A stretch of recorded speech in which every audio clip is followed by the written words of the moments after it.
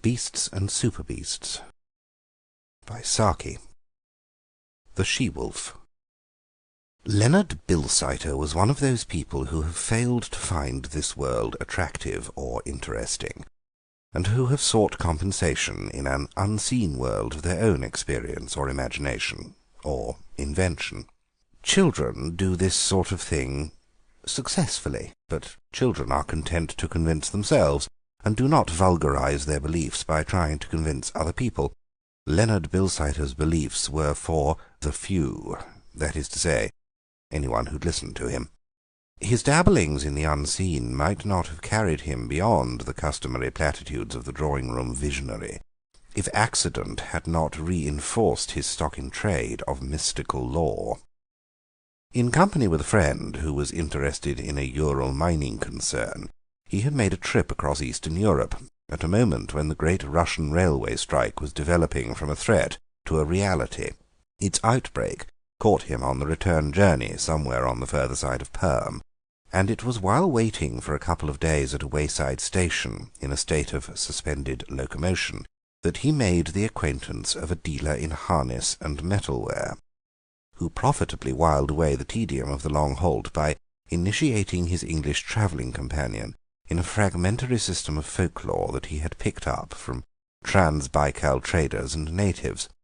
Leonard returned to his home circle, garrulous about his Russian strike experiences, but oppressively reticent about certain dark mysteries, which he alluded to under the resounding title of Siberian magic.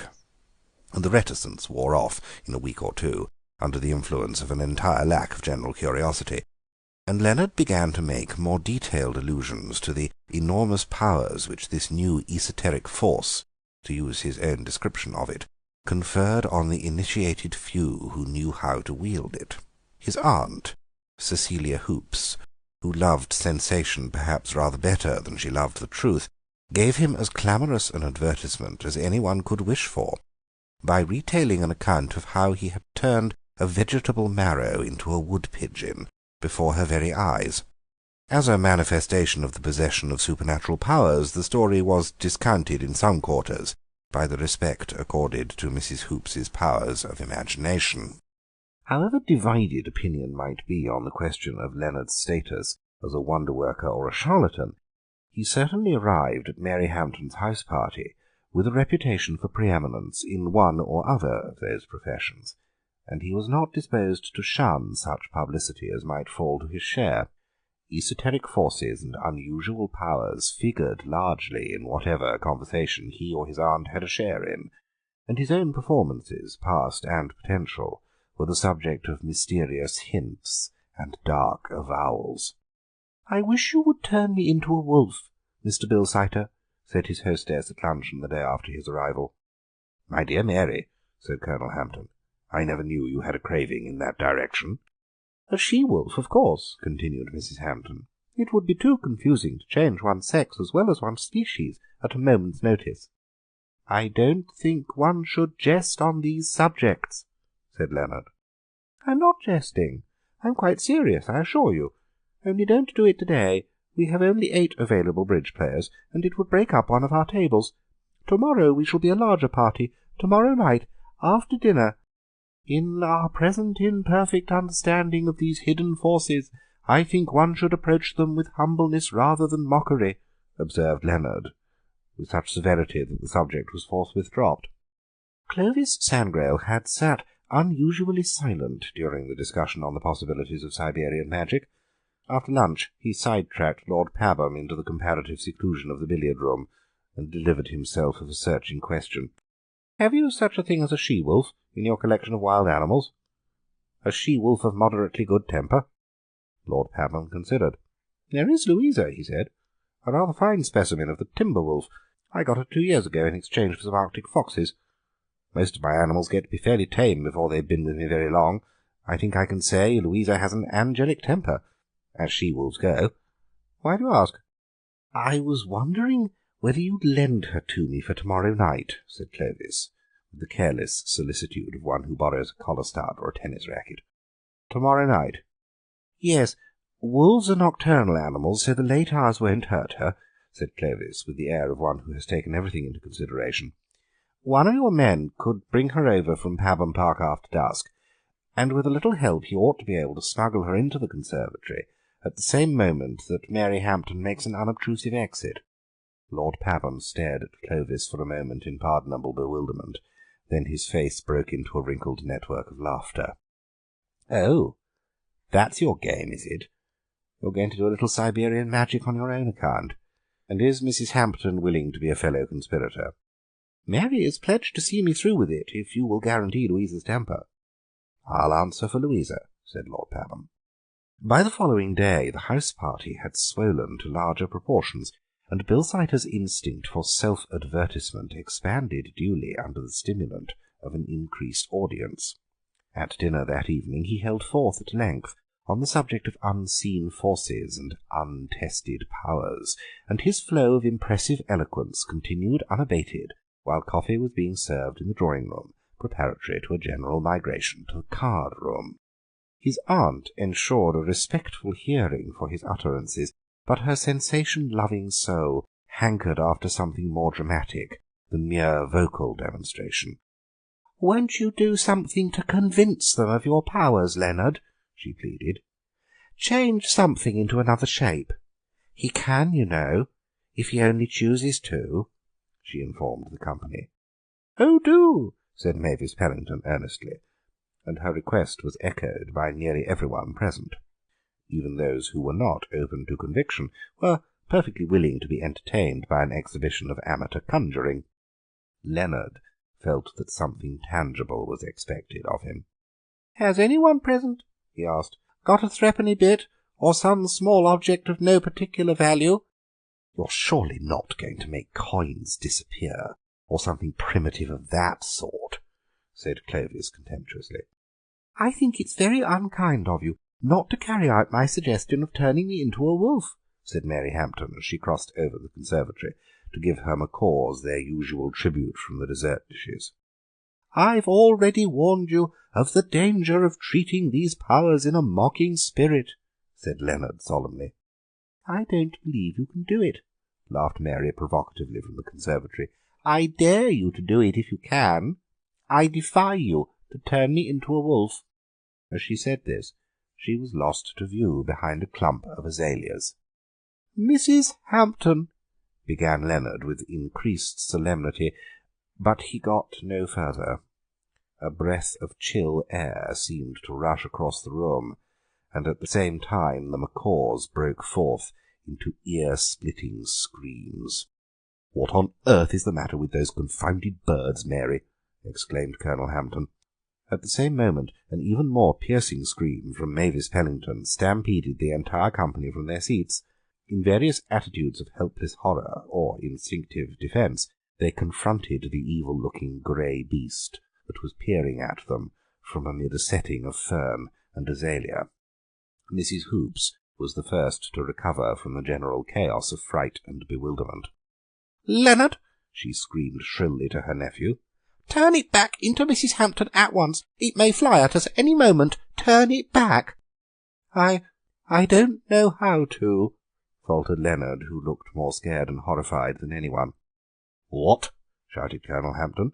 "You've taken the abominable liberty of turning my wife into a wolf, and now you stand there calmly and say you can't turn her back again." To do strict justice to Leonard, calmness was not a distinguishing feature of his attitude at the moment. "I assure you I didn't turn Mrs. Hampton into a wolf. Nothing was further from my intentions," he protested. "Then where is she, and how came that animal into the conservatory?"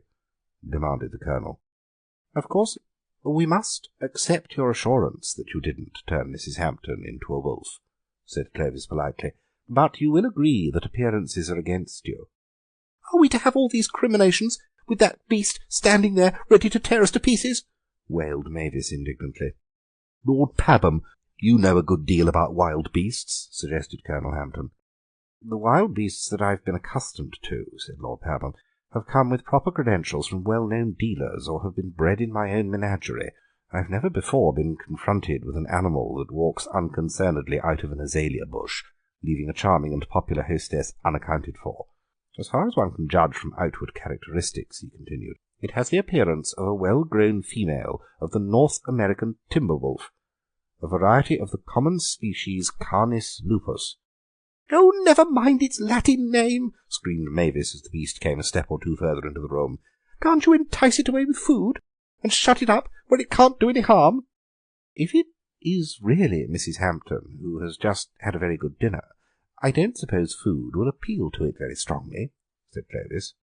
"Leonard," beseeched Mrs. Hoops tearfully, "even if this is none of your doing, can't you use your great powers to turn this dreadful beast into something harmless before it bites us all? A rabbit or something?" "I don't suppose Colonel Hampton would care to have his wife turned into a succession of fancy animals, as though we were playing a round game with her," interposed Clovis. "I absolutely forbid it," thundered the Colonel. "Most wolves that I've had anything to do with have been inordinately fond of sugar," said Lord Pabham. "If you like, I'll try the effect on this one."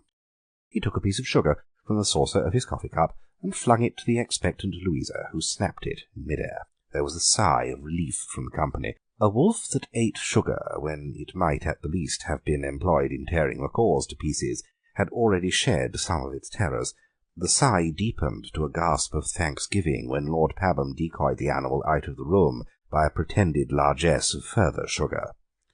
There was an instant rush to the vacated conservatory.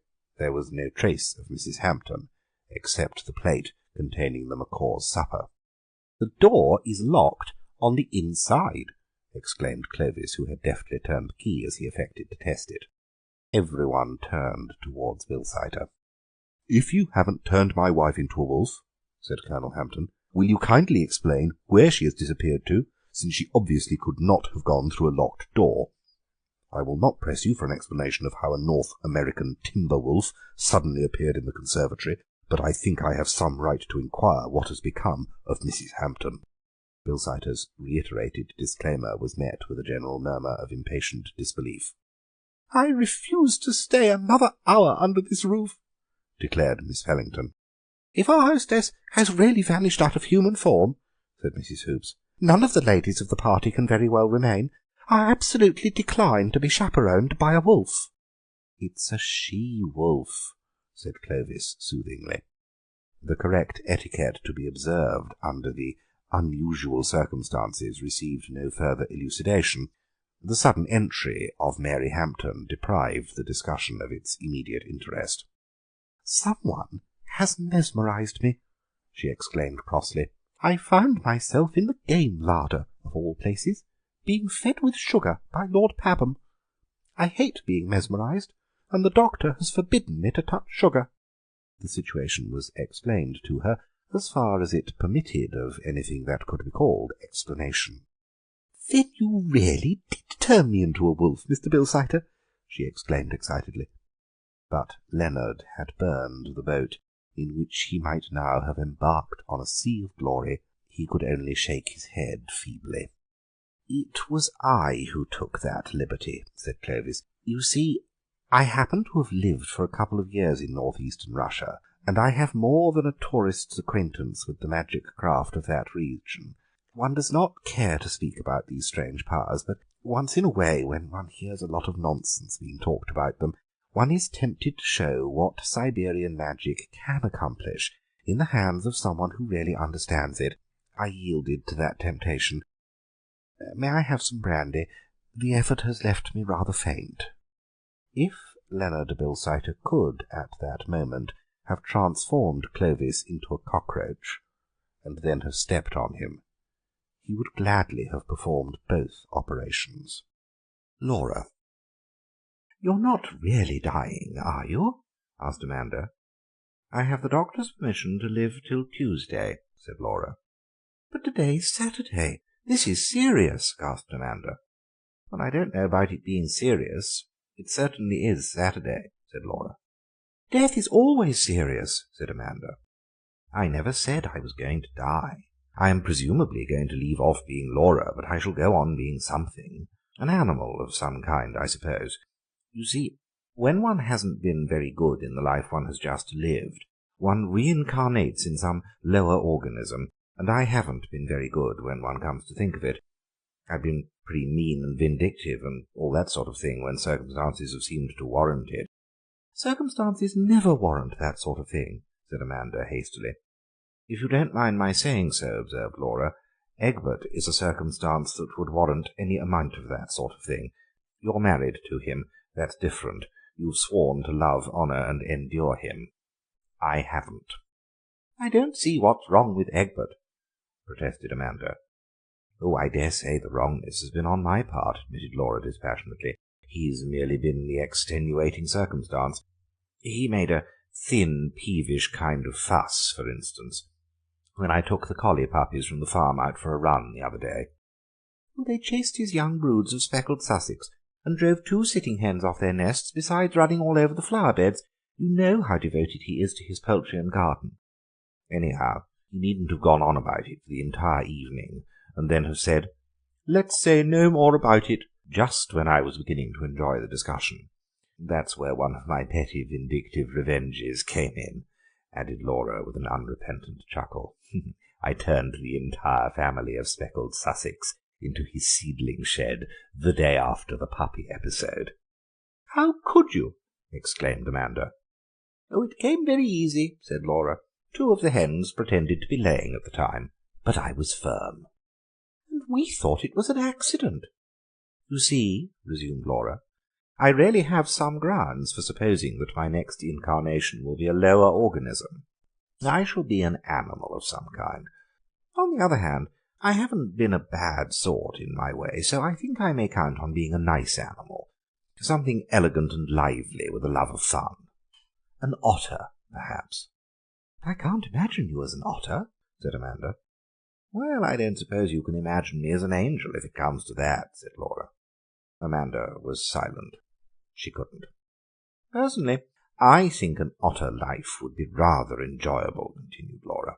"Salmon to eat all the year round, and the satisfaction of being able to fetch the trout in their own homes without having to wait for hours till they condescended to rise to the fly you've been dangling before them, and an elegant svelte figure." "Think of the otter-hounds," interposed Amanda. "How dreadful to be hunted and harried and finally worried to death." "Rather fun, with half the neighbourhood looking on, and anyhow not worse than this Saturday to Tuesday business of dying by inches. And then I should go on into something else. If I'd been a moderately good otter, I suppose I should get back into a human shape of some sort, probably something rather primitive, a little brown, unclothed Nubian boy, I should think." "I wish you would be serious," sighed Amanda. "You really ought to be, if you're only going to live till Tuesday." As a matter of fact, Laura died on Monday. "So dreadfully upsetting," Amanda complained to her uncle-in-law, Sir Lulworth Quayne. "I've asked a lot of people down for golf and fishing, and the rhododendrons are just looking their best." "Laura always was inconsiderate," said Sir Lulworth. "She was born during Goodwood week, with an ambassador staying in the house who hated babies." "She had the maddest kind of ideas," said Amanda. "Do you know if there was any insanity in her family?" "Insanity? No, I never heard of any. Her father lives in West Kensington, but I believe he's sane on all other subjects." "She had an idea that she was going to be reincarnated as an otter," said Amanda. "One meets with those ideas of reincarnation so frequently, even in the West," said Sir Lulworth, "that one can hardly set them down as being mad. And Laura was such an unaccountable person in this life that I should not like to lay down definite rules as to what she might be doing in an after state." "You really think she might have passed into some animal form?" asked Amanda. She was one of those who shape their opinions rather readily from the standpoint of those around them. Just then Egbert entered the breakfast-room, wearing an air of bereavement that Laura's demise would have been insufficient in itself to account for. "4 of my speckled Sussex have been killed," he exclaimed, "the very 4 that were to go to the show on Friday. One of them was dragged away and eaten right in the middle of that new carnation bed that I've been to such trouble and expense over, my best flower bed and my best fowls singled out for destruction. It almost seems as if the brute that did the deed had special knowledge how to be as devastating as possible in a short space of time." "Was it a fox, do you think?" asked Amanda. "Sounds more like a polecat," said Sir Lulworth. "No," said Egbert. "There were marks of webbed feet all over the place, and we followed the tracks down to the stream at the bottom of the garden. Evidently an otter." Amanda looked quickly and furtively across at Sir Lulworth. Egbert was too agitated to eat any breakfast, and went out to superintend the strengthening of the poultry-yard defences. "I think she might at least have waited till the funeral was over," said Amanda in a scandalised voice. "It's her own funeral, you know," said Sir Lulworth. "It's a nice point in etiquette how far one ought to show respect to one's own mortal remains." Disregard for mortuary convention was carried to further lengths next day. During the absence of the family at the funeral ceremony, the remaining survivors of the speckled Sussex were massacred. The marauders' line of retreat seemed to have embraced most of the flower-beds on the lawn, but the strawberry beds in the lower garden had also suffered. "I shall get the otter-hounds to come here at the earliest possible moment," said Egbert savagely. "On no account.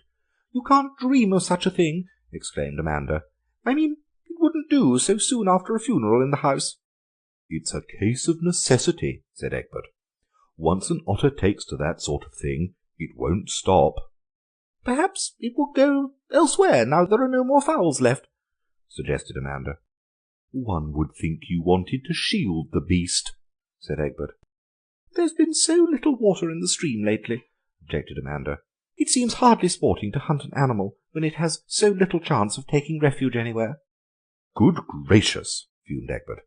"I'm not thinking about sport. I want to have the animal killed as soon as possible." Even Amanda's opposition weakened when, during church time on the following Sunday, the otter made its way into the house, raided half a salmon from the larder, and worried it into scaly fragments on the Persian rug in Egbert's studio. "We shall have it hiding under our beds and biting pieces out of our feet before long," said Egbert, and from what Amanda knew of this particular otter, she felt that the possibility was not a remote one.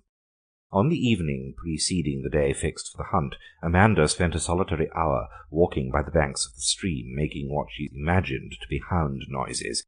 It was charitably supposed by those who overheard her performance that she was practising for farmyard imitations at the forthcoming village entertainment. It was her friend and neighbour, Aurora Burritt, who brought her news of the day's sport. "Pity you weren't out. We had quite a good day. We found it at once, in the pool, just below your garden." "Did you kill?" asked Amanda. "Rather. A fine she-otter. Your husband got rather badly bitten in trying to tail it. Poor beast, I felt quite sorry for it. It had such a human look in its eyes when it was killed. You'll call me silly, but do you know who the look reminded me of?" "Oh, my dear woman, what is the matter?" When Amanda had recovered to a certain extent from her attack of nervous prostration, Egbert took her to the Nile Valley to recuperate. Change of scene speedily brought about the desired recovery of health and mental balance. The escapades of an adventurous otter in search of a variation of diet were viewed in their proper light. Amanda's normally placid temperament reasserted itself. Even a hurricane of shouted curses coming from her husband's dressing-room in her husband's voice, but hardly in his usual vocabulary, failed to disturb her serenity as she made a leisurely toilet one evening in a Cairo hotel. "What is the matter? What has happened?" she asked in amused curiosity. "The little beast has thrown all my clean shirts into the bath. Wait till I catch you, you little—" "What little beast?" asked Amanda, suppressing a desire to laugh. Egbert's language was so hopelessly inadequate to express his outraged feelings. "A little beast of a naked brown Nubian boy," spluttered Egbert. And now Amanda is seriously ill. The boar-pig. "There is a back way on to the lawn," said Mrs. Philidor Stossen to her daughter, "through a small grass paddock. and then through a walled fruit garden full of gooseberry bushes. I went all over the place last year when the family were away. There is a door that opens from the fruit garden into a shrubbery, and once we emerge from there we can mingle with the guests as if we had come in from the ordinary way. It's much safer than going in by the front entrance and running the risk of coming bang up against the hostess. That would be so awkward when she doesn't happen to have invited us. Isn't it a lot of trouble to take for getting admittance to a garden party? To a garden party, yes. To the garden party of the season, certainly not. Every one of any consequence in the county, with the exception of ourselves, has been asked to meet the princess, and it would be far more troublesome to invent explanations as to why we weren't there than to get in by a roundabout way. I stopped Mrs. Covering in the road yesterday and talked very pointedly about the princess. If she didn't choose to take the hint and send me an invitation, then it's not my fault, is it? Here we are. We just cut across the grass and through that little gate into the garden." Mrs. Stossen and her daughter, suitably arrayed for a county garden party function with an infusion of Almanac de Gotha, sailed through the narrow grass paddock and the ensuing gooseberry garden with the air of state barges making an unofficial progress along a rural trout stream. There was a certain amount of furtive haste mingled with the stateliness of their advance, as though hostile searchlights might be turned on them at any moment, and, as a matter of fact, they were not unobserved. Matilda Covering, with the alert eyes of 13 years and the added advantage of an exalted position in the branches of a medlar tree, had enjoyed a good view of the Stossen flanking movement, and had foreseen exactly where it would break down in execution. "They'll find the door locked, and they'll jolly well have to go back the way they came," she remarked to herself. "Serves them right for not coming in by the proper entrance. What a pity Tarquin Superbus isn't loose in the paddock. After all, as everyone else is enjoying themselves, I don't see why Tarquin shouldn't have an afternoon out." Matilda was of an age where thought is action. She slid down from the branches of the medlar tree, and when she clambered back up again, Tarquin, the huge white Yorkshire boar pig, had exchanged the narrow limits of his sty for the wider range of the grass paddock. The discomfited Stossen expedition, returning in recriminatory but otherwise orderly retreat from the unyielding obstacle of the locked door, came to a sudden halt at the gate dividing the paddock from the gooseberry garden. "What a villainous-looking animal!" exclaimed Mrs. Stossen. "It wasn't there when we came in." "It's there now, anyhow," said her daughter. "What on earth are we to do? I wish we'd never come." The boar pig had drawn nearer to the gate for a closer inspection of the human intruders, and stood champing his jaws and blinking his small red eyes in a manner that was doubtless intended to be disconcerting, and, as far as the Stossens were concerned, thoroughly achieved that result. "Shoo! Hish! Hish! Soo!" cried the ladies in chorus. "If they think they're going to drive him away by reciting lists of the kings of Israel and Judah, they're laying themselves out for disappointment," observed Matilda from her seat in the medlar tree. As she made the observation aloud, Mrs. Stossen became for the first time aware of her presence. A moment or two earlier she would have been anything but pleased at the discovery that the garden was not as deserted as it looked, but now she hailed the fact of the child's presence on the scene with absolute relief. "Little girl, can you find someone to drive away?" she began hopefully. "Comment? Comprends pas," was the result. "Oh, are you French? Êtes-vous Française?" "Pas du tout. Suis anglaise." "Then why not talk English? I want to know if—" "Permettez-moi expliquer. You see, I'm rather under a cloud," said Matilda. "I'm staying with my aunt, and I was told I must behave particularly well today, as lots of people were coming for a garden party, and I was told to imitate Claude, that's my young cousin, who never does anything wrong except by accident, and then is always apologetic about it. It seems they thought I ate too much raspberry trifle at lunch, and they said Claude never eats too much raspberry trifle. Well, Claude always goes to sleep for half an hour after lunch because he's told to, and I waited till he was asleep and tied his hands and started forcible feeding with a whole bucket full of raspberry trifle, which they were keeping for the garden party. Lots of it went on to his sailor suit, and some of it on the bed, but a good deal went down Claude's throat, and they can't say again that he has never been known to eat too much raspberry trifle. That's why I'm not allowed to go on to the party, and as an additional punishment I must speak French all the afternoon.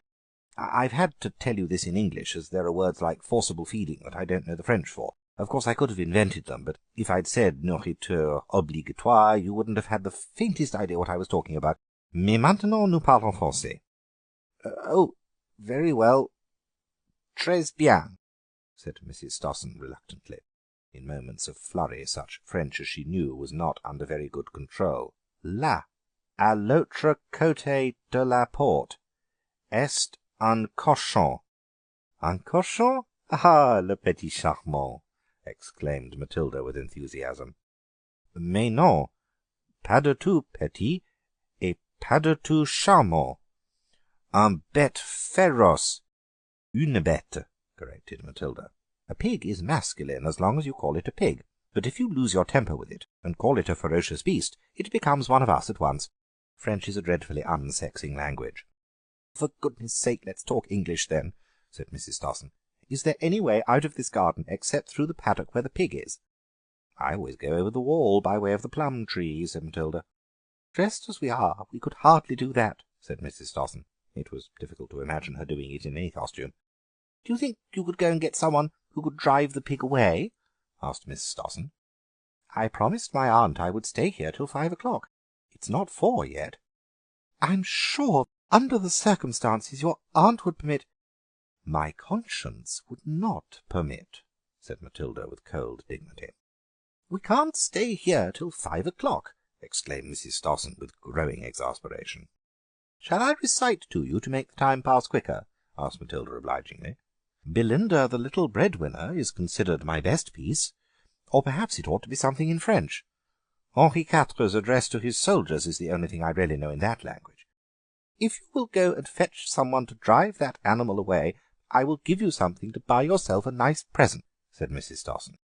Matilda came several inches lower down the medlar tree. That is the most practical suggestion you have made yet for getting out of the garden, she remarked cheerfully. Claude and I are collecting money for the Children's Fresh Air Fund, and we are seeing which of us can collect the biggest sum. I shall be very glad to contribute half a crown, very glad indeed, said Mrs. Stossen, digging that coin out of the depths of a receptacle which formed a detached outwork of her toilet. Claude is a long way ahead of me at present, continued Matilda, taking no notice of the suggested offering. You see, he's only 11 and has golden hair, and these are enormous advantages when you're on the collecting job. Only the other day a Russian lady gave him 10 shillings. Russians understand the art of giving far better than we do. I expect Claude will net quite 25 shillings in this afternoon. He'll have the field to himself, and he'll be able to do the pale, fragile, not long for this world business to perfection, after his raspberry trifle experience. Yes, he'll be quite 2 pounds ahead of me by now. With much probing and plucking, and many regretful murmurs, the beleaguered ladies managed to produce 7 and 6pence between them. I'm afraid this is all we've got, said Mrs. Stossen. Matilda showed no sign of coming down either to the earth or to their figure. I should not do violence to my conscience for anything less than 10 shillings, she announced stiffly. Mother and daughter muttered certain remarks under their breath, in which the word beast was prominent, and probably had no reference to Tarquin. I find I have got another half-crown, said Mrs. Stossen in a shaking voice. Here you are. Now, please fetch someone quickly. Matilda slipped down from the tree, took possession of the donation, and proceeded to pick up a handful of overripe medlars from the grass at her feet. Then she climbed over the gate and addressed herself affectionately to the boar-pig. Come, Tarquin, dear old boy, you know you can't resist medlars when they're rotten and squashy. Tarquin couldn't. By dint of throwing the fruit in front of him at judicious intervals, Matilda decoyed him back to his sty, while the delivered captives hurried across the paddock. Well, I never! The little minx! Exclaimed Mrs. Stossen when she was safely on the high road. The animal wasn't savage at all, and as for the 10 shillings, I don't believe the Fresh Air Fund will see a penny of it. There she was unwarrantably harsh in her judgment. If you examine the books of the fund, you will find the acknowledgment, collected by Miss Matilda Covering, 2 shillings 6pence. The Brogue. The hunting season had come to an end, and the Mullets had not succeeded in selling the Brogue. There had been a kind of tradition in the family for the past 3 or 4 years, a sort of fatalistic hope that the Brogue would find a purchaser before the hunting was over, but seasons came and went without anything happening to justify such ill-founded optimism. The animal had been named Berserker in the earlier stages of its career, It had been rechristened the Brogue later on in recognition of the fact that, once acquired, it was extremely difficult to get rid of. The unkinder wits of the neighbourhood had been known to suggest that the first letter of its name was superfluous. The Brogue had been variously described in sale catalogues as a light-weight hunter, a lady's hack, and, more simply but still with a touch of imagination, as a useful brown gelding, standing 15-1. Toby Mullet had ridden him for 4 seasons with the West Wessex. You can ride almost any sort of horse with the West Wessex as long as it's an animal that knows the country. The Brogue knew the country intimately, having personally created most of the gaps that were to be met with in banks and hedges for many miles around. His manners and characteristics were not ideal in the hunting field, but he was probably rather safer to ride to hounds than he was as a hack on country roads. According to the Mullet family, he was not really road-shy, but there were 1 or 2 objects of dislike that brought on sudden attacks of what Toby called swerving sickness.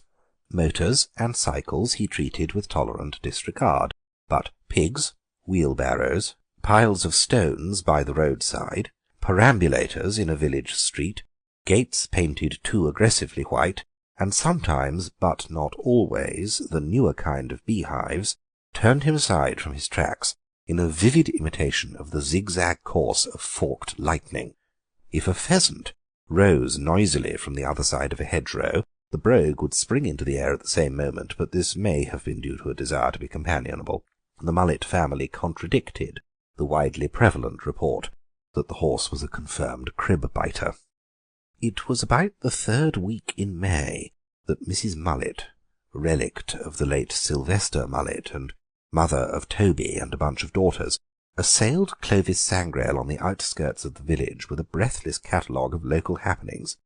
"You know our new neighbour, Mr. Penricard," she vociferated. "Awfully rich, owns 10 tin mines in Cornwall, middle-aged and rather quiet. He's taken the Red House on a long lease and spent a lot of money on alterations and improvements. Well, Toby's sold him the Brogue." Clovis spent a moment or 2 in assimilating the astonishing news. Then he broke into unstinted congratulation. If he had belonged to a more emotional race, he would probably have kissed Mrs. Mullet. "How wonderful lucky to have pulled it off at last. Now you can buy a decent animal. I've always said that Toby was clever. Ever so many congratulations." "Don't congratulate me. It's the most unfortunate thing that could have happened," said Mrs. Mullet dramatically. Clovis stared at her in amazement. "Mr. Penricard," said Mrs. Mullet, sinking her voice to what she imagined to be an impressive whisper, though it rather resembled a hoarse, excited squeak. "Mr. Penricard has just begun to pay attentions to Jessie. Slight at first, but now unmistakable. I was a fool not to have seen it sooner. Yesterday, at the rectory garden party, he asked her what her favourite flowers were, and she told him carnations, and to-day a whole stack of carnations has arrived. Clove and malmaison and lovely dark red ones, regular exhibition blooms, and a box of chocolates that he must have got on purpose from London, and he's asked her to go round the links with him tomorrow. And now, just at this critical moment, Toby has sold him that animal. It's a calamity." "But you've been trying to get the horse off your hands for years," said Clovis. "I've got a house full of daughters," said Mrs. Mullet, "and I've been trying, well, not to get them off my hands, of course, but a husband or 2 wouldn't be amiss among the lot of them. There are 6 of them, you know." "I don't know," said Clovis. "I never counted, but I expect you're right as to the number. Mothers generally know these things." "And now," continued Mrs. Mullet in her tragic whisper, "when there's a rich husband in prospect, imminent on the horizon, Toby goes and sells him that miserable animal. It'll probably kill him if he tries to ride it. Anyway, it'll kill any affection he might have felt towards any member of our family. What is to be done? We can't very well ask to have the horse back. You see, we praised it up like anything when we thought there was a chance of his buying it, and said it was just the animal to suit him." "Couldn't you steal it out of his stable and send it to grass at some farm miles away?" suggested Clovis. "Write Votes for Women on the stable door, and the thing would pass for a suffragette outrage. No one who knew the horse could possibly suspect you of wanting to get it back again." "Every newspaper in the country would ring with the affair," said Mrs. Mullet. "Can't you imagine the headline? Valuable hunter stolen by suffragettes. The police would scour the countryside till they found the animal. Well, Jessie must try and get it back from Penricard on the plea that it's an old favourite. She can say it was only sold because the stable had to be pulled down under the terms of an old repairing lease, and that now it's been arranged that the stable is to stand for a couple of years longer. It sounds a queer proceeding to ask for a horse back when you've just sold him, said Mrs. Mullet, but something must be done, and done at once. The man is not used to horses, and I believe I told him it was as quiet as a lamb. After all, lambs go kicking and twisting about as if they were demented, don't they? The lamb has an entirely unmerited character for sedateness, agreed Clovis. Jessie came back from the golf links next day in a state of mingled elation and concern. "It's all right about the proposal," she announced. "He came out with it at the 6th hole. I said I must have time to think it over. I accepted him at the 7th. "My dear," said her mother, "I think a little more maidenly reserve and hesitation would have been advisable, as you've known him so short a time. You might have waited till the 9th hole." "The 7th is a very long hole," said Jessie. "Besides, the tension was putting us both off our game. By the time we'd got to the 9th hole we'd settled lots of things. The honeymoon is to be spent in Corsica, with perhaps a flying visit to Naples if we feel like it, and a week in London to wind up with. 2 of his nieces are to be asked to be bridesmaids, so with our lot there'll be 7, which is rather a lucky number. You are to wear your pearl grey, with any amount of Honiton lace jabbed into it. By the way, he's coming over this evening to ask your consent to the whole affair. So far all's well, but about the brogue it's a different matter. I told him the legend about the stable, and how keen we were about buying the horse back, but he seems equally keen on keeping it. He says he must have horse exercise now that he's living in the country, and he's going to start riding tomorrow. He's ridden a few times in the Row on an animal that was accustomed to carry octogenarians and people undergoing rest cures. It's about all his experience in the saddle. Oh, and he rode a pony once in Norfolk when he was 15 and the pony 24. And tomorrow he's going to ride the brogue. I shall be a widow before I'm married, and I do so want to see what Corsica's like. Looks so silly on the map." Clovis was sent for in haste, and the developments of the situation put before him. "Nobody can ride that animal with any safety," said Mrs. Mullet, "except Toby, and he knows by long experience what it's going to shy at, and manages to swerve at the same time. I did hint to Mr. Penricard, to Vincent, I should say, that the brogue didn't like white gates," said Jessie. "White gates!"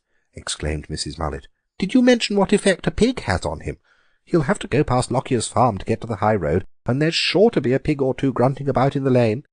"He's taken rather a dislike to turkeys lately," said Toby. "It's obvious that Penricard mustn't be allowed to go out on that animal," said Clovis, "at least not till Jessie has married him, and tired of him. I'll tell you what, ask him to a picnic tomorrow, starting at an early hour. He's not the sort to go out for a ride before breakfast. The day after, I'll get the rector to drive him over to Crowley before lunch, to see the new cottage hospital they're building there. The brogue will be standing idle in the stable, and Toby can offer to exercise it, and then it can pick up a stone or something of the sort and go conveniently lame. If you hurry on the wedding a bit, the lameness fiction can be kept up till the ceremony is safely over." Mrs. Mullet belonged to an emotional race, and she kissed Clovis. It was nobody's fault that the rain came down in torrents the next morning, making a picnic a fantastic impossibility.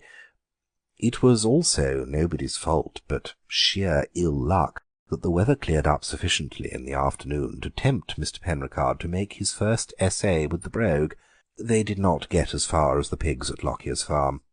The rectory gate was painted a dull, unobtrusive green, but it had been white a year or two ago, and the brogue never forgot that he had been in the habit of making a violent curtsy, a back-pedal, and a swerve at this particular point of the road. Subsequently, there being apparently no further call on his services, he broke his way into the rectory orchard, where he found a hen turkey in a coop. Later visitors to the orchard found the coop almost intact, but very little left of the turkey. Mr. Penricard, a little stunned and shaken, and suffering from a bruised knee and some minor damages, good-naturedly ascribed the accident to his own inexperience with horses and country roads, and allowed Jessie to nurse him back into complete recovery and golf fitness within something less than a week. In the list of wedding presents, which the local newspaper published a fortnight or so later, appeared the following item: "Brown saddle horse, the brogue, bridegroom's gift to bride," which shows, said Toby Mullet, that he knew nothing. "Or else," said Clovis, "that he has a very pleasing wit." The hen. "Dora Bitholtz is coming on Thursday," said Mrs. Sangrail. "This next Thursday?" asked Clovis. His mother nodded. "You've rather done it, haven't you?" he chuckled. "Jane Martlet has only been here 5 days, and she never stays less than a fortnight, even when she's asked definitely for a week. You'll never get her out of the house by Thursday." "Why should I?" asked Mrs. Sangrail. "She and Dora are good friends, aren't they? They used to be, as far as I remember." "They used to be. That's what makes them all the more bitter now. Each feels that she has nursed a viper in her bosom. Nothing fans the flame of human resentment so much as the discovery that one's bosom has been utilised as a snake sanatorium. But what's happened? Has someone been making mischief?" "Not exactly," said Clovis. "A hen came between them." "A hen? What hen?" "It was a bronze leghorn, or some such exotic breed, and Dora sold it to Jane at a rather exotic price. They both go in for prize poultry, you know, and Jane thought she was going to get her money back in a large family of pedigree chickens. The bird turned out to be an abstainer from the egg habit, and I am told that the letters which passed between the two women were a revelation as to how much invective could be got onto a sheet of notepaper." "How ridiculous," said Mrs. Sangrail. "Couldn't some of their friends compose the quarrel?" "People tried," said Clovis, "but it must have been rather like composing the storm music of the Fliegende Hollander. Jane was willing to take back some of her most libellous remarks if Dora would take back the hen, but Dora said that would be owning herself in the wrong. You know she'd as soon think of owning slum property in Whitechapel as doing that." "It's a most awkward situation," said Mrs. Sangrail. "Do you suppose they won't speak to each other?" "On the contrary, the difficulty will be to get them to leave off. Their remarks on each other's conduct and character have hitherto been governed by the fact that only 4 ounces of plain speaking can be sent through the post for a penny." "I can't put Dora off," said Mrs. Sangrail. "I've already postponed her visit once, and nothing short of a miracle would make Jane leave before her self-allotted fortnight is over." "Miracles are rather in my line," said Clovis. "I don't pretend to be very hopeful in this case, but I'll do my best." "As long as you don't drag me into it," stipulated his mother. "Servants are a bit of a nuisance," muttered Clovis as he sat in the smoking-room after lunch, talking fitfully to Jane Martlet in the intervals of putting together the materials of a cocktail, which he had irreverently patented under the name of an Ella Wheeler Wilcox. It was partly compounded of old brandy and partly of curaçao. There were other ingredients, but they were never indiscriminately revealed. "Servants a nuisance?" exclaimed Jane, bounding into the topic with the exuberant plunge of a hunter when it leaves the high road and feels turf under its hoofs. "I should think they were. The trouble I've had in getting suited this year you'd hardly believe, but I don't see what you have to complain of. Your mother is so wonderfully lucky in her servants. Sturridge, for instance, he's been with you for years, and I'm sure he's a paragon as butlers go." "That's just the trouble," said Clovis. "It's when servants have been with you for years that they become a really serious nuisance. The here today, gone tomorrow sort don't matter. You simply got to replace them. It's the stayers and the paragons that are the real worry." "But if they give satisfaction—" "That doesn't prevent them from giving trouble. Now, you were mentioning Sturridge, and it's Sturridge I was particularly thinking of when I made the observation about servants being a nuisance." "The excellent Sturridge a nuisance? I can't believe it." "I know he's excellent, and we just couldn't get along without him. He's the one reliable element in this rather haphazard household, but his very orderliness has had an effect on him. Have you ever considered what it must be like to go on unceasingly doing the correct thing in the correct manner in the same surroundings for the greater part of a lifetime? To know and ordain and superintend exactly what silver and glass and table linen shall be used and set out on what occasions, to have cellar and pantry and plate cupboard under a minutely devised and undeviating administration, to be noiseless, impalpable, omnipresent, and, as far as your own department is concerned, omniscient." "I should go mad," said Jane with conviction. "Exactly," said Clovis thoughtfully, swallowing his completed Ella Wheeler Wilcox. "But Sturridge hasn't gone mad?" said Jane, with a flutter of inquiry in her voice. "On most points he's thoroughly sane and reliable," said Clovis. but at times he is subject to the most obstinate delusions, and on those occasions he becomes not merely a nuisance, but a decided embarrassment." "What sort of delusions?" "Unfortunately, they usually centre round one of the guests of the house party, and this is where the awkwardness comes in. For instance, he took it into his head that Matilda Sheringham was the prophet Elijah, and as all that he remembered about Elijah's history was the episode of the ravens in the wilderness, he absolutely declined to interfere with what he imagined to be Matilda's private catering arrangements, wouldn't allow any tea to be sent up to her in the morning, and if he was waiting at table, he passed her over altogether in handing round the dishes." "How very unpleasant. What did you do about it?" "Oh, Matilda got fed, after a fashion, but it was judged to be best for her to cut her visit short.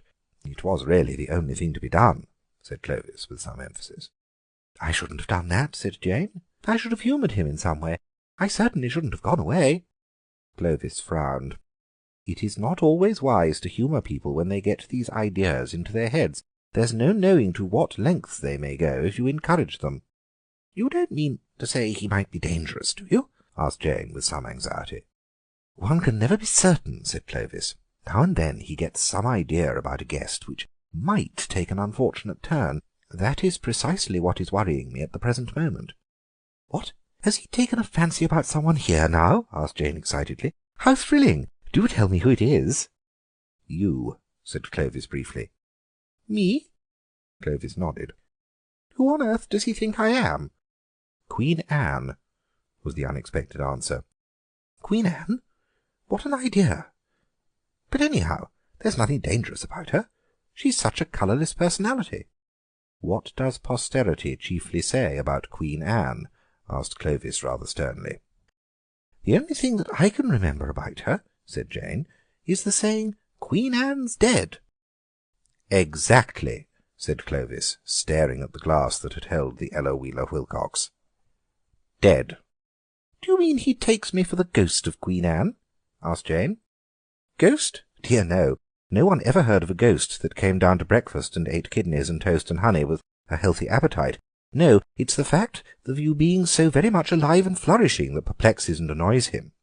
All his life he has been accustomed to look on Queen Anne as the personification of everything that is dead and done with, as dead as Queen Anne, you know, and now he has to fill your glass at lunch and dinner, and listen to your accounts of the gay time you had at the Dublin Horse Show, and naturally he feels that something's very wrong with you." "But he wouldn't be downright hostile to me on that account, would he?" Jane asked anxiously. "I didn't really get alarmed about it till lunch to-day," said Clovis. "I caught him glowering at you with a very sinister look, and muttering, 'Ought to be dead long ago, she ought. Someone should see to it.' Oh, that's why I mentioned the matter to you." "This is awful," said Jane. "Your mother must be told about it at once." "My mother wouldn't hear a word about it," said Clovis earnestly. "It would upset her dreadfully. She relies on Sturridge for everything." "But he might kill me at any moment," protested Jane. "Not at any moment. He's busy with the silver all the afternoon." "You'll have to keep a sharp look-out all the time, and be on your guard to frustrate any murderous attack," said Jane, adding in a tone of weak obstinacy, "It's a dreadful situation to be in, with a mad butler dangling over you like the sort of what's-his-name, but I'm certainly not going to cut my visit short." Clovis swore horribly under his breath. The miracle was an obvious misfire. It was in the hall the next morning, after a late breakfast, that Clovis had his final inspiration as he stood engaged in coaxing rust-spots from an old putter. "Where's Miss Martlet?" he asked the butler, who was at that moment crossing the hall. "Writing letters in the morning-room, sir," said Sturridge, announcing a fact of which his questioner was already aware. "She wants to copy the inscription on that old basket-hilted sabre," said Clovis, pointing to a venerable weapon hanging on the wall. "I wish you'd take it to her. My hands are all over oil. Take it without the sheath. It'll be less trouble." The butler drew the blade, still keen and bright in its well-cared-for old age, and carried it into the morning-room. There was a door near the writing-table leading to a back stairway.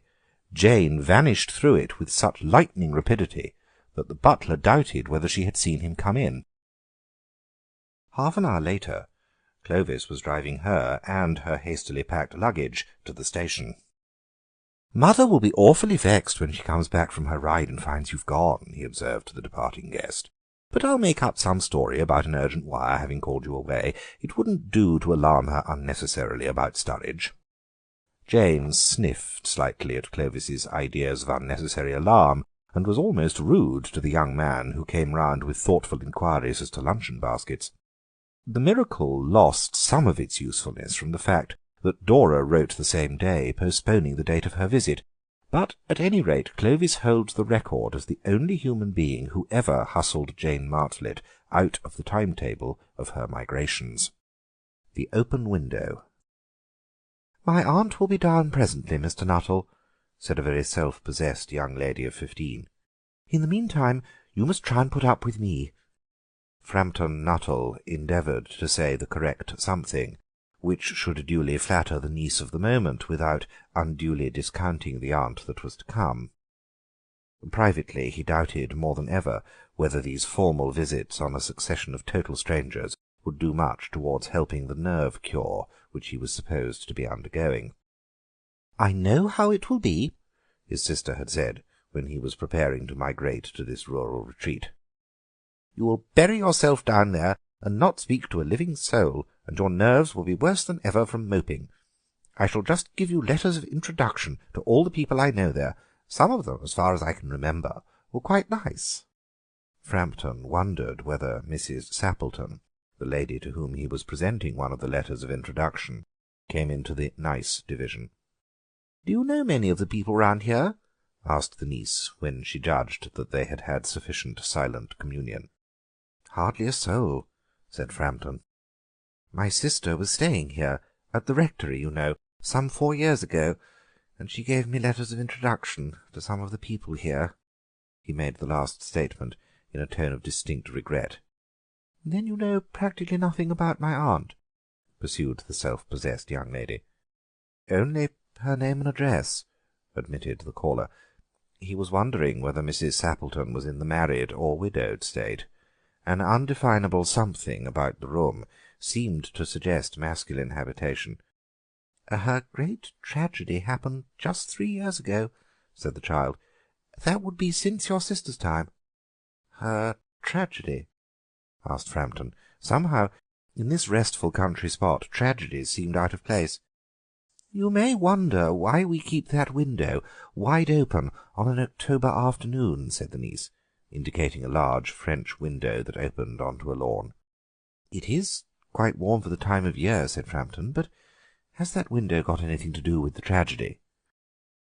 "Out through that window, 3 years ago to a day, her husband and her 2 young brothers went off for their day's shooting. They never came back.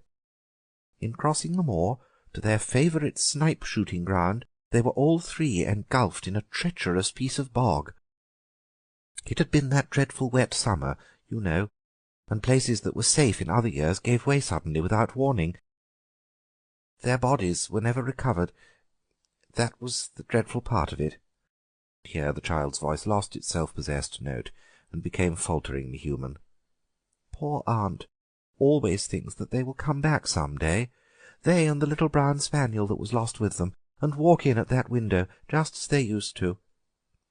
That's why the window is kept open every evening till it is quite dusk. Poor dear aunt! She has often told me how they went out, her husband with his white waterproof coat over his arm, and Ronnie, her youngest brother, singing 'Bertie, why do you bound?' as he always did to tease her, because she said it got on her nerves. Do you know, sometimes on still, quiet evenings like this, I almost get a creepy feeling that they will all walk in through that window." She broke off with a little shudder. It was a relief to Frampton when the aunt bustled into the room with a whirl of apologies for being late in making her appearance. "I hope Vera has been amusing you," she said. "She's been very interesting," said Frampton. "I hope you don't mind the open window," said Mrs. Sappleton briskly. "My husband and brothers will be home directly from shooting, and they always come in this way. They've been out for snipe in the marshes to-day, so they'll make a fine mess over my poor carpets. So like you men-folk, isn't it?" She rattled on cheerfully about the shooting and the scarcity of birds, and the prospects for duck in the winter. To Frampton it was all purely horrible. He made a desperate but only partially successful effort to turn the talk on to a less ghastly topic.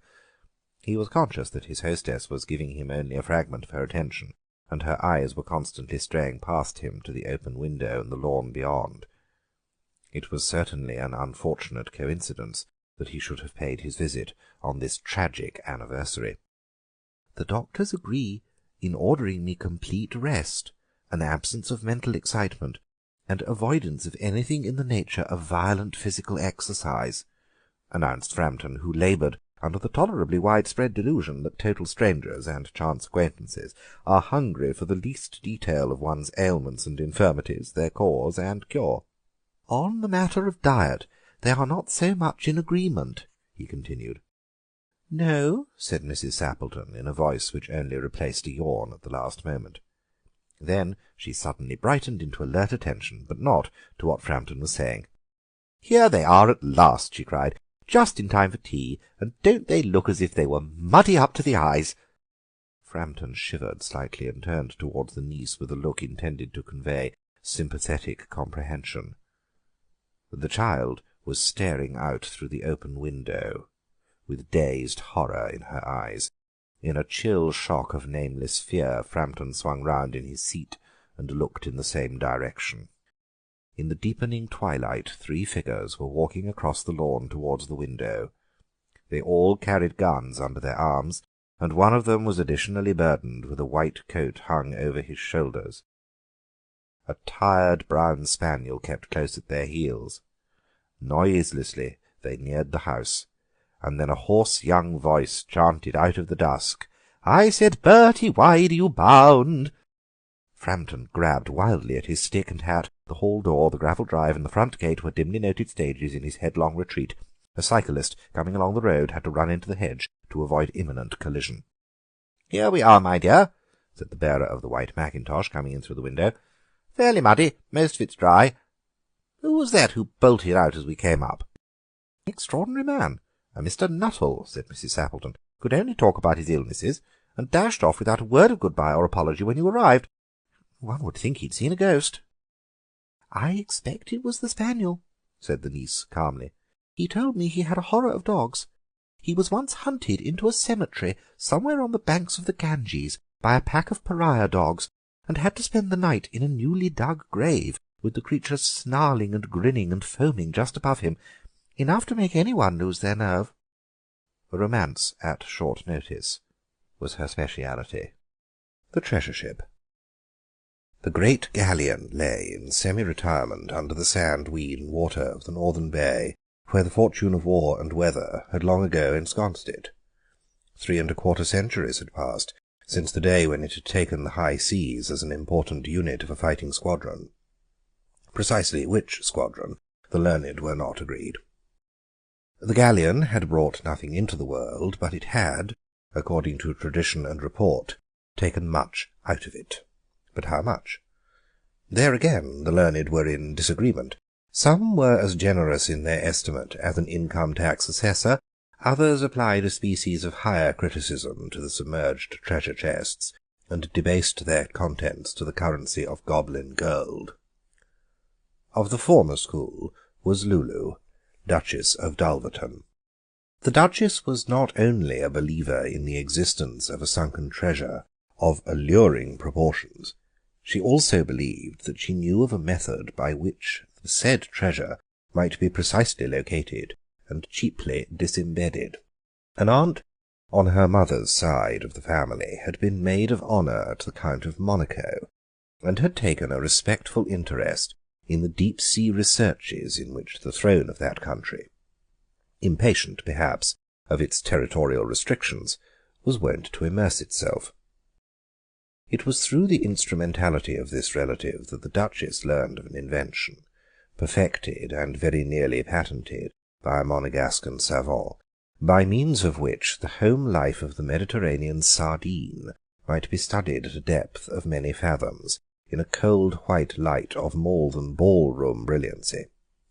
Implicated in this invention, and in the Duchess's eyes the most attractive part of it, was an electric suction dredge, specially designed for dragging to the surface such objects of interest and value as might be found in the more accessible levels of the ocean bed.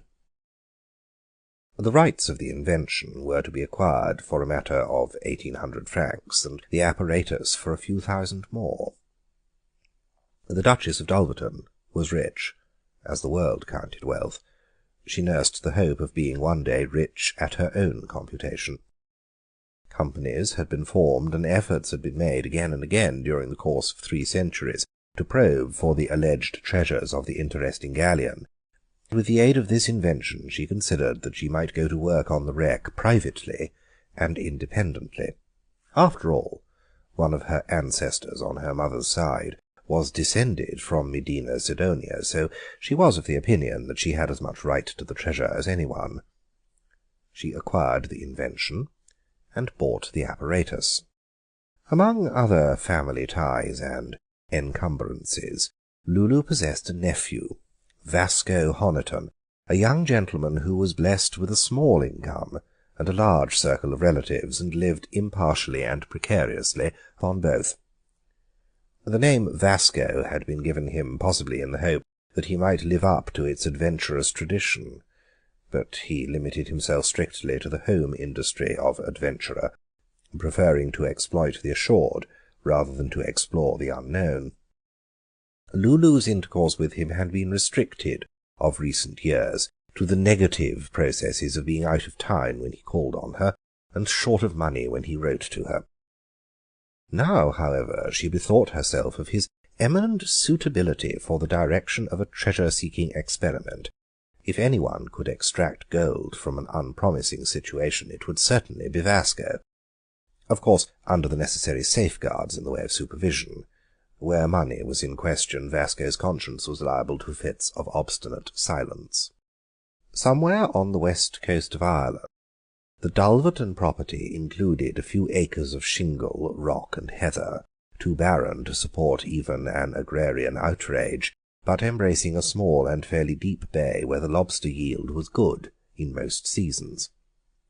There was a bleak little house on the property, and for those who liked lobsters and solitude and were able to accept an Irish cook's ideas as to what might be perpetrated in the name of mayonnaise, Innisgluther was a tolerable exile during the summer months. Lulu seldom went there herself, but she lent the house lavishly to friends and relations. She put it now at Vasco's disposal. "It will be the very place to practice and experiment with the salvage apparatus," she said. "The bay is quite deep in places, and you will be able to test everything thoroughly before starting on the treasure hunt." In less than 3 weeks, Vasco turned up in town to report progress. "The apparatus works beautifully," he informed his aunt. "The deeper one got, the clearer everything grew. We found something in the way of a sunken wreck to operate on, too." "A wreck? In Innisgluther Bay?" exclaimed Lulu. "A submerged motor-boat, the Sub Rosa," said Vasco. "No, really?" said Lulu. "Poor Billy Yutley's boat. I remember it went down somewhere off that coast some 3 years ago. His body was washed ashore at the point. People said at the time that the boat was capsized intentionally. A case of suicide, you know. People always say that sort of thing when anything tragic happens." "In this case they were right," said Vasco. "What do you mean?" asked the Duchess hurriedly. "What makes you think so?" "I know so," said Vasco simply. "No? How can you know? How can anyone know? The thing happened 3 years ago." "In a locker of the Sub Rosa I found a watertight strong box. It contained papers." Vasco paused with dramatic effect and searched for a moment in the inner breast pocket of his coat. He drew out a folded slip of paper. Duchess snatched it in almost indecent haste and moved appreciably nearer the fireplace. "Was this in the Sub Rosa's strong box?" she asked. "Oh, no," said Vasco carelessly.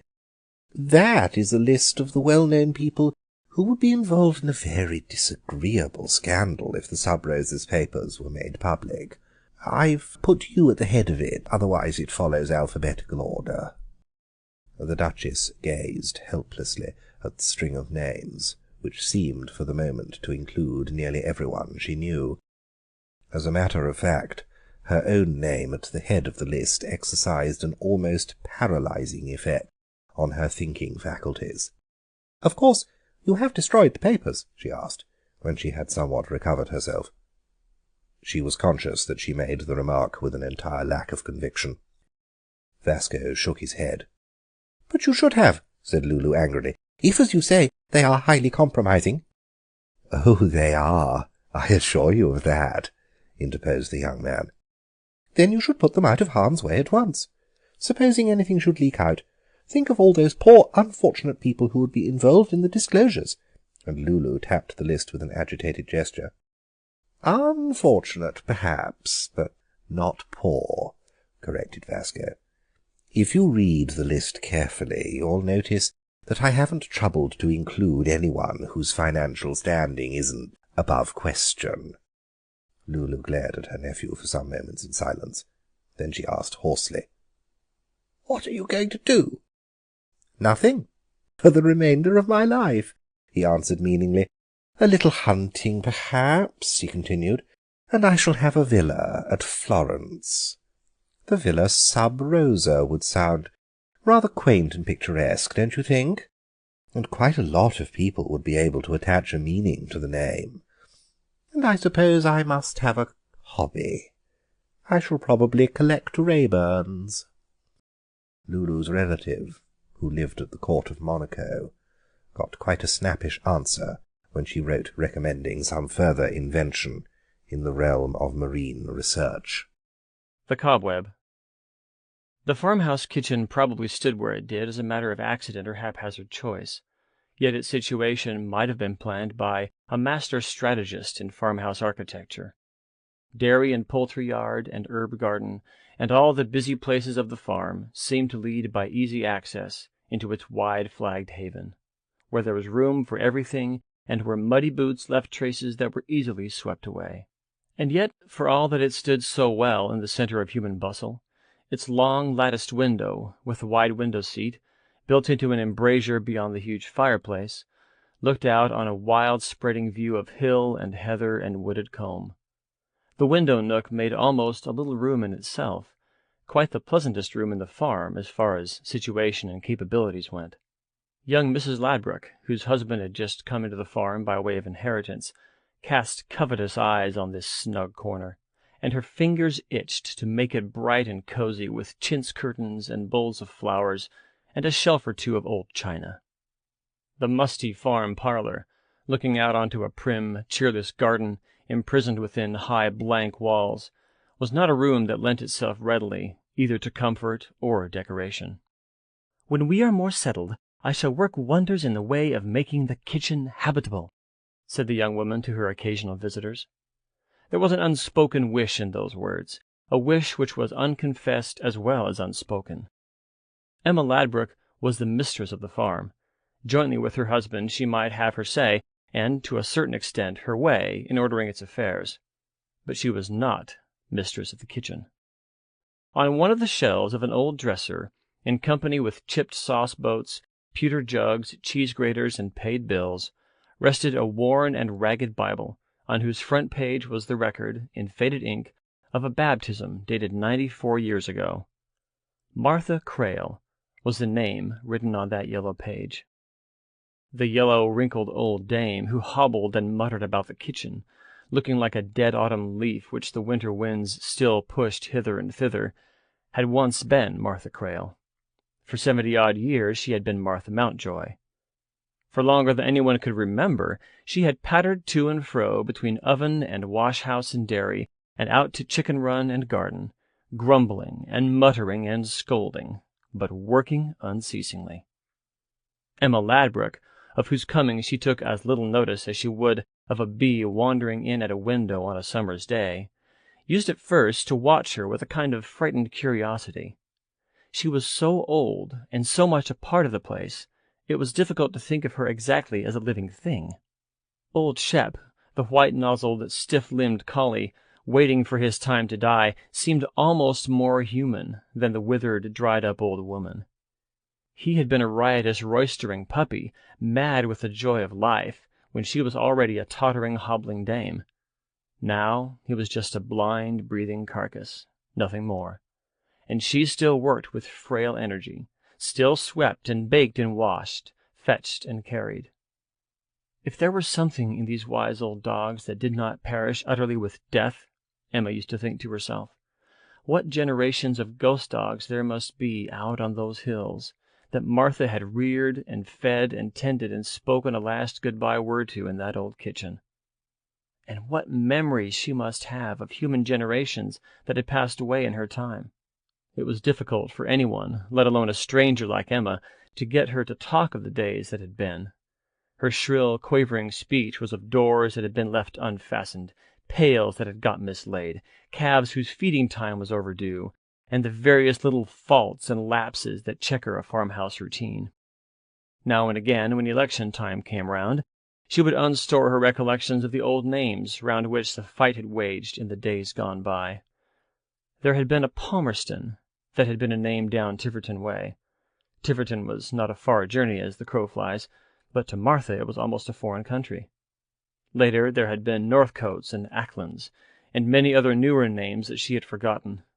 The names changed, but it was always Liberals and Tories, Yellows and Blues, and they always quarrelled and shouted as to who was right and who was wrong. The one they quarrelled about most was a fine old gentleman with an angry face. She had seen his picture on the walls. She had seen it on the floor, too, with a rotten apple squashed over it, for the farm had changed its politics from time to time. Martha had never been on one side or the other. None of they had ever done the farm a stroke of good. Such was her sweeping verdict, given with all a peasant's distrust of the outside world. When the half-frightened curiosity had somewhat faded away, Emma Ladbruk was uncomfortably conscious of another feeling towards the old woman. She was a quaint old tradition, lingering about the place. She was part and parcel of the farm itself. She was something at once pathetic and picturesque, but she was dreadfully in the way. Emma had come to the farm full of plans for little reforms and improvements, in part the result of training in the newest ways and methods, in part the outcome of her own ideas and fancies. Reforms in the kitchen region, if those deaf old ears could have been induced to give them even a hearing, would have met with short shrift and scornful rejection, and the kitchen region spread over the zone of dairy and market business and half the work of the household. Emma, with the latest science of dead poultry dressing at her fingertips, sat by, an unheeded watcher, while old Martha trussed the chickens for the market stall as she had trussed them for nearly 80 years, all leg and no breast. And the 100 hints anent effective cleaning and labor-lightening and the things that make for wholesomeness which the young woman was ready to impart or to put into action dropped away into nothingness before that wan, muttering, unheeding presence. Above all, the coveted window corner that was to be a dainty, cheerful oasis in the gaunt old kitchen stood now choked and lumbered with a litter of odds and ends that Emma, for all her nominal authority, would not have dared or cared to displace. Over them seemed to be spun the protection of something that was like a human cobweb. Decidedly, Martha was in the way. It would have been an unworthy meanness to have wished to see the span of that brave old life shortened by a few paltry months, but as the days sped by, Emma was conscious that the wish was there, disowned though it might be, lurking at the back of her mind. She felt the meanness of the wish come over her with a qualm of self-reproach one day, when she came into the kitchen and found an unaccustomed state of things in that usually busy quarter. Old Martha was not working. A basket of corn was on the floor by her side, and out in the yard the poultry were beginning to clamor a protest of overdue feeding time. But Martha sat huddled in a shrunken bench on the window-seat, looking out with her dim old eyes as though she saw something stranger than the autumn landscape. "Is anything the matter, Martha?" asked the young woman. "'Tis death! 'Tis death a-coming!" answered the quavering voice. "I knew 'twere coming! I knew it! 'Tweren't for nothing that old Shep's been howling all morning. And last night I heard the screech owl give the death cry. And there was something white as ran across the yard yesterday. 'Tweren't a cat nor a stoat. 'Twere something. The fowls knew 'twere something. They all drew off to one side. Aye, there's been warnings.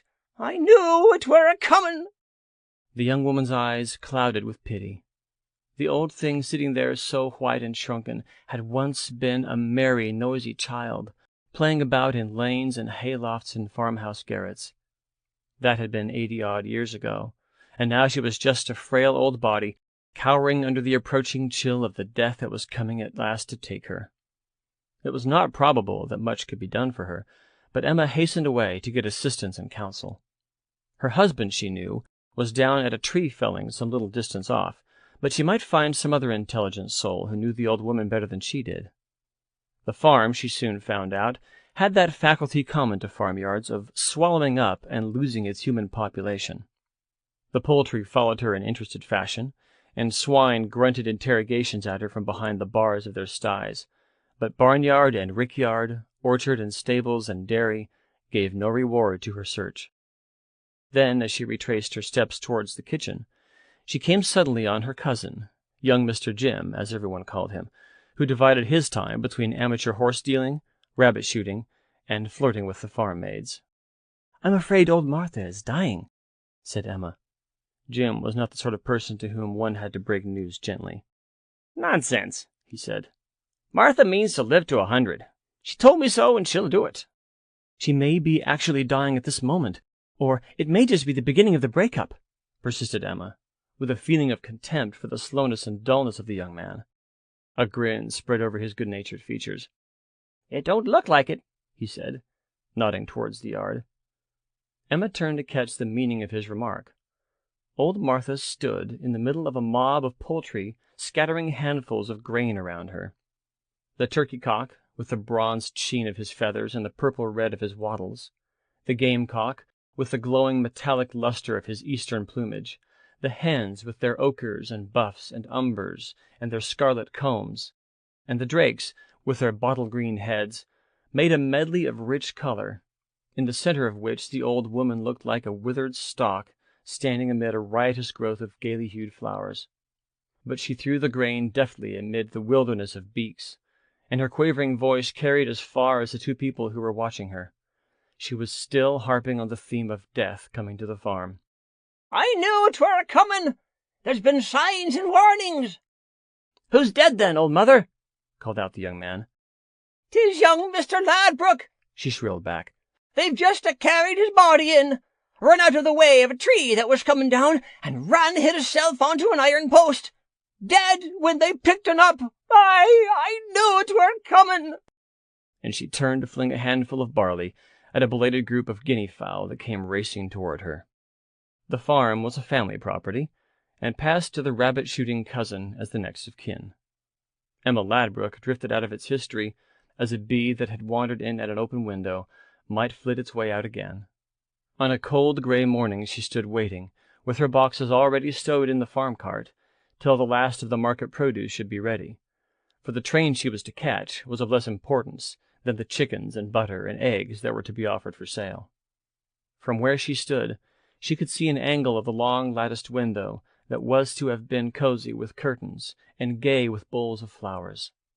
Into her mind came the thought that for months, perhaps for years, long after she had been utterly forgotten, a white, unheeding face would be seen peering out through those latticed panes, and a weak muttering voice would be heard quavering up and down those flagged passages.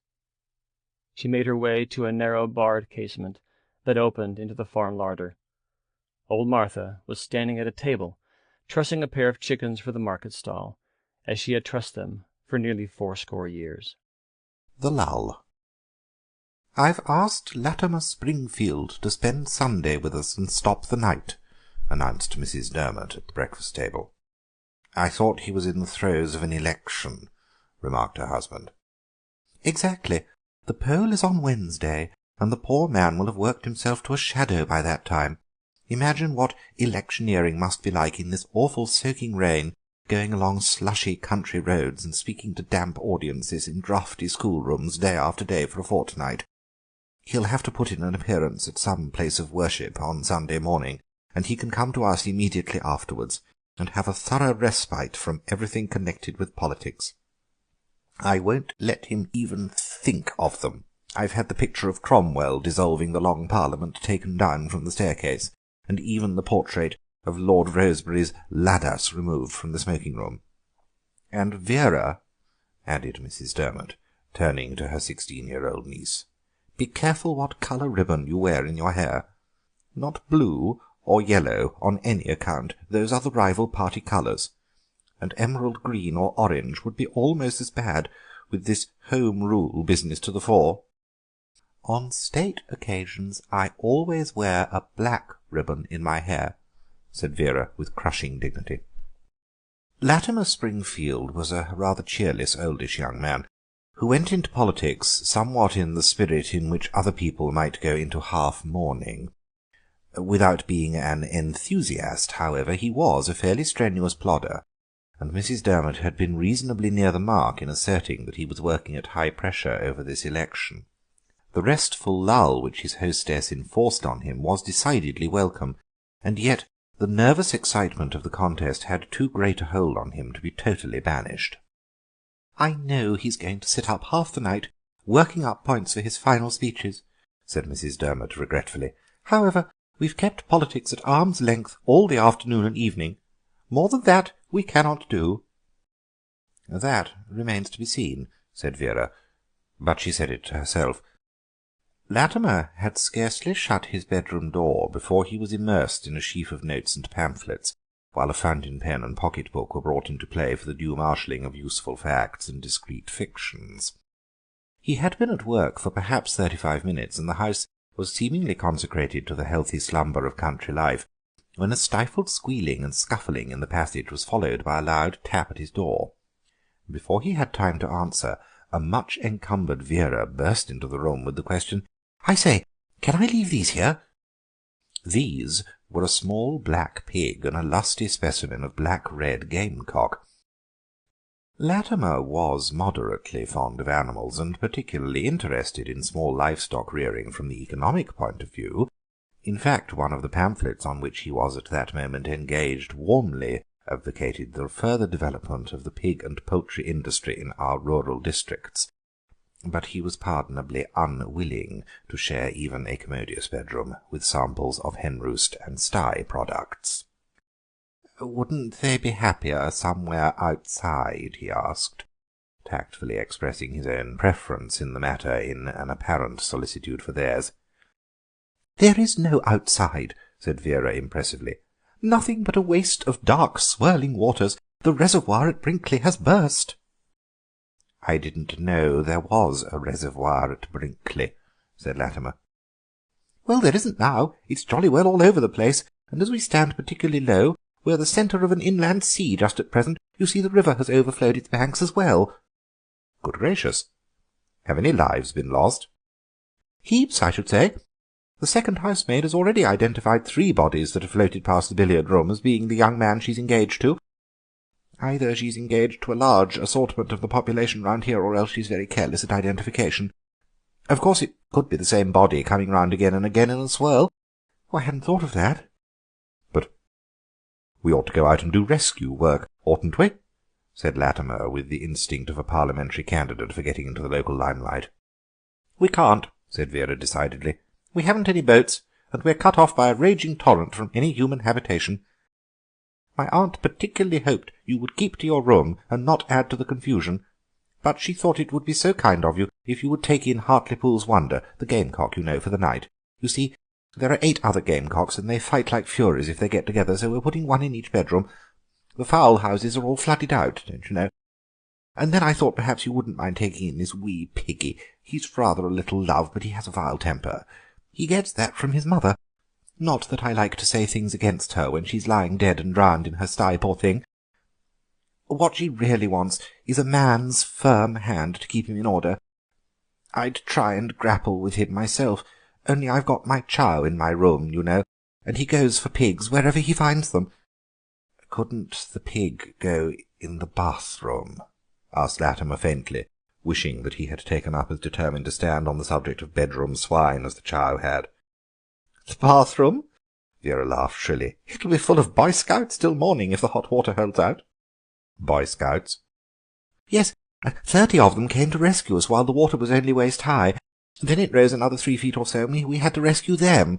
We're giving them hot baths in batches and drying their clothes in the hot air cupboard, but of course drenched clothes don't dry in a minute, and the corridor and staircase are beginning to look like a bit of coast scenery by Tuke. 2 of the boys are wearing your Melton overcoat. I hope you don't mind." "It's a new overcoat," said Latimer, with every indication of minding dreadfully. "You'll take every care of Hartlepool's wonder, won't you?" said Vera. "His mother took 3 firsts at Birmingham, and he was second in the cockerel class last year at Gloucester. He'll probably roost on the rail at the bottom of your bed. I wonder if he'd feel more at home if some of his wives were up here with him. The hens are all in the pantry, and I think I could pick out Hartlepool Helen. She's his favourite." Latimer showed a belated firmness on the subject of Hartlepool Helen, and Vera withdrew without pressing the point, having first settled the gamecock on his extemporized perch and taken an affectionate farewell of the pigling. Latimer undressed and got into bed with all due speed, judging that the pig would abate its inquisitorial restlessness once the light was turned out. As a substitute for a cosy straw-bedded sty, the room offered, at first inspection, few attractions, but the disconsolate animal suddenly discovered an appliance in which the most luxuriously contrived piggeries were notably deficient. The sharp edge of the underneath part of the bed was pitched at exactly the right elevation to permit the pigling to scrape himself ecstatically backwards and forwards, with an artistic humping of the back at the crucial moment, and an accompanying gurgle of long-drawn delight. The gamecock, who may have fancied that he was being rocked in the branches of a pine tree, bore the motion with greater fortitude than Latimer was able to command. A series of slaps directed at the pig's body were accepted more as an additional and pleasing irritant than as a criticism of conduct or a hint to desist. Evidently something more than a man's firm hand was needed to deal with the case. Latimer slipped out of bed in search of a weapon of dissuasion. There was sufficient light in the room to enable the pig to detect this manoeuvre, and the vile temper inherited from the drowned mother found full play. Latimer bounded back into bed, and his conqueror, after a few threatening snorts and champing of its jaws, resumed its massage operations with renewed zeal. During the long wakeful hours which ensued, Latimer tried to distract his mind from his own immediate troubles by dwelling with decent sympathy on the second housemaid's bereavement, but he found himself more often wondering how many Boy Scouts were sharing his Melton overcoat. The role of St. Martin malgré lui was not one which appealed to him. Towards dawn the pigling fell into a happy slumber, and Latimer might have followed its example, but at about the same time stupor Hartlepooli gave a rousing crow, clattered down to the floor, and forthwith commenced a spirited combat with his reflection in the wardrobe mirror. Remembering that the bird was more or less under his care, Latimer performed Hague tribunal offices by draping a bath-towel over the provocative mirror, but the ensuing peace was local and short-lived. The deflected energies of the gamecock found new outlet in a sudden and sustained attack on the sleeping and temporarily inoffensive pigling, and the duel which followed was desperate and embittered beyond any possibility of effective intervention. The feathered combatant had the advantage of being able, when hard pressed, to take refuge on the bed, and freely availed himself of this circumstance. The pigling never quite succeeded in hurling himself on to the same eminence, but it wasn't for want of trying. Neither side could claim any decisive success, and the struggle had been practically fought to a standstill by the time the maid arrived with the early morning tea. "Law, sir," she exclaimed in undisguised astonishment, "do you want those animals in your room?" "Want?" The pigling, as though aware it might have outstayed its welcome, dashed out at the door, and the gamecock followed it at a more dignified pace. "If Miss Vera's dog sees that pig," exclaimed the maid, and hurried off to avert such a catastrophe. A cold suspicion was stealing over Latimer's mind. He went to the window and drew up the blind. A light drizzling rain was falling, but there was not the faintest trace of any inundation. Some half-hour later he met Vera on the way to the breakfast-room. "I should not like to think of you as a deliberate liar," he observed coldly. "But one occasionally has to do things one does not like." "At any rate, I kept your mind from dwelling on politics all the night," said Vera, which was, of course, perfectly true. The unkindest blow. The season of strikes seemed to have run itself to a standstill. Almost every trade and industry and calling in which a dislocation could possibly be engineered had indulged in that luxury. The last and least successful convulsion had been the strike of the World's Union of Zoological Garden Attendants, who, pending the settlement of certain demands, refused to minister further to the wants of the animals committed to their charge, or to allow other keepers to take their place. In this case, the threat of the Zoological Gardens authorities that if the men came out the animals should come out also had intensified and precipitated the crisis. The imminent prospect of the larger carnivores, to say nothing of rhinoceroses and bull bison, roaming at large and unfed in the heart of London, was not one which permitted of prolonged conferences. The government of the day, which, from its tendency to be a few hours behind the course of events, had been nicknamed the government of the afternoon, was obliged to intervene with promptitude and decision. A strong force of bluejackets was dispatched to Regent's Park to take over the temporarily abandoned duties of the strikers. Bluejackets were chosen in preference to land forces, partly on account of the traditional readiness of the British Navy to go anywhere and do anything, partly by reason of the familiarity of the average sailor with monkeys, parrots, and other tropical fauna, but chiefly at the urgent request of the First Lord of the Admiralty, who was keenly desirous of an opportunity for performing some personal act of unobtrusive public service within the province of his department.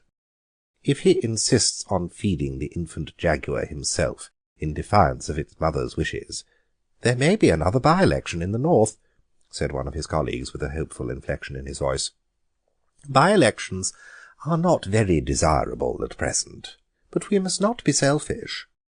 As a matter of fact, the strike collapsed peacefully without any outside intervention. The majority of the keepers had become so attached to their charges that they returned to work of their own accord. And then the nation and the newspapers turned with a sense of relief to happier things. It seemed as if a new era of contentment was about to dawn.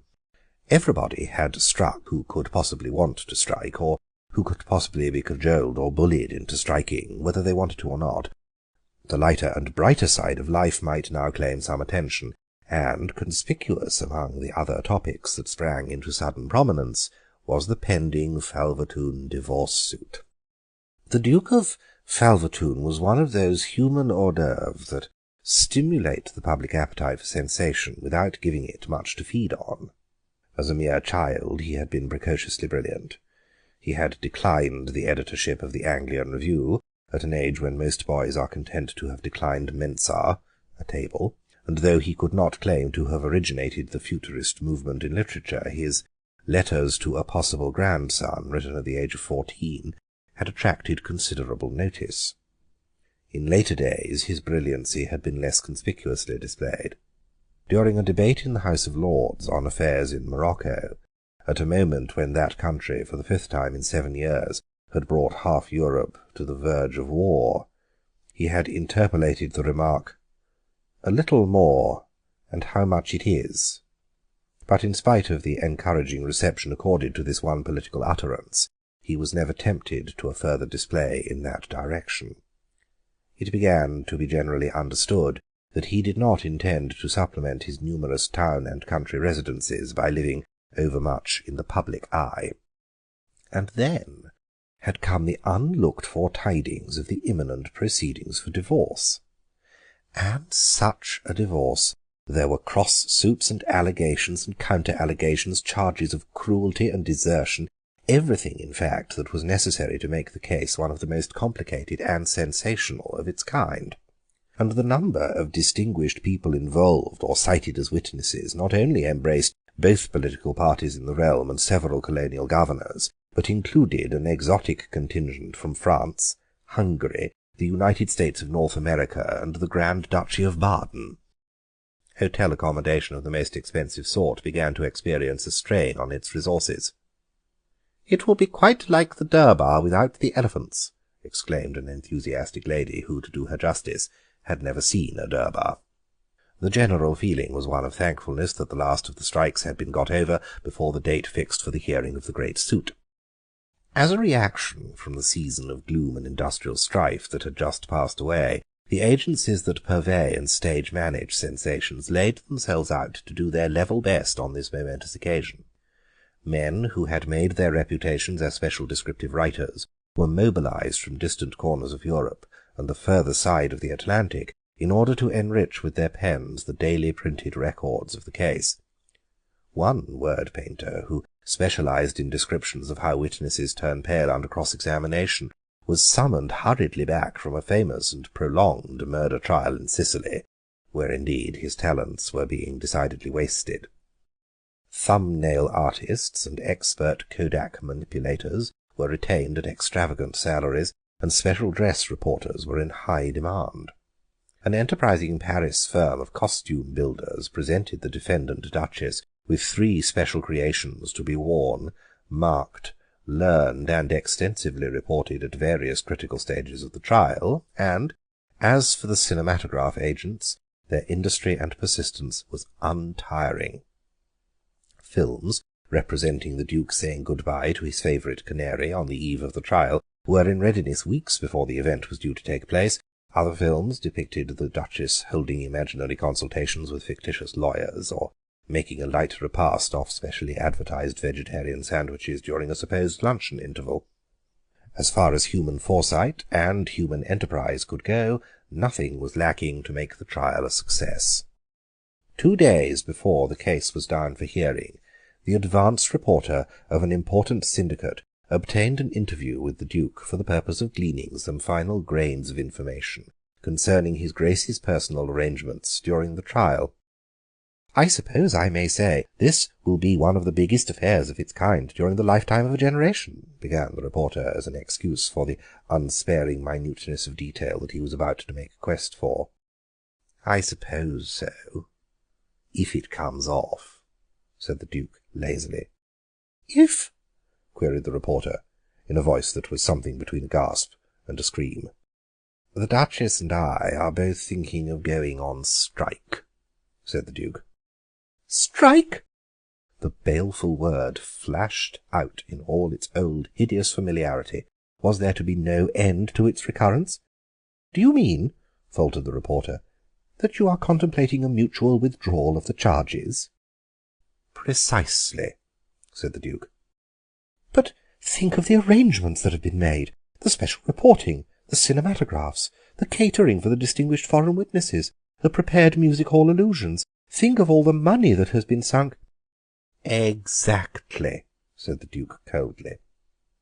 "The Duchess and I have realized that it is we who provide the material out of which this great far-reaching industry has been built up. Widespread employment will be given, and enormous profits made during the duration of the case, and we, on whom all the stress and racket falls, will get what? An unenviable notoriety, and the privilege of paying heavy legal expenses, whichever way the verdict goes. Hence our decision to strike. We don't wish to be reconciled. We fully realize that it is a grave step to take, but unless we get some reasonable consideration out of this vast stream of wealth and industry that we have called into being, we intend coming out of court and staying out. Good afternoon." The news of this latest strike spread universal dismay. Its inaccessibility to the ordinary methods of persuasion made it peculiarly formidable. If the Duke and Duchess persisted in being reconciled, the government could hardly be called on to interfere. Public opinion in the shape of social ostracism might be brought to bear on them, but that was as far as coercive measures could go. There was nothing for it but a conference, with powers to propose liberal terms. As it was, several of the foreign witnesses had already departed, and others had telegraphed, cancelling their hotel arrangements. The conference, protracted, uncomfortable, and occasionally acrimonious, succeeded at last in arranging for a resumption of litigation, but it was a fruitless victory. The Duke, with a touch of his earlier precocity, died of premature decay a fortnight before the date fixed for the new trial. The Romancers. It was autumn in London, that blessed season between the harshness of winter and the insincerities of summer, a trustful season when one buys bulbs and sees to the registration of one's vote, believing perpetually in spring and a change of government. Morton Crosby sat on a bench in a secluded corner of Hyde Park, lazily enjoying a cigarette and watching the slow grazing promenade of a pair of snow geese, the male looking rather like an albino edition of the russet-hued female.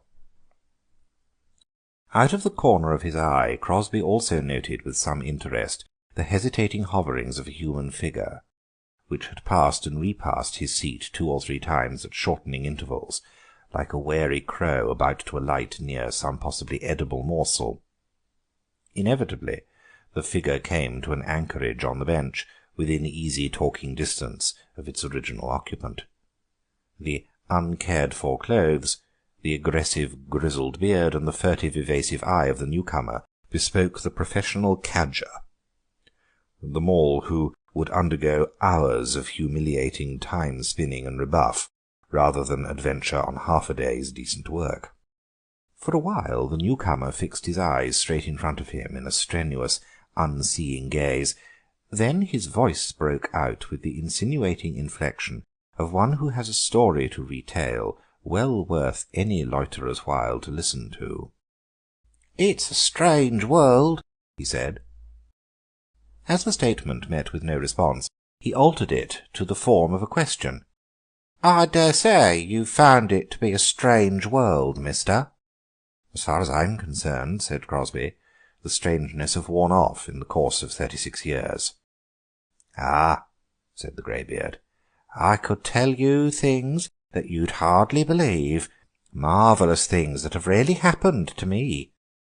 "Nowadays there is not demand for marvellous things that have really happened," said Crosby discouragingly. "The professional writers of fiction turn these things out so much better.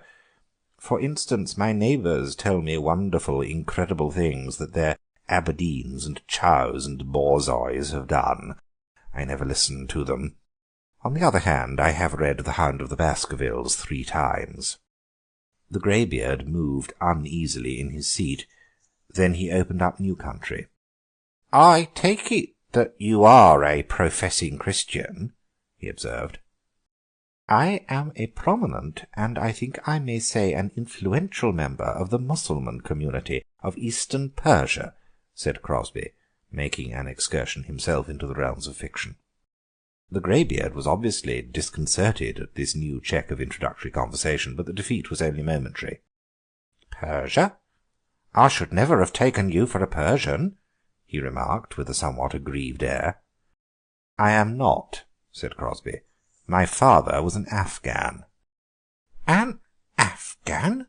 said the other, smitten into bewildered silence for a moment.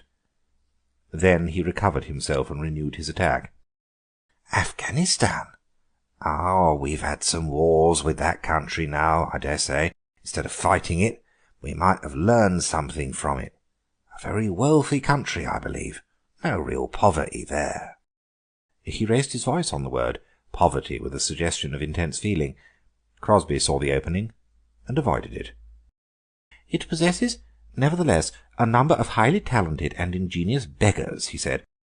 "If I had not spoken so disparagingly of marvellous things that have really happened, I would tell you the story of Ibrahim and the 11 camel-loads of blotting paper. Also, I have forgotten exactly how it ended." "My own life story is a curious one," said the stranger, apparently stifling all desire to hear the history of Ibrahim. "I was not always as you see me now." "We are supposed to undergo complete change in the course of every 7 years," said Crosby, as an explanation of the foregoing announcement. "I mean, I was not always in such distressing circumstances as I am at present," pursued the stranger doggedly. "That sounds rather rude," said Crosby stiffly, "considering that you are at present talking to a man reputed to be one of the most gifted conversationalists of the Afghan border." "I don't mean in that way," said the greybeard hastily. "I've been very much interested in your conversation. I was alluding to my unfortunate financial situation. You mayn't hardly believe it, but at the present moment I am absolutely without a farthing. Don't see any prospect of getting any money either for the next few days. I don't suppose you've ever found yourself in such a position?" he added. "In the town of Yom," said Crosby, "which is in southern Afghanistan, and which also happens to be my birthplace, there was a Chinese philosopher who used to say that one of the 3 chiefest human blessings was to be absolutely without money. I forget what the other 2 were." "Ah, I dare say," said the stranger in a tone that betrayed no enthusiasm for the philosopher's memory. "And did he practise what he preached? There's the test." "He lived happily with very little money or resources," said Crosby. "Then I expect he had friends who would help him liberally whenever he was in difficulties, such as I am at present." "In Yom," said Crosby, "it is not necessary to have friends in order to obtain help. Any citizen of Yom would help a stranger as a matter of course." The greybeard was now genuinely interested. The conversation had at last taken a favourable turn. "If someone like me, for instance, who was in undeserved difficulties, asked a citizen of that town you speak of for a small loan to tide over a few days' impecuniosity, 5 shillings, or perhaps a rather larger sum, would it be given to him as a matter of course?" "There would be a certain preliminary," said Crosby. "One would take him to a wine-shop and treat him to a measure of wine, and then, after a little high-flown conversation, one would put the desired sum in his hand and wish him good day. It is a roundabout way of performing a simple transaction, but in the East all ways are roundabout." The listener's eyes were glittering. "Ah," he exclaimed, with a thin sneer ringing meaningly through his words, "I suppose you've given up all those generous customs since you left your town. Don't practise them now, I expect."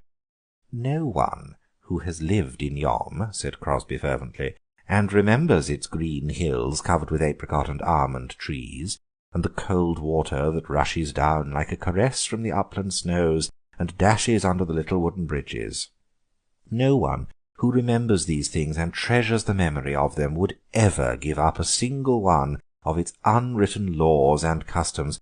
To me they are as binding as though I still lived in that hallowed home of my youth."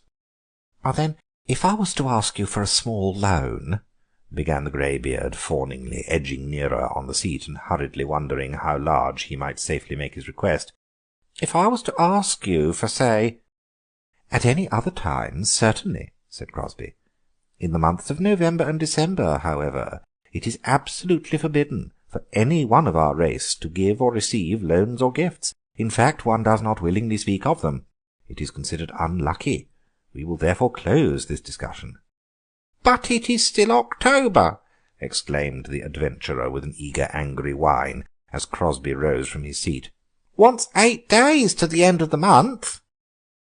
"The Afghan November began yesterday," said Crosby severely, and in another moment he was striding across the park, leaving his recent companion scowling and muttering furiously on the seat. "I don't believe a word of his story," he chattered to himself. "Pack of nasty lies from beginning to end. Wish I'd told him so to his face. Calling himself an Afghan." The snorts and snarls that escaped from him for the next quarter of an hour went far to support the truth of the old saying that 2 of a trade never agree. The Schartz Metterklume Method. Lady Carlotta stepped out onto the platform of the small wayside station and took a turn or 2 up and down its uninteresting length, to kill time till the train should be pleased to proceed on its way. Then, in the roadway beyond, she saw a horse struggling with a more than ample load, and a carter of the sort that seems to bear a sullen hatred against the animal that helps him to earn a living. Lady Carlotta promptly betook her to the roadway, and put rather a different complexion on the struggle. Certain of her acquaintances were wont to give her plentiful admonition as to the undesirability of interfering on behalf of a distressed animal, such interference being none of her business. Only once had she put the doctrine of non-interference into practice, when one of its most eloquent exponents had been besieged for nearly 3 hours in a small and extremely uncomfortable May-tree by an angry boar-pig, while Lady Carlotta, on the other side of the fence, had proceeded with the water-colour sketch she was engaged on, and refused to interfere between the boar and his prisoner. It is to be feared that she lost the friendship of the ultimately rescued lady. On this occasion she merely lost the train, which gave way to the first sign of impatience it had shown throughout the journey, and steamed off without her. She bore the desertion with philosophical indifference. Her friends and relations were thoroughly well used to the fact of her luggage arriving without her. She wired a vague, non-committal message to her destination to say that she was coming on by another train. Before she had time to think what her next move might be, she was confronted by an imposingly attired lady, who seemed to be taking a prolonged mental inventory of her clothes and looks. "You must be Miss Hope, the governess I've come to meet," said the apparition, in a tone that admitted of very little argument. "Very well, if I must, I must," said Lady Carlotta to herself with dangerous meekness. "I am Mrs. Quabarl," continued the lady. "And where, pray, is your luggage?" "It's gone astray," said the alleged governess, falling in with the excellent rule of life that the absent are always to blame. The luggage had, in point of fact, behaved with perfect correctitude. "I've just telegraphed about it," she added, with a nearer approach to truth. "How provoking!" said Mrs. Quabarl. "These railway companies are so careless. However, my maid can lend you things for the night." And she led the way to her car. During the drive to the Quabarl mansion, Lady Carlotta was impressively introduced to the nature of the charge that had been thrust upon her. She learned that Claude and Wilfrid were delicate, sensitive young people, that Irene had the artistic temperament highly developed, and that Viola was something or other else of a mould equally commonplace among children of that class and type in the 20th century. "I wish them not only to be taught," said Mrs. Quabarl, "but interested in what they learn.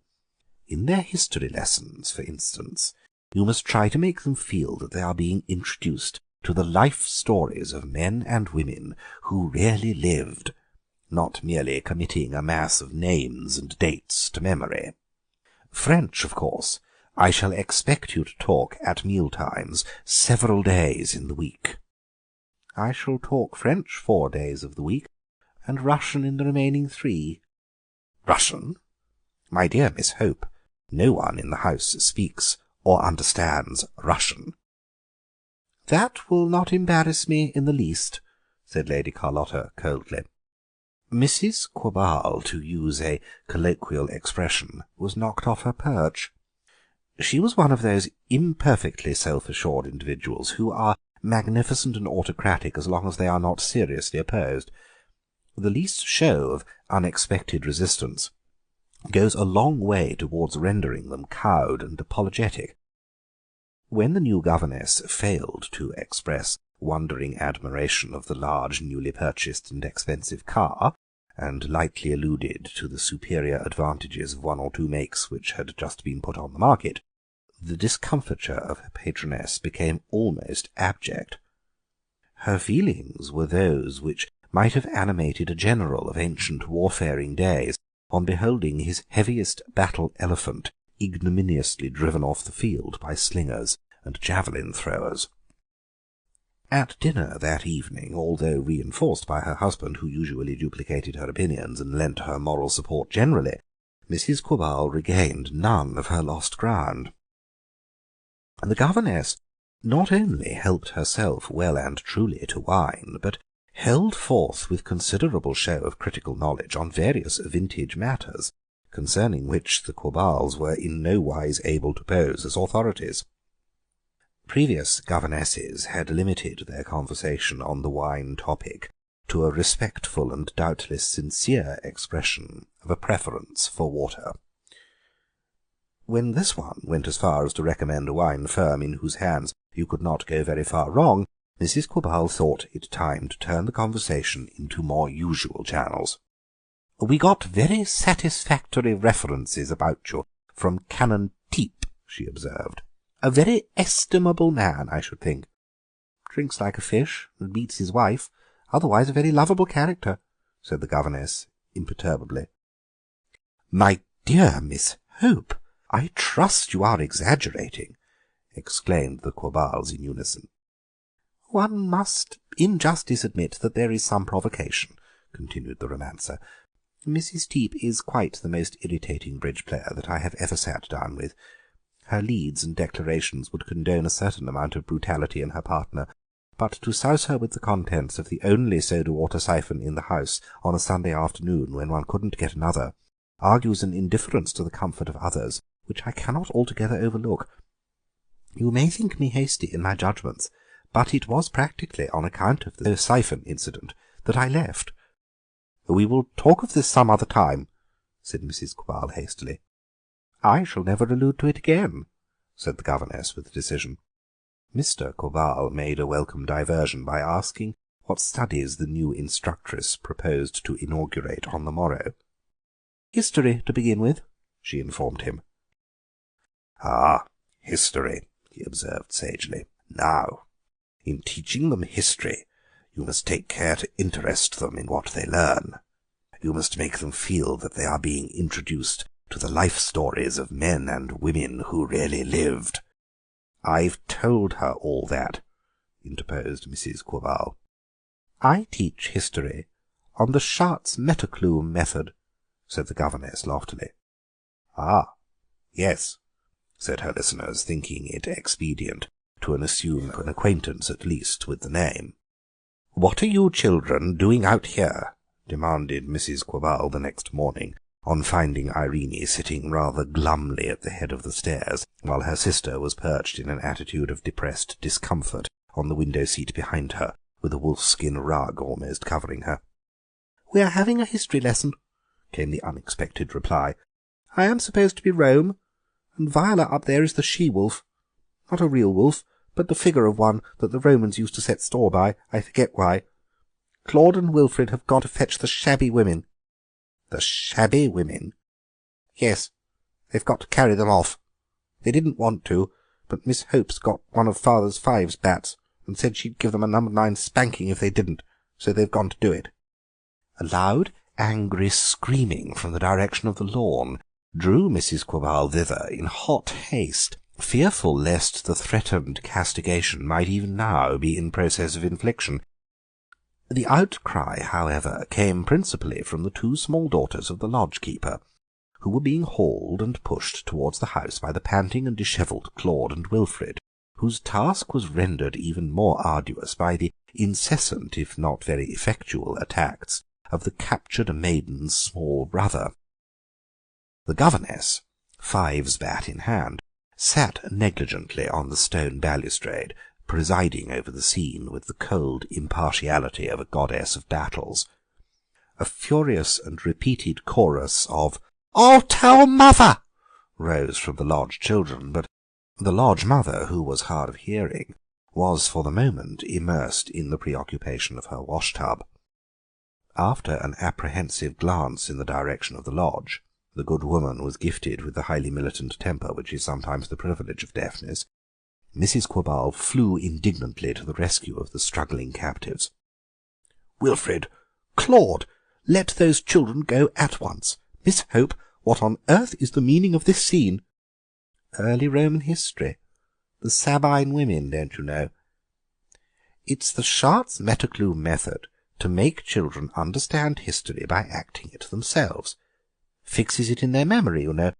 Of course, if, thanks to your interference, your boys go through life thinking that the Sabine women ultimately escaped, I really cannot be held responsible." "You may be very clever and modern, Miss Hope," said Mrs. Quabarl firmly, "but I should like you to leave here by the next train. Your luggage will be sent after you as soon as it arrives." "I'm not exactly certain where I shall be for the next few days," said the dismissed instructress of youth. You might keep my luggage till I wire my address. There are only a couple of trunks, some golf clubs, and a leopard cub." "A leopard cub!" gasped Mrs. Quabarl. Even in her departure this extraordinary person seemed destined to leave a trail of embarrassment behind her. "Well, it's rather left off being a cub. It's more than half grown, you know. Fowl every day and a rabbit on Sundays is what it usually gets. Raw beef makes it too excitable. Don't trouble about getting the car for me. I'm rather inclined for a walk." And Lady Carlotta strode out of the Quabarl horizon. The advent of the genuine Miss Hope, who had made a mistake as to the day on which she was due to arrive, caused a turmoil which that good lady was quite unused to inspiring. Obviously the Quabarl family had been woefully befooled, but a certain amount of relief came with the knowledge. "How tiresome for you, dear Carlotta," said her hostess, when the overdue guest ultimately arrived. "How very tiresome, losing your train and having to stop overnight in a strange place."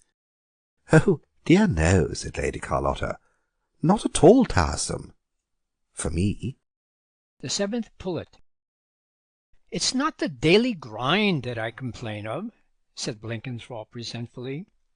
"It's the dull grey sameness of my life, outside of office hours. Nothing of interest comes my way, nothing remarkable or out of the common. Even the little things that I do try to find some interest in don't seem to interest other people. Things in my garden, for instance." "The potato that weighed just over 2 pounds," said his friend Gorworth. "Did I tell you about that?" said Blenkinthrope. "I was telling the others in the train this morning. I forgot if I had told you." "To be exact, you told me that it weighed just under 2 pounds, but I took into account the fact that abnormal vegetables and freshwater fish have an afterlife in which growth is not arrested." "You're just like the others," said Blenkinthrope sadly. "You only make fun of it." "The fault is with the potato, not with us," said Gorworth. "We are not in the least interested in it because it is not in the least interesting. The men you go up in the train with every day are just in the same case as yourself. Their lives are commonplace and not very interesting to themselves, and they certainly are not going to wax enthusiastic over the commonplace events in other men's lives. Tell them something startling, dramatic, piquant that has happened to yourself or to someone in your family, and you will capture their interest at once. They will talk about you with a certain personal pride to all their acquaintances. Man I know intimately, fellow called Blenkinthrope, lives down my way, had 2 of his fingers clawed clean off by a lobster he was carrying home to supper. Doctor says entire hand may have to come off. Now, that is a conversation of a very high order. But imagine walking into a tennis club with the remark, 'I know a man who has grown a potato weighing 2¼ pounds.'" "But, hang it all, my dear fellow," said Blenkinthrope impatiently, "haven't I just told you that nothing of a remarkable nature ever happens to me?" "Invent something," said Gorworth. Since winning a prize for excellence in scriptural knowledge at a preparatory school, he had felt licensed to be a little more unscrupulous than the circle he moved in. Much might surely be excused to one who in early life could give a list of 17 trees mentioned in the Old Testament. "What sort of thing?" asked Blenkinthrope, somewhat snappishly. "A snake got into your hen run yesterday morning and killed 6 out of 7 pullets, first mesmerizing them with its eyes and then biting them as they stood helpless. The 7th pullet was one of that French sort with feathers all over its eyes, so it escaped the mesmeric snare and just flew at what it could see of the snake and pecked it to pieces." "Thank you," said Blenkinthrope stiffly. "It's a very clever invention. If such a thing had really happened in my poultry run, I admit I should have been proud and interested to tell people about it. But I'd rather stick to fact, even if it is plain fact." All the same, his mind dwelt wistfully on the story of the seventh pullet.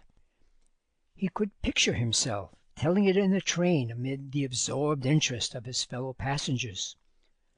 Unconsciously, all sorts of little details and improvements began to suggest themselves. Wistfulness was still his dominant mood when he took his seat in the railway carriage the next morning. Opposite him sat Stevenham, who had attained to a recognized brevet of importance through the fact of an uncle having dropped dead in the act of voting at a parliamentary election. That had happened 3 years ago, but Stevenham was still deferred to on all questions of home and foreign politics. "Hullo! How's the giant mushroom, or whatever it was all the notice Blenkinthrope got from his fellow travellers. Young Duckby, whom he mildly disliked, speedily monopolized the general attention by an account of a domestic bereavement. "Had 4 young pigeons carried off last night by a whacking big rat. Oh, a monster he must have been. You could tell by the size of the hole he made breaking into the loft." No moderate-sized rat ever seemed to carry out any predatory operations in these regions. They were all enormous in their enormity. "Pretty hard lines, that," continued Duckby, seeing that he had secured the attention and respect of the company. "4 squeakers carried off at one swoop. You'd find it rather hard to match that in the way of unlooked-for bad luck." "I had 6 pullets out of a pen of 7 killed by a snake yesterday afternoon," said Blenkinthrope, in a voice which he hardly recognized as his own. "By a snake?" came an excited chorus. It fascinated them with its deadly, glittering eyes, one after the other, and struck them down while they stood helpless. A bedridden neighbor, who wasn't able to call for assistance, witnessed it all from her bedroom window. "Well, I never!" broke in the chorus with variations. "The interesting part of it is about the 7th pullet, the one that didn't get killed," resumed Blenkinthrope, slowly lighting a cigarette.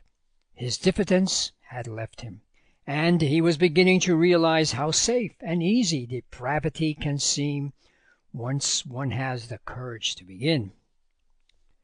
"The 6 dead birds were minorcas. The 7th was a houdan with a mop of feathers all over its eyes. It could hardly see the snake at all, so of course it wasn't mesmerized like the others. It just could see something wriggling on the ground, and went for it and pecked it to death." "Well, I'm blessed!" exclaimed the chorus. In the course of the next few days, Blenkinthrope discovered how little the loss of one's self-respect affects one when one has gained the esteem of the world. His story found its way into one of the poultry papers, and was copied thence into a daily news sheet as a matter of general interest. A lady wrote from the north of Scotland recounting a similar episode, which she had witnessed as occurring between a stoat and a blind grouse. Somehow a lie seems so much less reprehensible when one can call it a lee. For a while the adapter of the 7th pullet story enjoyed to the full his altered standing as a person of consequence, one who had had some share in the strange events of his times. Then he was thrust once again into the cold grey background by the sudden blossoming into importance of Smith Paddon, a daily fellow traveller whose little girl had been knocked down and nearly hurt by a car belonging to a musical comedy actress. The actress was not in the car at the time, but she was in numerous photographs which appeared in the illustrated papers of Zato Dobrin, inquiring after the well-being of Maisie, daughter of Edmund Smith Paddon, Esquire. With this new human interest to absorb them, the travelling companions were almost rude when Blenkinthrope tried to explain his contrivance for keeping vipers and peregrine falcons out of his chicken run. Gorworth, to whom he unburdened himself in private, gave him the same counsel as heretofore. "Invent something." "Yes, but what?" The ready affirmative coupled with the question betrayed a significant shifting of the ethical standpoint. It was a few days later that Blenkinthrope revealed a chapter of family history to the customary gathering in the railway carriage. "Curious thing happened to my aunt, the one who lives in Paris," he began. He had several aunts, but they were all geographically distributed over Greater London. "She was sitting on a seat in the Bois the other afternoon, after lunching at the Roumanian legation. Whatever the story gained in picturesqueness from the dragging in of diplomatic atmosphere, it ceased from that moment to command any acceptance as a record of current events. Gorworth had warned his neophyte that this would be the case, but the traditional enthusiasm of the neophyte had triumphed over discretion. She was feeling rather drowsy, the effect probably of the champagne, which she's not in the habit of taking in the middle of the day. A subdued murmur of admiration went round the company. Blenkinthrope's aunts were not used to taking champagne in the middle of the year, regarding it exclusively as a Christmas and New Year accessory. Presently a rather portly gentleman passed by her seat and paused an instant to light a cigar. At that moment a youngish man came up behind him, drew the blade from a sword-stick, and stabbed him half a dozen times through and through. "Scoundrel!" he cried to his victim, "you do not know me. My name is Henri Le Turc." The elder man wiped away some of the blood that was spattering his clothes, turned to his assailant, and said, "And since when has an attempted assassination been considered an introduction?" Then he finished lighting his cigar and walked away. My aunt had intended screaming for the police, but, seeing the indifference with which the principal in the affair treated the matter, she felt that it would be an impertinence on her part to interfere. Of course, I need hardly say she put the whole thing down to the effects of a warm, drowsy afternoon and the legation champagne. Now comes the astonishing part of my story. A fortnight later a bank manager was stabbed to death with a sword-stick in that very part of the Bois. His assassin was the son of a charwoman formerly working at the bank, who had been dismissed from her job by the manager on account of chronic intemperance.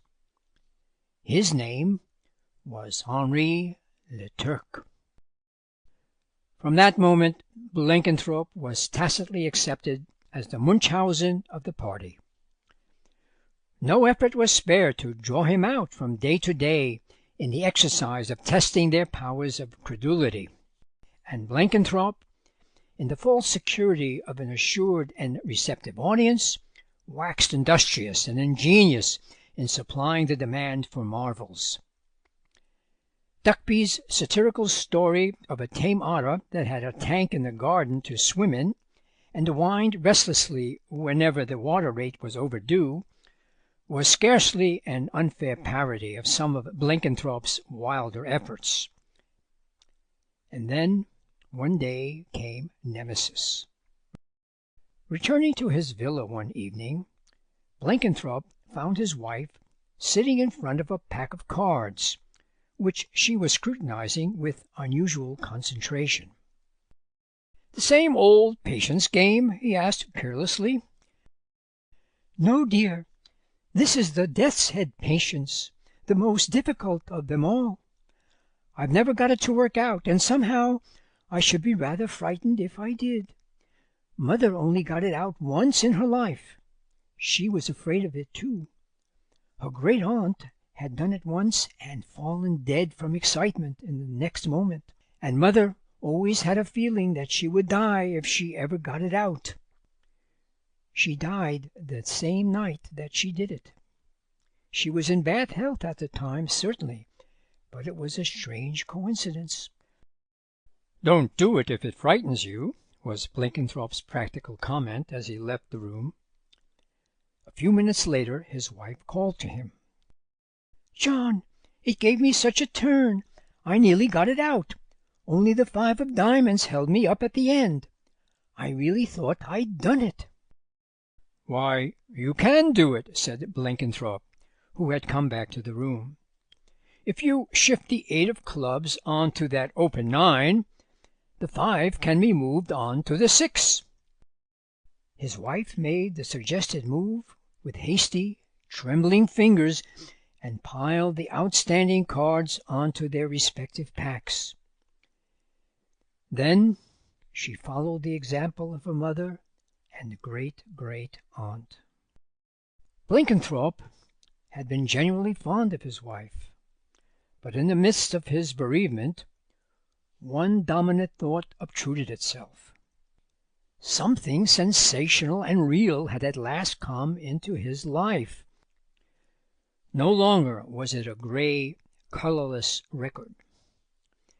The headlines which might appropriately describe his domestic tragedy kept shaping themselves in his brain. "Inherited presentiment comes true." "The Death's Head Patience card game that justified its sinister name in 3 generations." He wrote out a full story of the fatal occurrence for the Essex Vidette, the editor of which was a friend of his, and to another friend he gave a condensed account to be taken up in the office of one of the halfpenny dailies. But in both cases his reputation as a romancer stood fatally in the way of the fulfilment of his ambitions. "Not the right thing to be Munchausening in a time of sorrow," agreed his friends among themselves.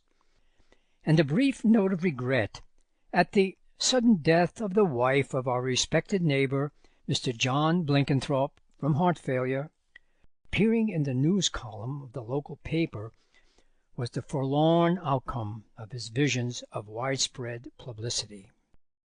Blenkinthrope shrank from the society of his erstwhile travelling companions, and took to travelling townwards by an earlier train. He sometimes tries to enlist the sympathy and attention of a chance acquaintance in details of the whistling prowess of his best canary, or the dimensions of his largest beetroot. He scarcely recognizes himself as the man who was once spoken about and pointed out as the owner of the 7th pullet. The blind spot. "You've just come back from Adelaide's funeral, haven't you?" said Sir Lulworth to his nephew. "I suppose it was very like most other funerals?" "I'll tell you about it at lunch," said Egbert. "You'll do nothing of the sort. It wouldn't be respectful either to your great-aunt's memory or to the lunch. We begin with Spanish olives, then a borscht, then more olives and a bird of some kind, and a rather enticing Rhenish wine, not at all expensive as wines go in this country, but still quite laudable in its way. Now, there's absolutely nothing in that menu that harmonizes in the least with the subject of your great-aunt Adelaide or her funeral. She was a charming woman, and quite as intelligent as she had any need to be, but somehow she always reminded me of an English cook's idea of a Madras curry." "She used to say that you were frivolous," said Egbert. Something in his tone suggested that he rather endorsed the verdict. "I believe I once considerably scandalized her by declaring that clear soup was a more important factor in life than a clear conscience. She had very little sense of proportion. By the way, she made you her principal heir, didn't she?" "Yes," said Egbert, "and executor as well. It's in that connection that I particularly want to speak to you." "Business is not my strong point at any time," said Sir Lulworth, "and certainly not when we're on the immediate threshold of lunch." "It isn't exactly business," explained Egbert, as he followed his uncle into the dining-room. "It's something rather serious, very serious." "Then we can't possibly speak about it now," said Sir Lulworth. "No one could talk seriously during a borshch. A beautifully constructed borshch, such as you are going to experience presently, ought not only to banish conversation, but almost to annihilate thought. Later on, when we arrive at the second stage of olives, I shall be quite ready to discuss that new book on Borrow, or, if you prefer it, the present situation in the Grand Duchy of Luxembourg. But I absolutely decline to talk anything approaching business till we have finished with the bird." For the greater part of the meal Egbert sat in an abstracted silence, the silence of a man whose mind is focused on one topic. When the coffee stage had been reached, he launched himself suddenly athwart his uncle's reminiscences of the court of Luxembourg. "I think I told you that Great-aunt Adelaide had made me her executor.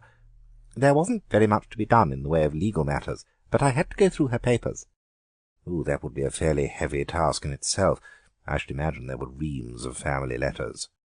"Stacks of them, and most of them highly uninteresting. There was one packet, however, which I thought might repay a careful perusal. It was a bundle of correspondence from her brother Peter." "The canon of tragic memory," said Lulworth. "Exactly, of tragic memory, as you say, a tragedy that has never been fathomed." "Probably the simplest explanation was the correct one," said Sir Lulworth. "He slipped on the stone staircase and fractured his skull in falling." Egbert shook his head. "The medical evidence all went to prove that the blow on the head was struck by someone coming up behind him. A wound caused by violent contact with the steps could not possibly have been inflicted at that angle of the skull. They experimented with a dummy figure falling in every conceivable position." "But the motive?" exclaimed Sir Lulworth. "No one had any interest in doing away with him, and the number of people who destroy canons of the established church for the mere fun of killing must be extremely limited. Of course there are individuals of weak mental balance who do that sort of thing, but they seldom conceal their handiwork. They are more generally inclined to parade it." "His cook was under suspicion," said Egbert shortly. "I know he was," said Sir Lulworth, "simply because he was about the only person on the premises at the time of the tragedy. But could anything be sillier than trying to fasten a charge of murder on to Sebastian? He had nothing to gain, in fact a good deal to lose, from the death of his employer. The canon was paying him quite as good wages as I was able to offer him when I took him over into my service. I have since raised them to something a little more in accordance with his real worth, but at the time he was glad to find a new place without troubling about an increase of wages. People were fighting rather shy of him, and he had no friends in this country. No, if anyone in the world was interested in the prolonged life and unimpaired digestion of the canon, it would certainly be Sebastian." "People don't always weigh the consequences of their rash acts," said Egbert. "Otherwise there would be very few murders committed. Sebastian is a man of hot temper." "He is a southerner," admitted Sir Lulworth. "To be geographically exact, I believe he hails from the French slopes of the Pyrenees. I took that into consideration when he nearly killed the gardener's boy the other day for bringing him a spurious substitute for sorrel. One must always make allowances for origin and locality and early environment. Tell me your longitude, and I'll know what latitude to allow you, is my motto." "There, you see," said Egbert. "He nearly killed the gardener's boy." "My dear Egbert, between nearly killing a gardener's boy and altogether killing a canon there is a wide difference. No doubt you have often felt a temporary desire to kill a gardener's boy. You have never given way to it, and I respect you for your self-control. But I don't suppose you have ever wanted to kill an octogenarian canon. Besides, as far as we know, there had never been any quarrel or disagreement between the two men. The evidence at the inquest brought that out very clearly." "Ah," said Egbert, with the air of a man coming at last into a deferred inheritance of conversational importance. "That is precisely what I want to speak to you about." He pushed away his coffee-cup and drew a pocket-book from his inner breast pocket. From the depths of the pocket-book he produced an envelope, and from the envelope he extracted a letter, closely written in a small, neat handwriting. "One of the Canon's numerous letters to Aunt Adelaide," he explained, "written a few days before his death. Her memory was already failing when she received it, and I dare say she forgot the contents as soon as she'd read it. Otherwise, in the light of what subsequently happened, we should have heard something of this letter before now. If it had been produced at the inquest, I fancy it would have made some difference in the course of affairs. The evidence, as you remarked just now, choked off suspicion against Sebastian by disclosing an utter absence of anything that could be considered a motive or provocation for the crime, if crime there was." "Oh, read the letter," said Sir Lulworth impatiently. "It's a long rambling affair, like most of his letters in his later years," said Egbert. "I'll read the part that bears immediately on the mystery. I very much fear I shall have to get rid of Sebastian. He cooks divinely, but he has the temper of a fiend or an anthropoid ape, and I am really in bodily fear of him.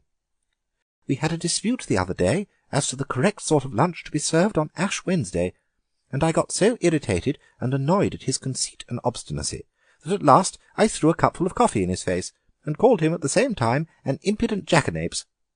Very little of the coffee went actually in his face, but I have never seen a human being show such deplorable lack of self-control. I laughed at the threat of killing me that he spluttered out in his rage, and thought that the whole thing would blow over, but I have several times since caught him scowling and muttering in a highly unpleasant fashion, and lately I have fancied that he was dogging my footsteps about the grounds, particularly when I walk of an evening in the Italian garden." "It was on the steps in the Italian garden that the body was found," commented Egbert, and resumed reading. "I dare say the danger is imaginary, but I shall feel more at ease when he has quitted my service." Egbert paused for a moment at the conclusion of the extract. Then, as his uncle made no remark, he added, "If lack of motive was the only factor that saved Sebastian from prosecution, I fancy this letter will put a different complexion on matters." "Have you shown it to anyone else?" asked Sir Lulworth, reaching out his hand for the incriminating piece of paper. "No," said Egbert, handing it across the table. "I thought I'd tell you about it first. Heavens, what are you doing?" Egbert's voice rose almost to a scream. Sir Lulworth had flung the paper well and truly into the glowing centre of the grate. The small, neat handwriting shrivelled into black, flaky nothingness. "What on earth did you do that for?" gasped Egbert. "That letter was our one piece of evidence to connect Sebastian with the crime." "That is why I destroyed it," said Sir Lulworth. "But why should you want to shield him?" cried Egbert. "The man is a common murderer." "A common murderer, possibly, but a very uncommon cook." Dusk. Norman Gortsby sat on a bench in the park, with his back to a strip of bush-planted sward, fenced by the park railings, and the row fronting him across a wide stretch of carriage drive. Hyde Park Corner, with its rattle and hoot of traffic, lay immediately to his right. It was some 30 minutes past 6 on an early March evening, and dusk had fallen heavily over the scene, dusk mitigated by some faint moonlight and many street lamps. There was a wide emptiness over road and sidewalk, and yet there were many unconsidered figures moving silently through the half-light, or dotted unobtrusively on bench and chair, scarcely to be distinguished from the shadowed gloom in which they sat. The scene pleased Gortsby, and harmonized with his present mood. Dusk, to his mind, was the hour of the defeated. Men and women who had fought and lost, who hid their fallen fortunes and dead hopes as far as possible from the scrutiny of the curious, came forth in this hour of gloaming, when their shabby clothes and bowed shoulders and unhappy eyes might pass unnoticed, or, at any rate, unrecognized. A king that is conquered must see strange looks, so bitter a thing is the heart of man. The wanderers in the dusk did not choose to have strange looks fasten on them. Therefore they came out in this bat fashion, taking their pleasure sadly in a pleasure ground that had emptied of its rightful occupants. Beyond the sheltering screen of bushes and palings came a realm of brilliant lights and noisy, rushing traffic. A blazing, many-tiered stretch of windows shone through the dusk and almost dispersed it, marking the haunts of those other people who held their own in life's struggle, or at any rate had not had to admit failure. So Gortsby's imagination pictured things as he sat on his bench in the almost deserted walk. He was in the mood to count himself among the defeated. Money troubles did not press on him. Had he so wished, he could have strolled into the thoroughfares of light and noise, and taken his place among the jostling ranks of those who enjoyed prosperity, or struggled for it. He had failed in a more subtle ambition, and for the moment he was heart-sore and disillusionized, and not disinclined to take a certain cynical pleasure in observing and labelling his fellow wanderers as they went their ways in the dark stretches between the lamplights. On the bench by his side sat an elderly gentleman with a drooping air of defiance that was probably the remaining vestige of self-respect in an individual who had ceased to defy successfully anybody or anything. His clothes could scarcely be called shabby. At least they passed muster in the half-light, but one's imagination could not have pictured the wearer embarking on the purchase of a half-crown box of chocolates, or laying out 9p on a carnation buttonhole. He belonged unmistakably to that forlorn orchestra to whose piping no one dances. He was one of the world's lamenters, who induces no responsive weeping. As he rose to go, Gortsby imagined him returning to a home circle where he was snubbed and of no account, or to some bleak lodging where his ability to pay a weekly bill was the beginning and end of the interest he inspired. His retreating figure vanished slowly into the shadows, and his place on the bench was taken almost immediately by a young man, fairly well dressed, but scarcely more cheerful of mien than his predecessor. As if to emphasize the fact that the world went badly with him, the newcomer unburdened himself of an angry and very audible expletive as he flung himself into the seat. "You don't seem in a very good temper," said Gortsby, judging that he was expected to take due notice of the demonstration.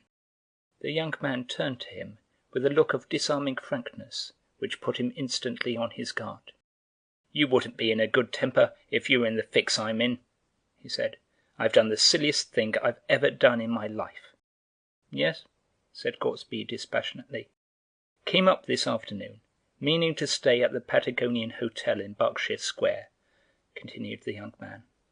"When I got there I found it had been pulled down some weeks ago and a cinema theatre run up on the site. The taxi driver recommended me to another hotel some way off, and I went there. I just sent a letter to my people giving them the address, and then I went out to buy some soap. I'd forgotten to pack any, and I hate using hotel soap. Then I strolled about a bit, had a drink at a bar, and looked at the shops, and when I came to turn my steps back to the hotel, I suddenly realized that I didn't remember its name, or even what street it was in. There's a nice predicament for a fellow who hasn't any friends or connections in London. Of course I can wire to my people for the address, but they won't have got my letter till tomorrow. Meantime, I'm without any money, came out with about a shilling on me, which went in buying the soap and getting the drink, and here I am, wandering about with 2p in my pocket and nowhere to go for the night." There was an eloquent pause after the story had been told. "I suppose you think I've spun you rather an impossible yarn," said the young man presently, with a suggestion of resentment in his voice. "Not at all impossible," said Gortsby judicially. "I remember doing exactly the same thing once in a foreign capital, and on that occasion there were 2 of us, which made it more remarkable. Luckily we remembered that the hotel was on a sort of canal, and when we struck the canal, we were able to find our way back to the hotel." The youth brightened at the reminiscence. "In a foreign city I wouldn't mind so much," he said. "One could go to one's consul and get the requisite help from him. Here in one's own land one is far more derelict if one gets into a fix. Unless I can find some decent chap to swallow my story and lend me some money, I seem likely to spend the night on the embankment. I'm glad, anyhow, that you don't think the story outrageously improbable." He threw a good deal of warmth into the last remark, as though perhaps to indicate his hope that Gortsby did not fall far short of the requisite decency. "Of course," said Gortsby slowly, "the weak point of your story is that you can't produce the soap." The young man sat forward hurriedly, felt rapidly in the pockets of his overcoat, and then jumped to his feet. "I must have lost it," he muttered angrily. "To lose an hotel and a cake of soap on one afternoon suggests wilful carelessness," said Gortsby.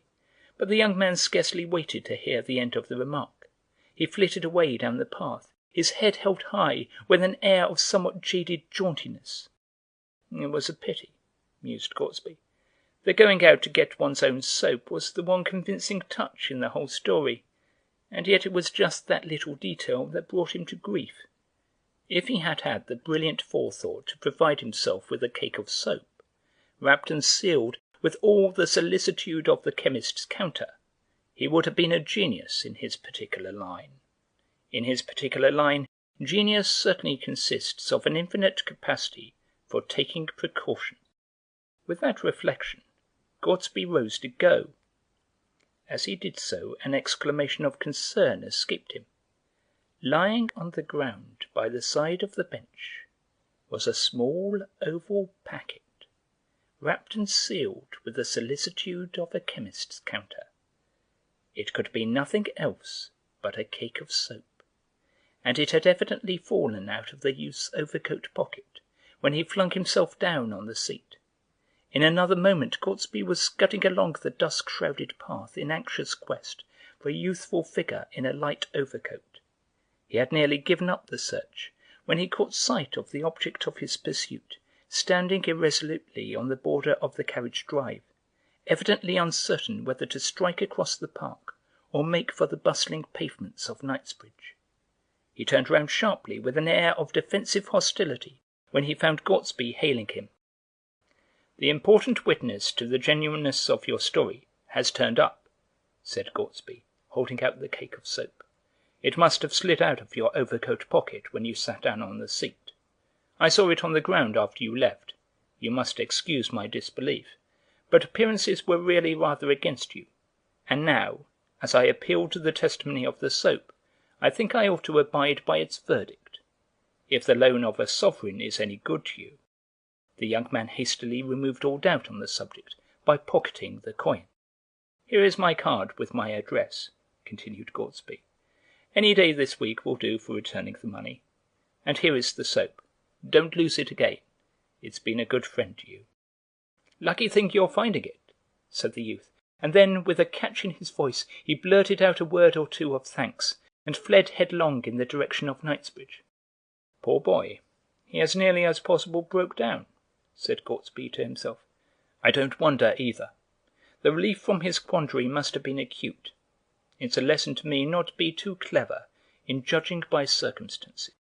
As Gortsby retraced his steps past the seat where the little drama had taken place, he saw an elderly gentleman poking and peering beneath it, and on all sides of it, and recognized his earlier fellow occupant. "Have you lost anything, sir?" he asked. "Yes, sir, a cake of soap." A touch of realism. "I hope you've come full of suggestions for Christmas," said Lady Blonde to her latest arrived guest. "The old-fashioned Christmas and the up-to-date Christmas are both so played out. I want to have something really original this year." "I was staying with Mathesons last month," said Blanche Bovill eagerly, "and we had such a good idea. Everyone in the house party had to be a character and behave consistently all the time, and at the end of the visit one had to guess what everyone's character was. The one who was voted to have acted his or her character best got a prize." "It sounds amusing," said Lady Blonze. "I was St. Francis of Assisi," continued Blanche. "We hadn't got to keep to our right sexes. I kept getting up in the middle of a meal and throwing out food to the birds. You see, the chief thing that one remembers of St. Francis is that he was fond of the birds. Everyone was so stupid about it, and thought that I was the old man who feeds the sparrows in the Tuileries garden. Then Colonel Pentley was the jolly miller on the banks of Dee." "How on earth did he do that?" asked Bertie van Tahn. "He laughed and sang from morn till night," explained Blanche. "How dreadful for the rest of you," said Bertie. "And anyway, he wasn't on the banks of Dee." "One had to imagine that," said Blanche. "If you could imagine all that, you might as well imagine cattle on the further bank, and keep on calling them home, Mary fashion, across the sands of Dee. Or you might change the river to the Yarrow, and imagine it was on the top of you, and say you were Willie, or whoever it was, drowned in Yarrow." "Of course it's easy to make fun of it," said Blanche sharply, "but it was extremely interesting and amusing. The prize was rather a fiasco, though. You see, Millie Matheson said her character was Lady Bountiful, and as she was our hostess, of course we all had to vote that she carried out her character better than anyone. Otherwise I ought to have got the prize." "It's quite an idea for a Christmas party," said Lady Blonze. "We must certainly do it here." Sir Nicholas was not so enthusiastic. "Are you quite sure, my dear, that you're wise in doing this thing?" he said to his wife when they were alone together. "It might do very well at the Mathesons, where they had rather a staid, elderly house party, but here it will be a different matter. There is the Dermot Flapper, for instance, who simply stops at nothing, and you know what Van Tahn is like. Then there is Cyril Scatterley. He has madness on one side of his family, and a Hungarian grandmother on the other." "I don't see what they could do that would matter," said Lady Blonze. "It's the unknown that is to be dreaded," said Sir Nicholas. "If Scatterley took it into his head to represent a bull of Bashan, well, I'd rather not be here. Of course we shan't allow any Bible characters. Besides, I don't know what the bulls of Bashan really did that was so very dreadful. They just came round and gaped, as far as I remember." "My dear, you don't know what Scatterley's Hungarian imagination mightn't read into the part. It would be small satisfaction to say to him afterwards, 'You've behaved as no bull of Bashan would have behaved.'" "Oh, you're an alarmist," said Lady Blonze. "I particularly want to have this idea carried out. It will be sure to be talked about a lot." "That is quite possible," said Sir Nicholas. Dinner that evening was not a particularly lively affair. The strain of trying to impersonate a self-imposed character, or to glean hints of identity from other people's conduct, acted as a check on the natural festivity of such a gathering. There was a general feeling of gratitude and acquiescence when good-natured Rachel Klammerstein suggested that there should be an hour or two respite from the game, while they all listened to a little piano-playing after dinner. Rachel's love of piano music was not indiscriminate, and concentrated itself chiefly on selections rendered by her idolized offspring, Moritz and Augusta, who, to do them justice, played remarkably well. The Klammersteins were deservedly popular as Christmas guests. They gave expensive gifts lavishly on Christmas Day and New Year, and Mrs. Klammerstein had already dropped hints of her intention to present the prize for the best enacted character in the game competition. Everyone had brightened at this prospect. If it had fallen to Lady Blonze, as hostess, to provide the prize, she would have considered that a little souvenir of some 20 or 25 shillings value would meet the case, whereas coming from a Klammerstein source, it would certainly run to several guineas. The close time for impersonation efforts came to an end with the final withdrawal of Moritz and Augusta from the piano. Blanche Bovial retired early, leaving the room in a series of laboured leaps that she hoped might be recognised as a tolerable imitation of Pavlova. Vera Dermot, the 16-year-old flapper, expressed her confident opinion that the performance was intended to typify Mark Twain's famous jumping frog, and her diagnosis of the case found general acceptance. Another guest to set an example of early bed-going was Waldo Plubley, who conducted his life on a minutely regulated system of timetables and hygienic routine. Waldo was a plump, indolent young man of 27, whose mother had early in his life decided for him that he was unusually delicate, and by dint of much coddling and home-keeping had succeeded in making him physically soft and mentally peevish. 9 hours unbroken sleep, preceded by elaborate breathing exercises and other hygienic ritual, was among the indispensable regulations which Waldo imposed on himself, and there were innumerable small observances which he exacted from those who were in any way obliged to minister to his requirements. A special teapot for the decoction of his early tea was always solemnly handed over to the bedroom staff of any house in which he happened to be staying. No one had ever quite mastered the mechanism of this precious vessel, but Bertie Van Tahn was responsible for the legend that its spout had to be kept facing north during the process of infusion. On this particular night, the irreducible 9 hours were severely mutilated by the sudden and by no means noiseless incursion of a pyjama-clad figure into Waldo's room at an hour midway between midnight and dawn. "What is the matter? What are you looking for?" asked the awakened and astonished Waldo, slowly recognizing Van Tahn, who appeared to be searching hastily for something he had lost. "Looking for sheep," was the reply. "Sheep?" exclaimed Waldo.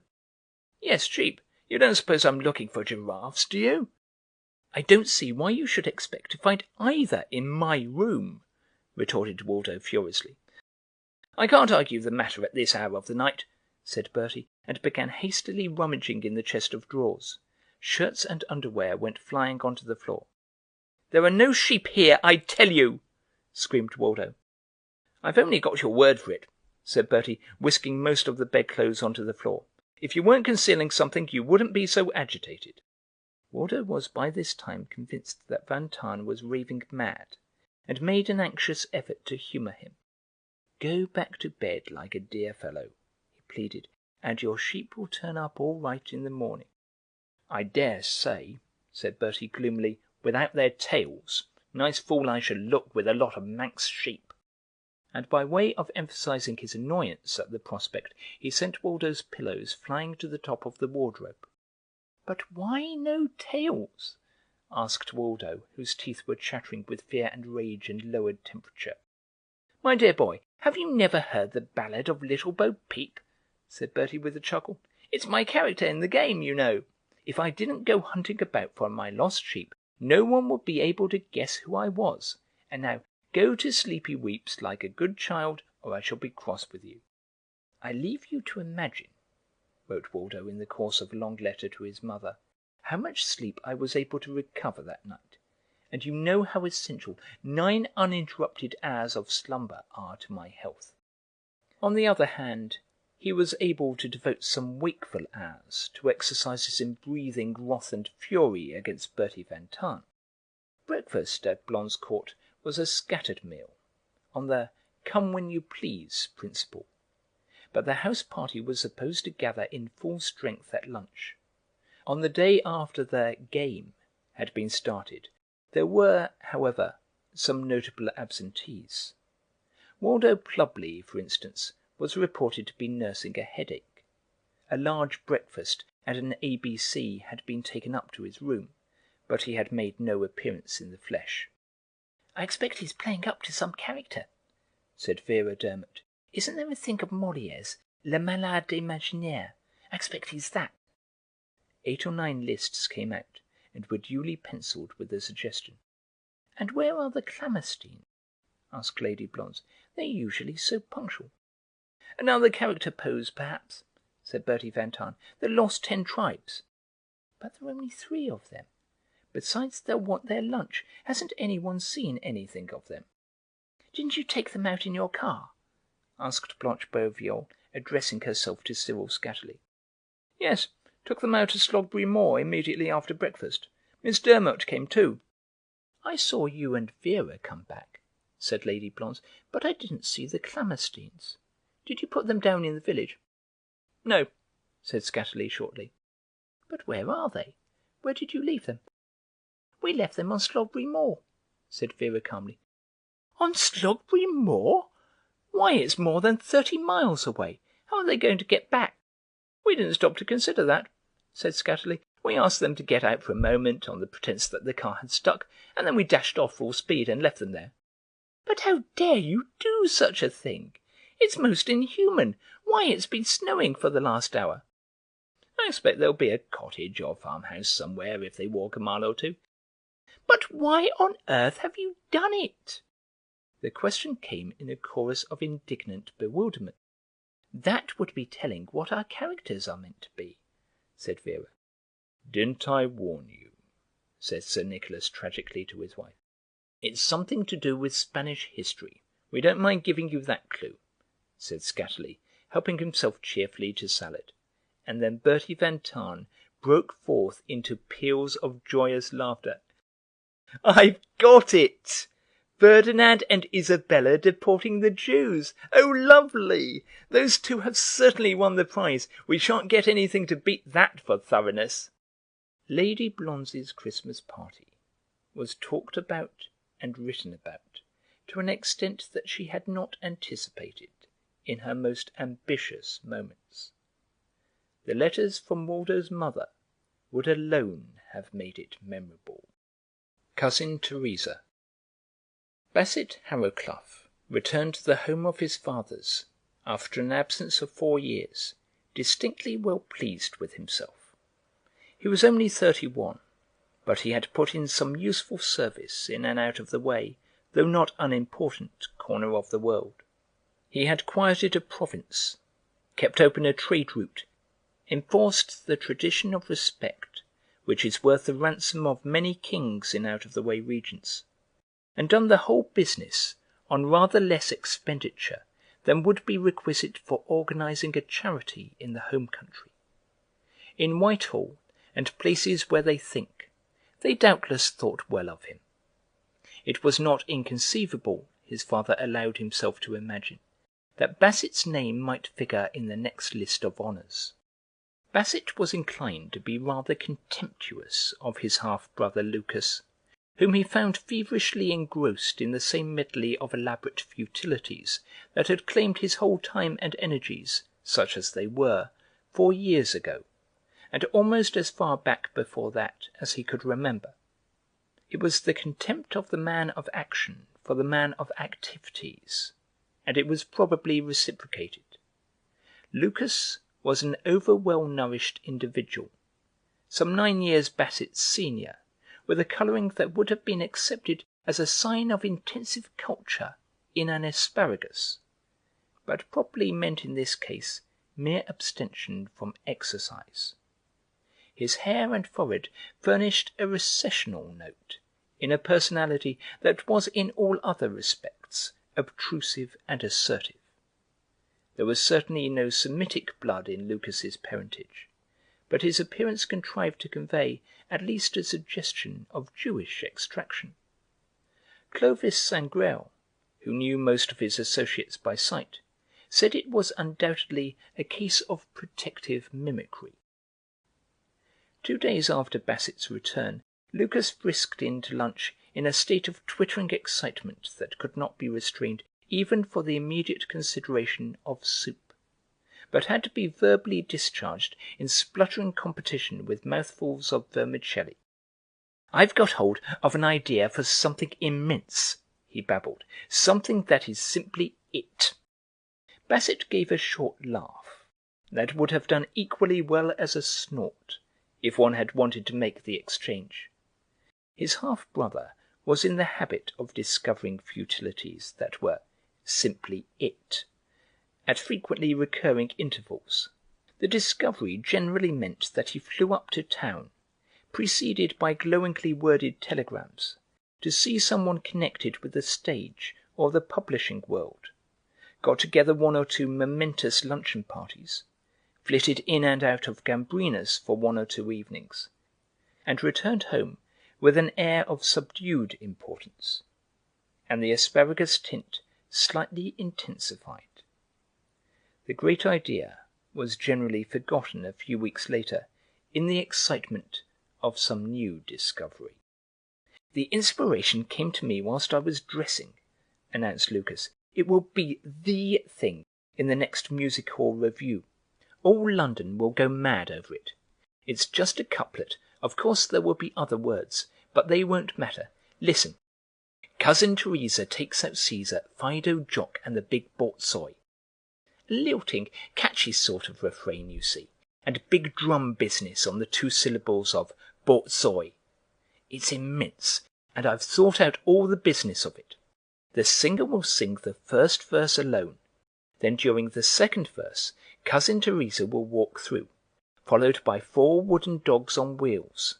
Caesar will be an Irish terrier, Fido a black poodle, Jock a fox terrier, and the borzoi, of course, will be a borzoi. During the third verse, Cousin Teresa will come on alone, and the dogs will be drawn across by themselves from the opposite wing. Then Cousin Teresa will catch on to the singer and go off stage in one direction, while Dog's procession goes off in the other, crossing en route, which is always very effective. There'll be a lot of applause there, and for the fourth verse, Cousin Teresa will come on in sables, and the dogs will all have coats on. Then I've got a great idea for the fifth verse. Each of the dogs will be led on by a nut, and Cousin Teresa will come on from the opposite side, crossing en route, always effective, and then she turns round and leads the whole lot of them off on a string, and all the time everyone's singing like mad. Cousin Teresa takes out Caesar, Fido, Jock, and the big borzoi. Tum-tum, drum business on the 2 last syllables. I'm so excited, I shan't sleep a wink tonight. I'm off tomorrow by the 10:15. I've wired to Hermanova to lunch with me." If any of the rest of the family felt any excitement over the creation of Cousin Teresa, they were signally successful in concealing the fact. "Poor Lucas does take his silly little ideas seriously," said Colonel Harrowcluff afterwards in the smoking-room. "Yes," said his younger son in a slightly less tolerant tone. "In a day or 2 he'll come back and tell us that his sensational masterpiece is above the heads of the public, and in about 3 weeks' time he'll be wild with enthusiasm over a scheme to dramatize the poems of Herrick, or something equally promising." And then an extraordinary thing befell. In defiance of all precedent, Lucas's glowing anticipations were justified and endorsed by the course of events. If Cousin Teresa was above the heads of the public heroically adapted itself to her altitude. Introduced as an experiment at a dull moment in a new review, the success of the item was unmistakable. The calls were so insistent and uproarious that even Lucas's ample devisings of additional business scarcely sufficed to keep pace with the demand. Packed houses on successive evenings confirmed the verdict of the first night audience. Stalls and boxes filled significantly just before the turn came on, and emptied significantly after the last encore had been given. The manager tearfully acknowledged that Cousin Teresa was it. Stage hands and supers and programme sellers acknowledged it to one another without the least reservation. The name of the review dwindled to secondary importance, and vast letters of electric blue blazoned the words Cousin Teresa from the front of the great palace of pleasure. And, of course, the magic of the famous refrain laid its spell all over the metropolis. Restaurant proprietors were obliged to provide the members of their orchestras with painted wooden dogs on wheels, in order that the much demanded and always conceded melody should be rendered with the necessary spectacular effects, and the crash of bottles and forks on the tables at the mention of the big borzoi usually drowned the sincerest efforts of drum or cymbals. Nowhere and at no time could one get away from the double thump that brought up the rear of the refrain. Revellers reeling home at night banged it on doors and hoardings. Milkmen clashed their cans to its cadence. Messenger boys hit smaller messenger boys, resounding double smacks on the same principle. And the more thoughtful circles of the great city were not deaf to the claims and significance of the popular melody.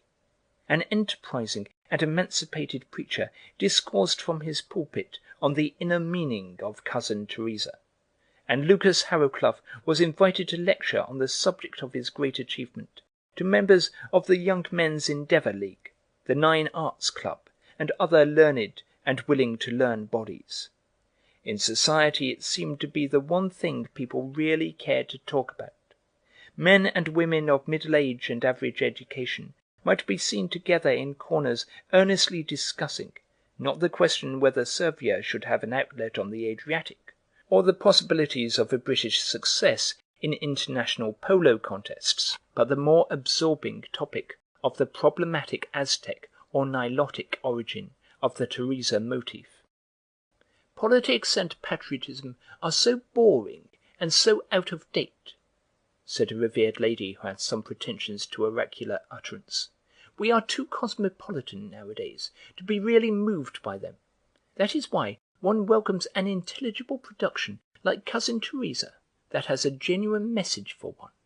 One can't understand the message all at once, of course, but one felt from the very first that it was there. I've been to see it 18 times, and I'm going again tomorrow and on Thursday. One can't see it often enough." "It would be rather a popular move if we gave this Harrowcluff person a knighthood, or something of the sort," said the minister reflectively. "Which Harrowcluff?" asked his secretary. "Which? There is only one, isn't there?" said the minister. "The Cousin Teresa man, of course. I think everyone would be pleased if we knighted him. Yes, you can put him down on the list of certainties, under the letter L." "The letter L?" said the secretary, who was new to his job. "Does that stand for liberalism or liberality?" Most of the recipients of ministerial favour were expected to qualify in both of those subjects. "Literature," explained the minister. And thus, after a fashion, Colonel Harrowcluff's expectation of seeing his son's name in the list of honours was gratified. The Yarkand Manor.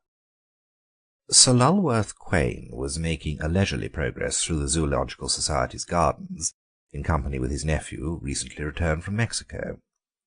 The latter was interested in comparing and contrasting allied types of animals occurring in the North American and Old World fauna. "One of the most remarkable things in the wandering of species," he observed, "is the sudden impulse to trek and migrate that breaks out now and again, for no apparent reason, in communities of hitherto stay-at-home animals. In human affairs the same phenomenon is occasionally noticeable," said Sir Lulworth. "Perhaps the most striking instance of it occurred in this country while you were away in the wilds of Mexico. I mean the wander fever which suddenly displayed itself in the managing and editorial staffs of certain London newspapers. It began with the stampede of the entire staff of one of our most brilliant and enterprising weeklies to the banks of the Seine and the heights of Montmartre. The migration was a brief one, but it heralded an era of restlessness in the press world, which lent quite a new meaning to the phrase newspaper circulation. Other editorial staffs were not slow to imitate the example that had been set them. Paris soon dropped out of fashion as being too near home. Nuremberg, Seville, and Salonika became more favoured as planting out grounds for the personnel of not only weekly, but daily papers as well. The localities were perhaps not always well chosen. The fact of a leading organ of evangelical thought being edited for 2 successive fortnights from Trouville and Monte Carlo was generally admitted to have been a mistake. And even when enterprising and adventurous editors took themselves and their staffs further afield, there were some unavoidable clashings. For instance, the Scrutator, Sporting Bluff, and the damsel's own paper all pitched on Khartoum for the same week. It was perhaps a desire to outdistance all possible competition that influenced the management of the Daily Intelligencer, one of the most solid and respected organs of liberal opinion, in its decision to transfer its offices for 3 or 4 weeks from Fleet Street to Eastern Turkestan, allowing, of course, a necessary margin of time for the journey there and back. This was, in many respects, the most remarkable of all the press stampedes that were experienced at this time. There was no make-believe about the undertaking. Proprietor, manager, editor, sub-editors, leader writers, principal reporters, and so forth, all took part in what was popularly alluded to as the drang nach Ost. An intelligent and efficient office boy was all that was left in the deserted hive of editorial industry. "That was doing things rather thoroughly, wasn't it?" said the nephew. "Well, you see," said Sir Lulworth, "the migration idea was falling somewhat into disrepute from the half-hearted manner in which it was occasionally carried out. You were not impressed by the information that such and such a paper was being edited and brought out at Lisbon or Innsbruck if you chanced to see the principal leader writer or the art editor lunching as usual at their accustomed restaurants. The Daily Intelligencer was determined to give no loophole for cavil at the genuineness of its pilgrimage, and it must be admitted that to a certain extent the arrangements made for transmitting copy and carrying on the usual features of the paper during the long outward journey worked smoothly and well. The series of articles which commenced at Baku on what Cobdenism might do for the camel industry ranks among the best of the recent contributions to free trade literature, while the views on foreign policy enunciated from a roof in Yarkand showed at least as much grasp of the international situation as those that had germinated within half a mile of Downing Street. Quite in keeping, too, with the older and better traditions of British journalism was the manner of the home-coming. No bombast, no personal advertisement, no flamboyant interviews. Even a complimentary luncheon at the Voyagers' Club was courteously declined. Indeed, it began to be felt that the self-effacement of the returned pressmen was being carried to a pedantic length. Foreman compositors, advertisement clerks, and other members of the non-editorial staff, who had, of course, taken no part in the great trek, found it as impossible to get into direct communication with the editor and his satellites, now that they had returned, as when they had been excusably inaccessible in Central Asia. The sulky, overworked office boy, who was the one connecting link between the editorial brain and the business departments of the paper, sardonically explained the new aloofness as the Yarkand manner. Most of the reporters and sub-editors seemed to have been dismissed in autocratic fashion since their return, and new ones engaged by letter. To these the editor and his immediate associates remained an unseen presence, issuing its instructions solely through the medium of curt type-written notes. Something mystic and Tibetan and forbidden had replaced the human bustle and democratic simplicity of pre-migration days, and the same experience was encountered by those who made social overtures to the returned wanderers. The most brilliant hostess of 20th-century London flung the pearl of her hospitality into the unresponsive trough of the editorial letterbox. It seemed as if nothing short of a royal command would drag the hermit-souled revenants from their self-imposed seclusion. People began to talk unkindly of the effect of high altitudes and eastern atmosphere on minds and temperaments unused to such luxuries. The Yarkand manner was not popular. "And the contents of the paper," said the nephew. "Did they show the influence of the new style?" "Ah," said Sir Lulworth, "that was the exciting thing. In home affairs, social questions, and the ordinary events of the day, not much change was noticeable. A certain oriental carelessness seemed to have crept into the editorial department, and perhaps a note of lassitude not unnatural in the work of men who had returned from what had been a fairly arduous journey. The aforetime standard of excellence was scarcely maintained, but at any rate the general lines of policy and outlook were not departed from. It was in the realm of foreign affairs that a startling change took place. Blunt, forcible, outspoken articles appeared, couched in language which nearly turned the autumn manoeuvres of 6 important powers into mobilisations. Whatever else the Daily Intelligencer had learned in the East, it had not acquired the art of diplomatic ambiguity.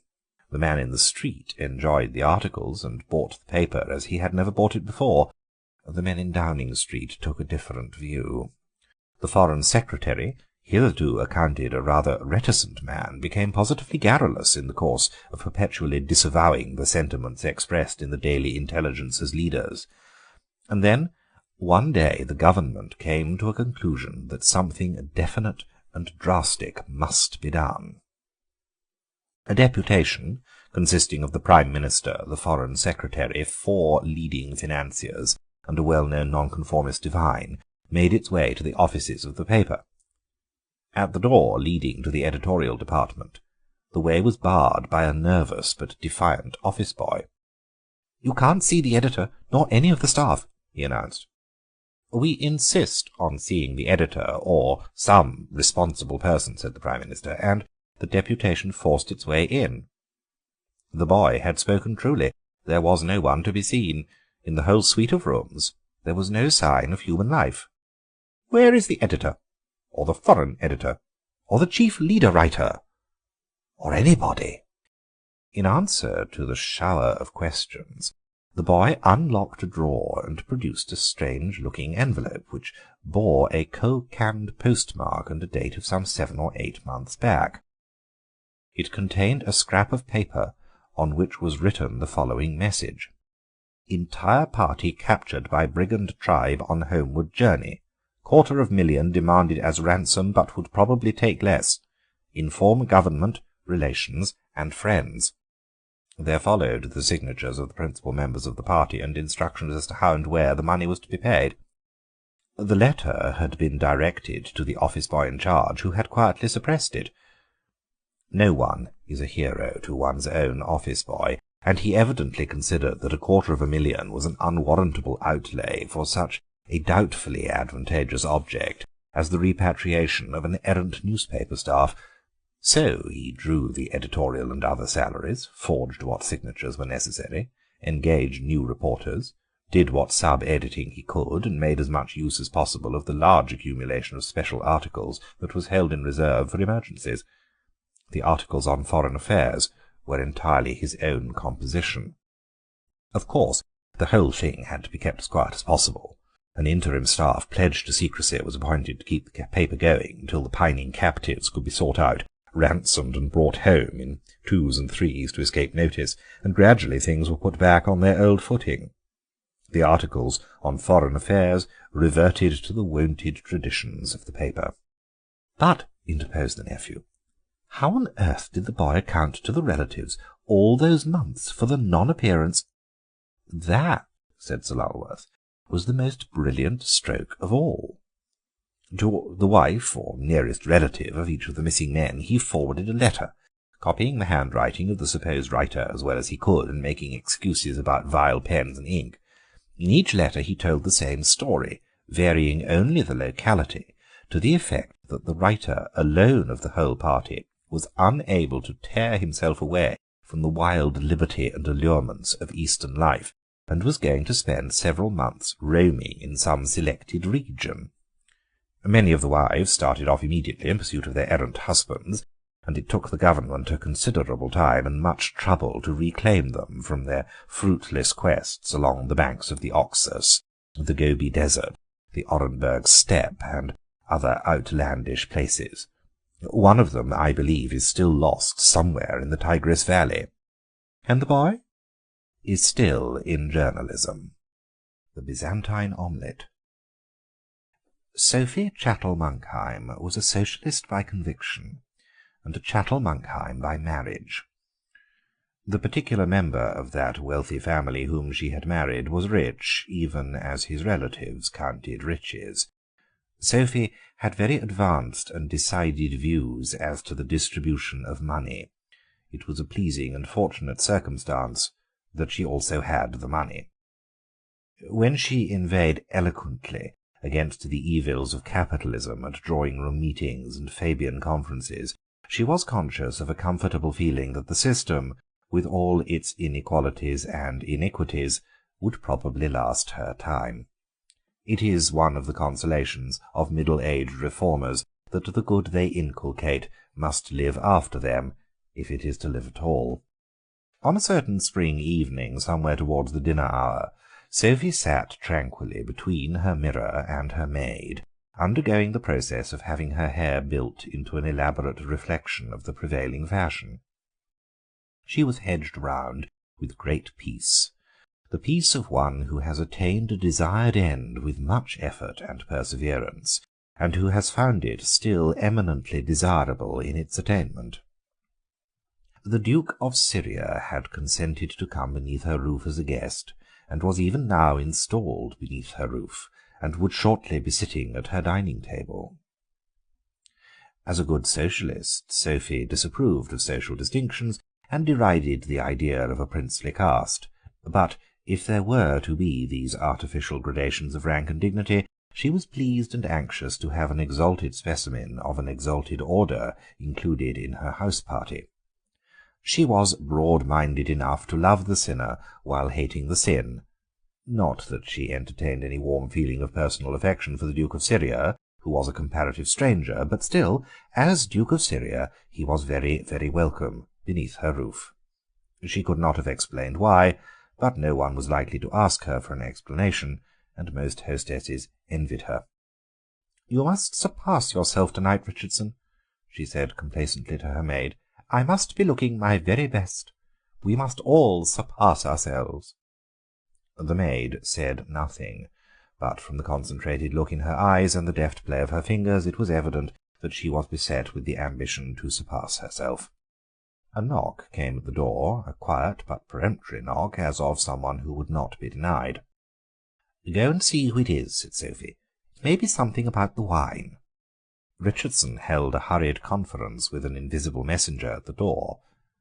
When she returned, there was noticeable a curious listlessness in place of her hitherto alert manner. "What is it?" asked Sophie. "The household servants have downed tools, madam," said Richardson. "Downed tools?" exclaimed Sophie. "Do you mean to say they've gone on strike?" "Yes, madam," said Richardson, adding the information, "It's Gaspar that the trouble's about." "Gaspar?" said Sophie wonderingly. "The emergency chef? The omelette specialist?" "Yes, madame. Before he became an omelette specialist, he was a valet, and he was one of the strike-breakers in the great strike at Lord Grimford's 2 years ago. As soon as the household staff here learned that you'd engaged him, they resolved to down tools as a protest.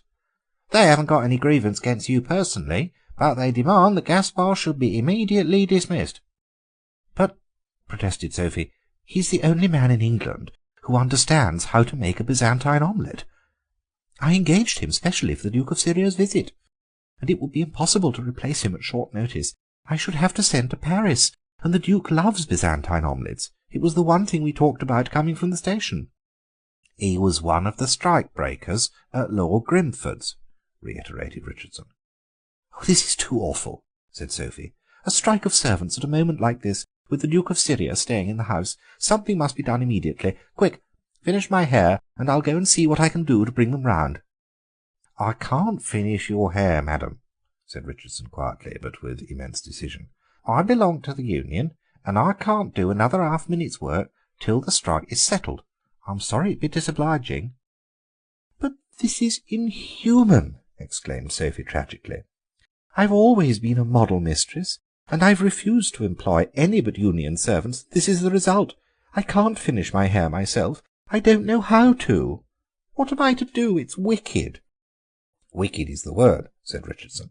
"I'm a good Conservative, and I've no patience with this socialist foolery, asking your pardon. It's tyranny, that's what it is, all along the line, but I've my living to make, same as other people, and I've got to belong to the Union.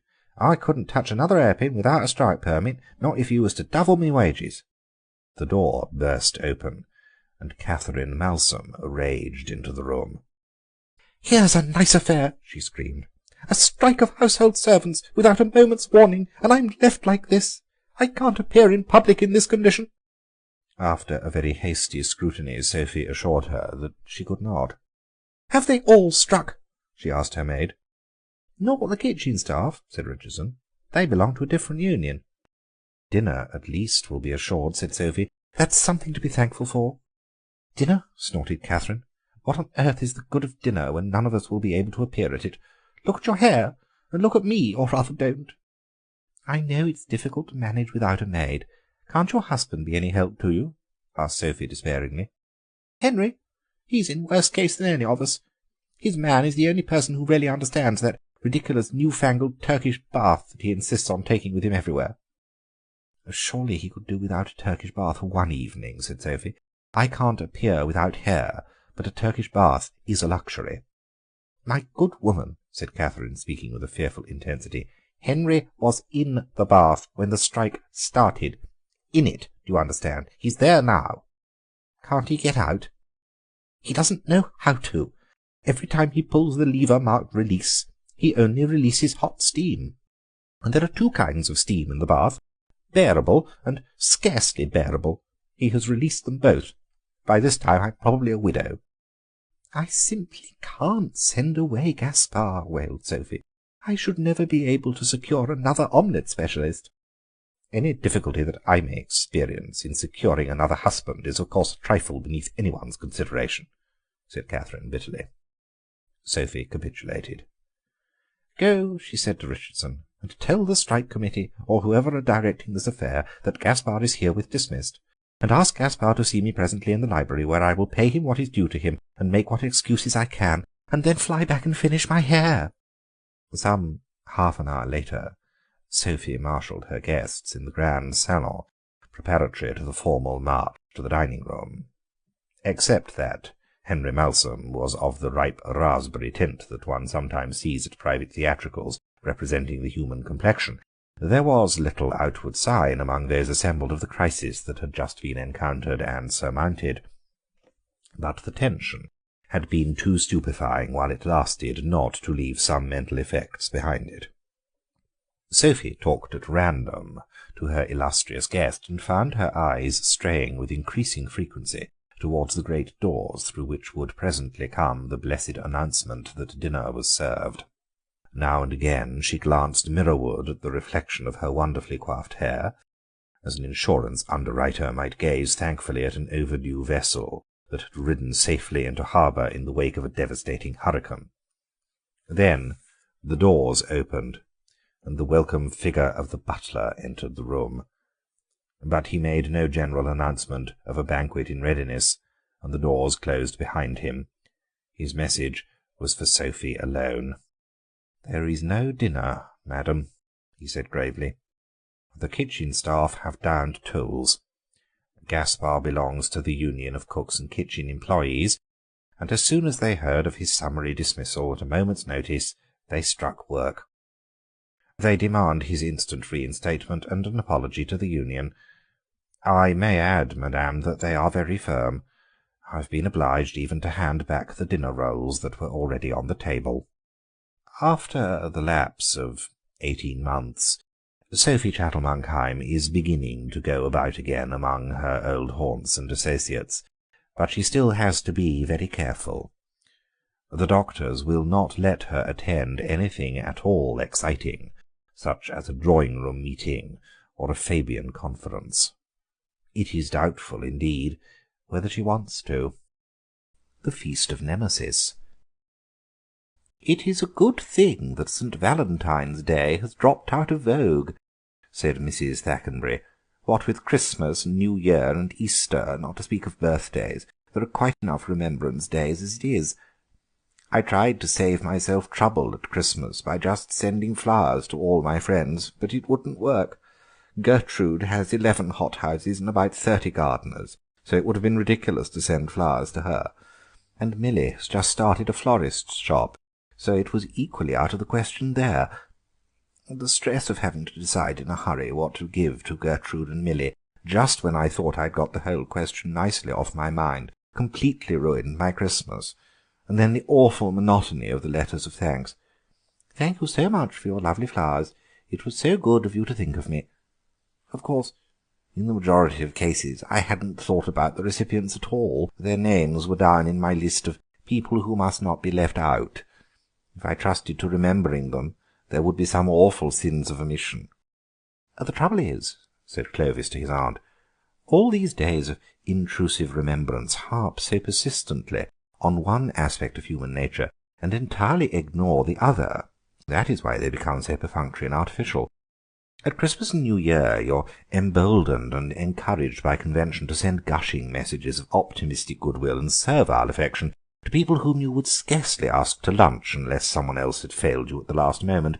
If you are supping at a restaurant on New Year's Eve, you are permitted and expected to join hands and sing, for auld lang syne, with strangers whom you have never seen before and never want to see again. But no licence is allowed in the opposite direction." "Opposite direction? What opposite direction?"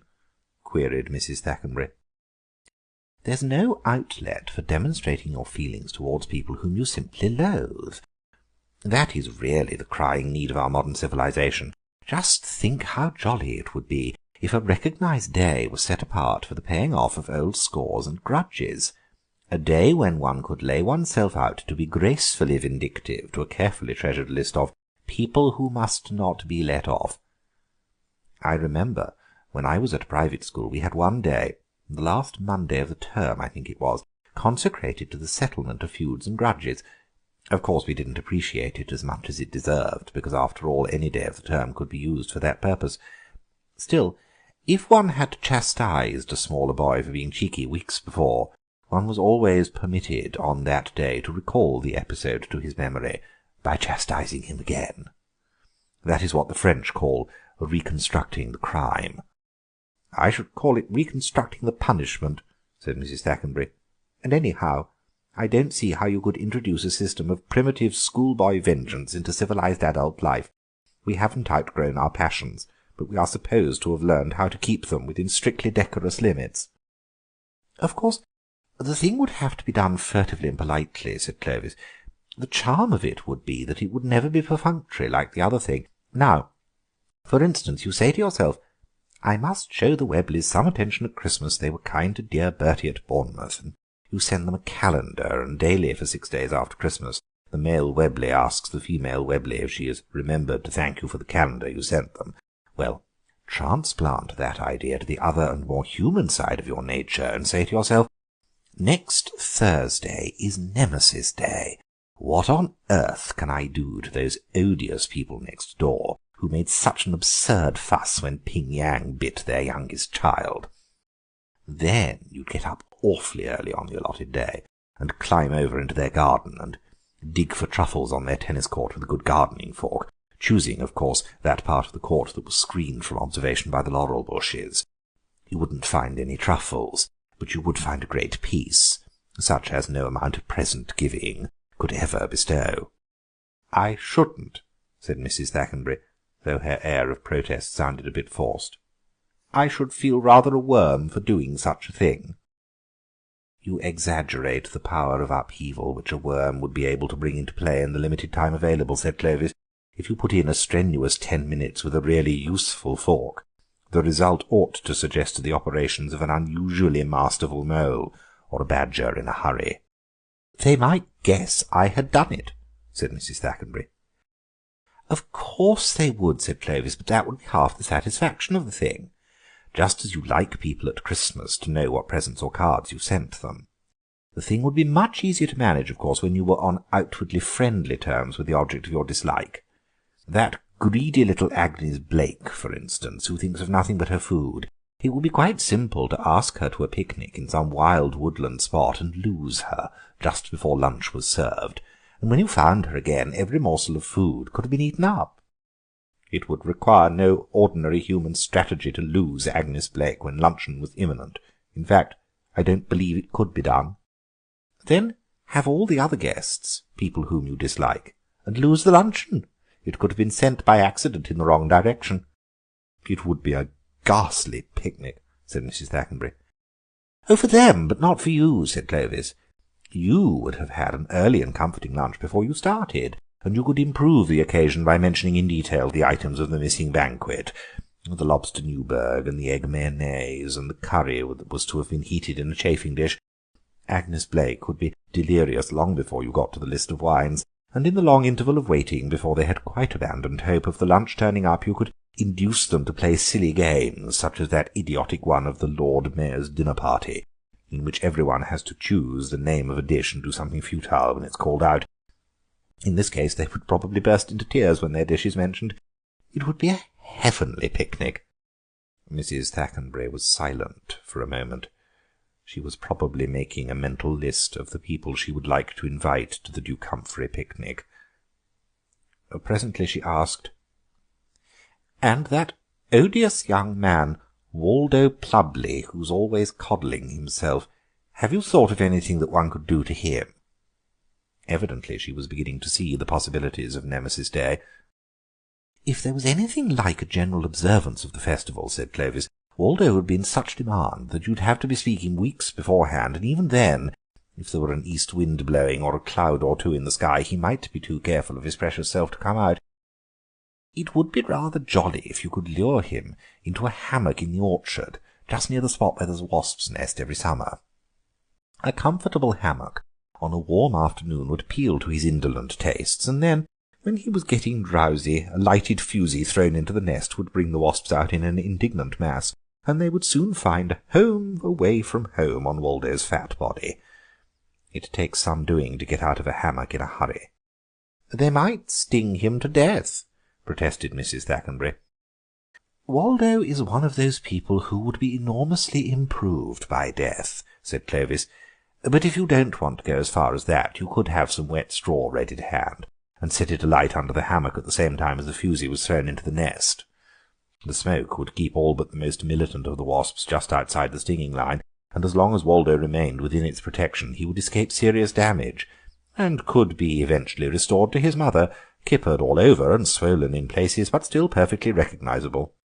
"His mother would be my enemy for life," said Mrs. Thackenbury. "That would be one less greeting to exchange at Christmas," said Clovis. The Dreamer. It was the season of sales. The august establishment of Walpurgis and Nettlepink had lowered its prices for an entire week as a concession to trade observances, much as an archduchess might protestingly contract an attack of influenza for the unsatisfactory reason that influenza was locally prevalent. Adela Chemping, who considered herself in some measure superior to the allurements of an ordinary bargain sale, made a point of attending the reduction week at Walpurgis and Nettlepink's. "I am not a bargain hunter," she said, "but I like to go where bargains are," which showed that beneath her strength of character there flowed a gracious undercurrent of human weakness.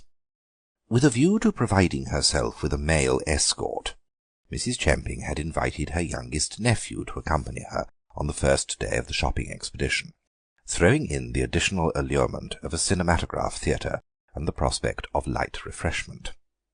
As Cyprian was not yet 18, she hoped he might not have reached that stage in masculine development when parcel-carrying is looked on as a thing abhorrent. "Meet me just outside the floral department," she wrote to him, "and don't be a moment later than 11. Cyprian was a boy who carried with him through early life the wondering look of a dreamer, the eyes of one who sees things that are not visible to ordinary mortals, and invests the commonplace things of this world with qualities unsuspected by plainer folk, the eyes of a poet or a house-agent. He was quietly dressed, that sartorial quietude which frequently accompanies early adolescence, and is usually attributed by novel writers to the influence of a widowed mother. His hair was brushed back in a smoothness as of ribbon seaweed, and seamed with a narrow furrow that scarcely aimed at being a parting. His aunt particularly noted this item of his toilet when they met at the appointed rendezvous, because he was standing waiting for her, bareheaded. "Where is your hat?" she asked. "I didn't bring one with me," he replied. Adela Chemping was slightly scandalized. "You are not going to be what they call a nut, are you?" she inquired with some anxiety, partly with the idea that a nut would be an extravagance which her sister's small household would scarcely be justified in incurring, partly, perhaps, with the instinctive apprehension that a nut, even in its embryo stage, would refuse to carry parcels. Cyprian looked at her with his wondering, dreamy eyes. "I didn't bring a hat," he said, "because it is such a nuisance when one is shopping. I mean, it is so awkward if one meets anyone one knows and has to take one's hat off when one's hands are full of parcels. If one hasn't got a hat, one can't take it off." Mrs. Champing sighed with great relief. Her worst fear had been laid at rest. "It is more orthodox to wear a hat," she observed, and then turned her attention briskly to the business in hand. "We will go first to the table linen counter," she said, leading the way in that direction. "I should like to look at some napkins." The wondering look deepened in Cyprian's eyes as he followed his aunt. He belonged to a generation that is supposed to be overfond of the role of mere spectator, but looking at napkins that one did not mean to buy was a pleasure beyond his comprehension. Mrs. Champing held one or two napkins up to the light and stared fixedly at them, as though she half expected to find some revolutionary cipher written on them in scarcely visible ink. Then she suddenly broke away in the direction of the glassware department. "Millicent asked me to get her a couple of decanters, if there were any going really cheap," she explained on the way. "And I really do want a salad bowl. I can come back to the napkins later on." She handled and scrutinized a large number of decanters and a long series of salad bowls, and finally bought 7 chrysanthemum vases. "No one uses that kind of vase nowadays," she informed Cyprian, "but they will do for presents next Christmas." 2 sunshades that were marked down to a price that Mrs. Champing considered absurdly cheap were added to her purchases. "One of them will do for Ruth Colson. She's going out to the Malay States, and a sunshade will always be useful there. And I must get her some thin writing paper. It takes up no room in one's baggage." Mrs. Champing bought stacks of writing paper. It was so cheap, and it went so flat in a trunk or portmanteau. She also bought a few envelopes. Envelopes somehow seemed rather an extravagance compared with notepaper. "Do you think Ruth will like blue or grey paper?" she asked Cyprian. "Grey," said Cyprian, who had never met the lady in question. "Have you any mauve notepaper of this quality?" Adela asked the assistant. "We haven't any mauve," said the assistant, "but we've 2 shades of green and a darker shade of grey." Mrs. Champing inspected the greens and the darker grey, and chose the blue. "Now we can have some lunch," she said. Cyprian behaved in an exemplary fashion in the refreshment department, and cheerfully accepted a fish cake and a mince pie and a small cup of coffee as adequate restoratives after 2 hours of concentrated shopping. He was adamant, however, in resisting his aunt's suggestion that a hat should be bought for him at the counter where men's headgear was being disposed of at temptingly reduced prices. "I've got as many hats as I want at home," he said, "and besides, it rumples one's hair so trying them on." Perhaps he was going to develop into a nut after all. It was a disquieting symptom that he left all the parcels in charge of the cloakroom attendant. "We shall be getting more parcels presently," he said, "so we need not collect these till we have finished our shopping." His aunt was doubtfully appeased. Some of the pleasure and excitement of a shopping expedition seemed to evaporate when one was deprived of immediate personal contact with one's purchases. "I'm going to look at those napkins again," she said, as they descended the stairs to the ground floor. "You need not come," she added, as the dreaming look in the boy's eyes changed for a moment into one of mute protest. "You can meet me afterwards in the cutlery department.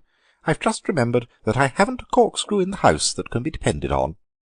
Cyprian was not to be found in the cutlery department when his aunt in due course arrived there, but in the crush and bustle of anxious shoppers and busy attendants it was an easy matter to miss anyone.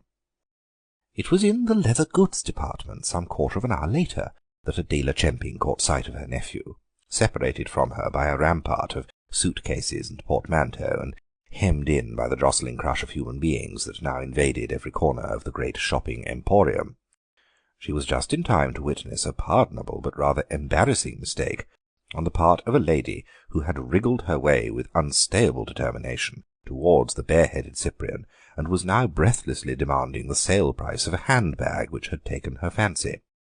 "There now," exclaimed Adela to herself, "she takes him for one of the shop assistants because he hasn't got a hat on.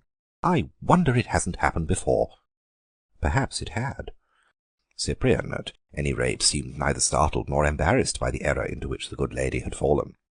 Examining the ticket on the bag, he announced in a clear, dispassionate voice, "Black Seal, 34 shillings, marked down to 28. As a matter of fact, we are clearing them out at a special reduction price of 26 shillings. They are going off rather fast." "I'll take it," said the lady, eagerly digging some coins out of her purse. "Will you take it as it is?" asked Cyprian. "It will be a matter of a few minutes to get it wrapped up. There is such a crush." "Never mind, I'll take it as it is," said the purchaser, clutching her treasure and counting the money into Cyprian's palm. Several kind strangers helped Adela into the open air. "It's the crush and the heat," said one sympathizer to another. "It's enough to turn anyone giddy." When she next came across Cyprian, he was standing in the crowd that pushed and jostled around the counters of the book department. The dream look was deeper than ever in his eyes. He had just sold 2 books of devotion to an elderly canon. The Quince Tree. "I've just been to see old Betsy Mullen," announced Vera to her aunt, Mrs. Beverley Cumble. "She seems in rather a bad way about her rent. She owes about 15 weeks of it, and says she doesn't know where any of it is to come from." "Betsy Mullen always is in difficulties with her rent, and the more people help her with it, the less she troubles about it," said the aunt. "I certainly am not going to assist her any more. The fact is, she will have to go into a smaller and cheaper cottage. There are several to be had at the other end of the village for half the rent that she's paying or supposed to be paying now. I told her a year ago that she ought to move." "But she wouldn't get such a nice garden anywhere else," protested Vera. "And there's such a jolly quince tree in the corner. I don't suppose there's another quince tree in the whole parish, and she never makes any quince jam. I think to have a quince tree and not to make quince jam shows such strength of character. Oh, she can't possibly move away from that garden." "When one is 16, said Mrs. Beverley Cumble severely, "one talks of things being impossible which are merely uncongenial. It is not only possible, but it is desirable that Betsy Mullen should move into smaller quarters. She has scarcely enough furniture to fill that big cottage." "As far as value goes," said Vera after a short pause, "there is more in Betsy's cottage than in any other house for miles around." "Nonsense," said the aunt. "She parted with whatever old chinaware she had long ago." "I'm not talking about anything that belongs to Betsy herself," said Vera darkly. "But of course you don't know what I know, and I don't suppose I ought to tell you." "You must tell me at once," exclaimed the aunt, her senses leaping into alertness like those of a terrier suddenly exchanging a bored drowsiness for the lively anticipation of an immediate rat hunt. "I'm perfectly certain that I oughtn't to tell you anything about it," said Vera, "but then I often do things I oughtn't to do." "I should be the last person to suggest that you should do anything that you ought not to do," began Mrs. Beverley Cumble impressively. "And I am always swayed by the last person who speaks to me," admitted Vera, "so I'll do what I ought not to do, and tell you." Mrs. Beverley Cumble thrust a very pardonable sense of exasperation into the background of her mind, and demanded impatiently, "What is there in Betsy Mullen's cottage that you are making such a fuss about?" "It's hardly fair to say that I've made a fuss about it," said Vera. "This is the first I've mentioned the matter. But there's been no end of trouble and mystery and newspaper speculation about it. It's rather amusing to think of the columns of conjecture in the press, and the police and detectives hunting about everywhere at home and abroad, and all the while that innocent-looking little cottage has held the secret." "You don't mean to say it's that Louvre picture, Lap something or other, the woman with the smile, that disappeared about 2 years ago?" exclaimed the aunt with rising excitement. "Oh, no, not that," said Vera, "but something quite as important and just as mysterious, if anything rather more scandalous." "Not the Dublin—" Vera nodded. "The whole jolly lot of them? In Betsy's cottage? Incredible!" "Of course, Betsy hasn't an idea as to what they are," said Vera. "She just knows that they're something valuable, and that she must keep quiet about them. I found out quite by accident what they were and how they came to be there.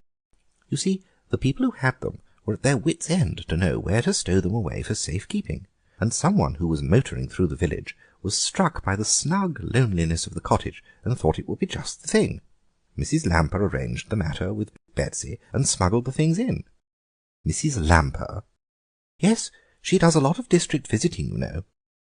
"I am quite aware that she takes soup and flannel and improving literature to the poorer cottages," said Mrs. Bebberley Cumble, "but that is hardly the same sort of thing as disposing of stolen goods, and she must have known something about their history.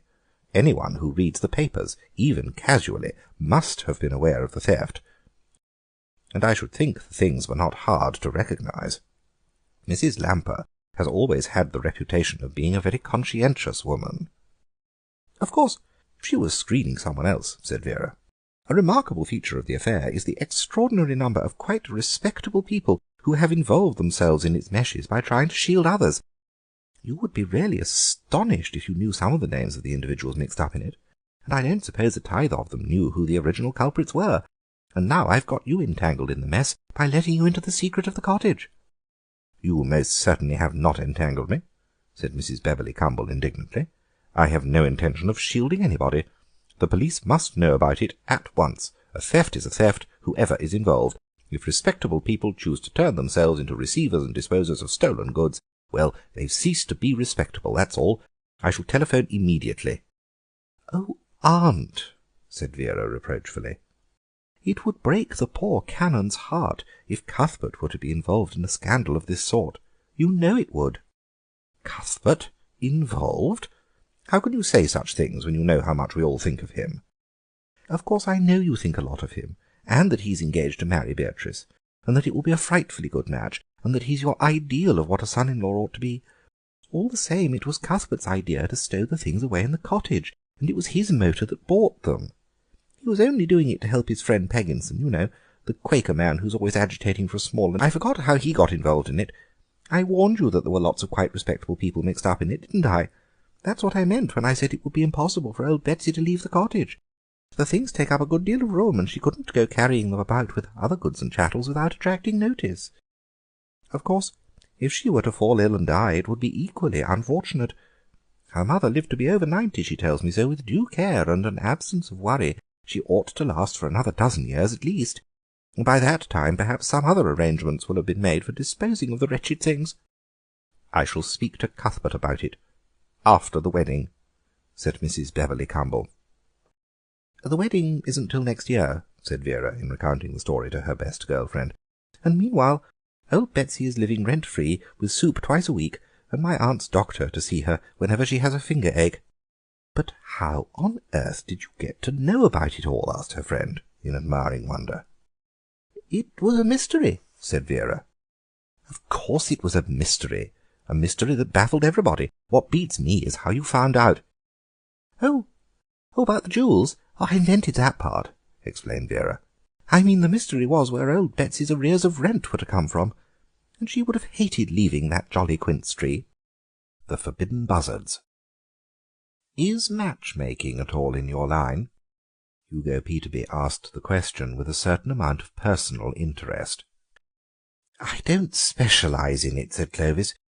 "It's all right while you're doing it, but the after-effects are sometimes so disconcerting, the mute reproachful looks of the people you've aided and abetted in matrimonial experiments. It's as bad as selling a man a horse with half a dozen latent vices and watching him discover them piecemeal in the course of the hunting season. I suppose you're thinking of the Coulterneb girl. She's certainly jolly and quite all right as far as looks go, and I believe a certain amount of money adheres to her. What I don't see is how you will ever manage to propose to her. In all the time I've known her, I don't remember her to have stopped talking for 3 consecutive minutes. You'll have to race her 6 times round the grass paddock for a bet, and then blurt your proposal out before she's got her wind back. The paddock is laid up for hay, but if you're really in love with her you won't let a consideration of that sort stop you, especially as it's not your hay." "I think I could manage the proposing part right enough," said Hugo, "if I could count on being left alone with her for 4 or 5 hours. The trouble is that I'm not likely to get anything like that amount of grace. That fellow Lanner is showing signs of interesting himself in the same quarter. He is quite heartbreakingly rich, and is rather a swell in his way. In fact, our hostess is obviously a bit flattered at having him here. If she gets wind of the fact that he's inclined to be attracted by Betty Coulterneb, she'll think it a splendid match, and throw them into each other's arms all day long, and then where will my opportunities come in?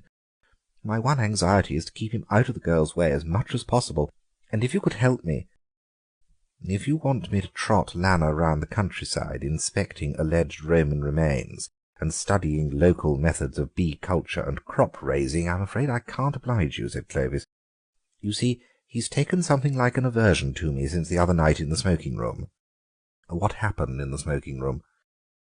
"He trotted out some well-worn chestnut as the latest thing in good stories, and I remarked quite innocently that I could never remember whether it was George II or James II who was so fond of that particular story, and now he regards me with politely draped dislike. I'll do my best for you if the opportunity arises, but it will have to be in a roundabout, impersonal manner." "It's so nice having Mr. Lanner here," confided Mrs. Olston to Clovis the next afternoon. "He's always been engaged when I've asked him before. Such a nice man. He really ought to be married to some nice girl. Between you and me, I have an idea that he came down here for a certain reason." "I've had much the same idea," said Clovis, lowering his voice. "In fact, I'm almost certain of it." "You mean he's attracted by—" began Mrs. Olston eagerly. "I mean he's here for what he can get," said Clovis. "For what he can get?" said the hostess with a tone of indignation in her voice. "What do you mean? He's a very rich man. What should he want to get here?" "He has one ruling passion," said Clovis, "and there's something he can get here that is not to be had for love nor money anywhere else in the country, as far as I know." "But whatever do you mean? What is his ruling passion?" "Egg collecting," said Clovis. "He has agents all over the world getting rare eggs for him, and his collection is one of the finest in Europe. But his great ambition is to collect his treasures personally. He stops at no expense nor trouble to achieve that end." "Good heavens! The buzzards? The rough-legged buzzards?" exclaimed Mrs. Olston. "You don't think he's going to raid their nest?" "What do you think yourself?" asked Clovis. "The only pair of rough-legged buzzards known to breed in this country are nesting in your woods. Very few people know about them, but as a member of the League for Protecting Rare Birds that information would be at his disposal. I came down in the train with him, and I noticed that a bulky volume of Dresser's Birds of Europe was one of the requisites that he had packed in his travelling kit. It was the volume dealing with short-winged hawks and buzzards." Clovis believed that if a lie was worth telling, it was worth telling well. "That is appalling," said Mrs. Olston. "My husband would never forgive me if anything happened to those birds. They've been seen about the woods for the last year or two, but this is the first time they've nested. As you say, they're almost the only pair known to be breeding in the whole of Great Britain, and now their nest is going to be harried by a guest staying under my roof. I must do something to stop it. Do you think if I appealed to him—" Clovis laughed. "There is a story going about, which I fancy is true in most of its details, of something that happened not long ago somewhere on the coast of the Sea of Marmora, in which our friend had a hand. A Syrian nightjar, or some such bird, was known to be breeding in the olive gardens of a rich Armenian, who for some reason or other wouldn't allow Lana to go in and take the eggs, though he offered cash down for the permission. The Armenian was found beaten near to death a day or two later, and his fences levelled. It was assumed to be a case of Mussulman aggression, and noted as such in all the consular reports, but the eggs are in the Lana collection. No, I don't think I should appeal to his better feelings if I were you." "I must do something," said Mrs. Olston tearfully. "My husband's parting words when he went off to Norway were an injunction to see that those birds were not disturbed. He's asked about them every time he's written. Do suggest something." "I was going to suggest picketing," said Clovis. "Picketing? You mean setting guards round the birds?" "No, round Lana. He can't find his way through those woods by night, and you could arrange that you or Evelyn or Jack or the German governess should be by his side in relays all day long. A fellow guest he could get rid of, but he couldn't very well shake off members of the household, and even the most determined collector would hardly go climbing after forbidden buzzards' eggs with a German governess hanging round his neck, so as to speak." Lana, who had been lazily watching for an opportunity for prosecuting his courtship of the Coulterneb girl, found presently that his chances of getting her to himself for 10 minutes even were non-existent. If the girl was ever alone, he never was. His hostess had changed suddenly, as far as he was concerned, from the desirable type that lets her guests do nothing in the way that best pleases them, to the sort that drags them over the ground like so many harrows. She showed him the herb garden, and the greenhouses, the village church, some watercolour sketches that her sister had done in Corsica, and the place where it was hoped that celery would grow later in the year. He was shown all the Aylesbury ducklings, and the row of wooden hives where there would have been bees if there had not been bee disease. He was also taken to the end of a long lane and shown a distant mound, whereon local tradition reported that the Danes had once pitched a camp. And when his hostess had to desert him temporarily for other duties, he would find Evelyn walking solemnly by his side. Evelyn was 14, and talked chiefly about good and evil, and of how much one might accomplish in the way of regenerating the world, if one was thoroughly determined to do one's utmost. It was generally rather a relief when she was displaced by Jack, who was 9 years old, and talked exclusively about the Balkan War, without throwing any fresh light on its political or military history. The German governess told Lana more about Schiller than he had ever heard in his life about any one person. It was perhaps his own fault for having told her that he was not interested in Goethe. When the governess went off picket duty, the hostess was again on hand, with a not-to-be-gainsaid invitation to visit the cottage of an old woman who remembered Charles James Fox. The woman had been dead for 2 or 3 years, but the cottage was still there. Lana was called back to town earlier than he had originally intended. Hugo did not bring off his affair with Betty Coulterneb. Whether she refused him, or whether, as was more generally supposed, he did not get a chance of saying 3 consecutive words, has never been exactly ascertained. Anyhow, she is still the jolly Coulterneb girl. The buzzards successfully reared 2 young ones, which were shot by a local hairdresser. The steak. "Ronnie is a great trial to me," said Mrs. Attray plaintively. "Only 18 years old last February, and already a confirmed gambler. I'm sure I don't know where he inherits it from. His father never touched cards, and you know how little I play. A game of bridge on Wednesday afternoons in the winter for 3d a hundred, and even that I shouldn't do if it wasn't that Edith always wants a 4th, and would be certain to ask that detestable Jenkinham woman if she couldn't get me. I would much rather sit and talk any day than play bridge. Cards are such a waste of time, I think. But as to Ronnie, bridge and baccarat and poker patience are positively all he thinks about. Of course I've done my best to stop it. I've asked the Norridrums not to let him play cards when he's over there, but you might as well ask the Atlantic Ocean to keep quiet for a crossing as to expect them to bother about a mother's natural anxieties." "Why do you let him go there?" asked Eleanor Saxelby. "My dear," said Mrs. Attray, "I don't want to offend them. After all, they are my landlords, and I have to look to them for anything I want done about the place. They were very accommodating about the new roof for the orchid house, and they lend me one of their cars when mine is out of order. You know how often it gets out of order." "I don't know how often," said Eleanor, "but it must happen very frequently. Whenever I want you to take me anywhere in your car, I'm always told that there's something wrong with it, or else that the chauffeur has neuralgia, and you don't like to ask him to go out." "He suffers quite a lot from neuralgia," said Mrs. Attray hastily. "Anyhow," she continued, "you can understand that I don't want to offend the Norridrums. Their household is the most rackety one in the county, and I believe no one even knows to an hour or two when any particular meal will appear on the table, or what it will consist of when it does appear." Eleanor Saxelby shuddered. She liked her meals to be of regular occurrence and assured proportions. "Still," pursued Mrs. Attray, "whatever their home life may be, as landlords and neighbours they are considerate and obliging, so I don't want to quarrel with them. Besides, if Ronnie didn't play cards there, he'd be playing somewhere else." "Not if you were firm with him," said Eleanor. "I believe in being firm." "Firm? I am firm," exclaimed Mrs. Attray. "I am more than firm. I am far-seeing. I've done everything I could think of to prevent Ronnie from playing for money. I've stopped his allowance for the rest of the year, so he can't even gamble on credit. and I've subscribed a lump sum to the church offertory in his name, instead of giving him instalments of small silver to put in the bag on Sundays. I wouldn't even let him have the money to tip the hunt servants with, but sent it by postal order. He was furiously sulky about it, but I reminded him of what happened to the 10 shillings that I gave him for the Young Men's Endeavour League Self-Denial Week." "What did happen to it?" asked Eleanor.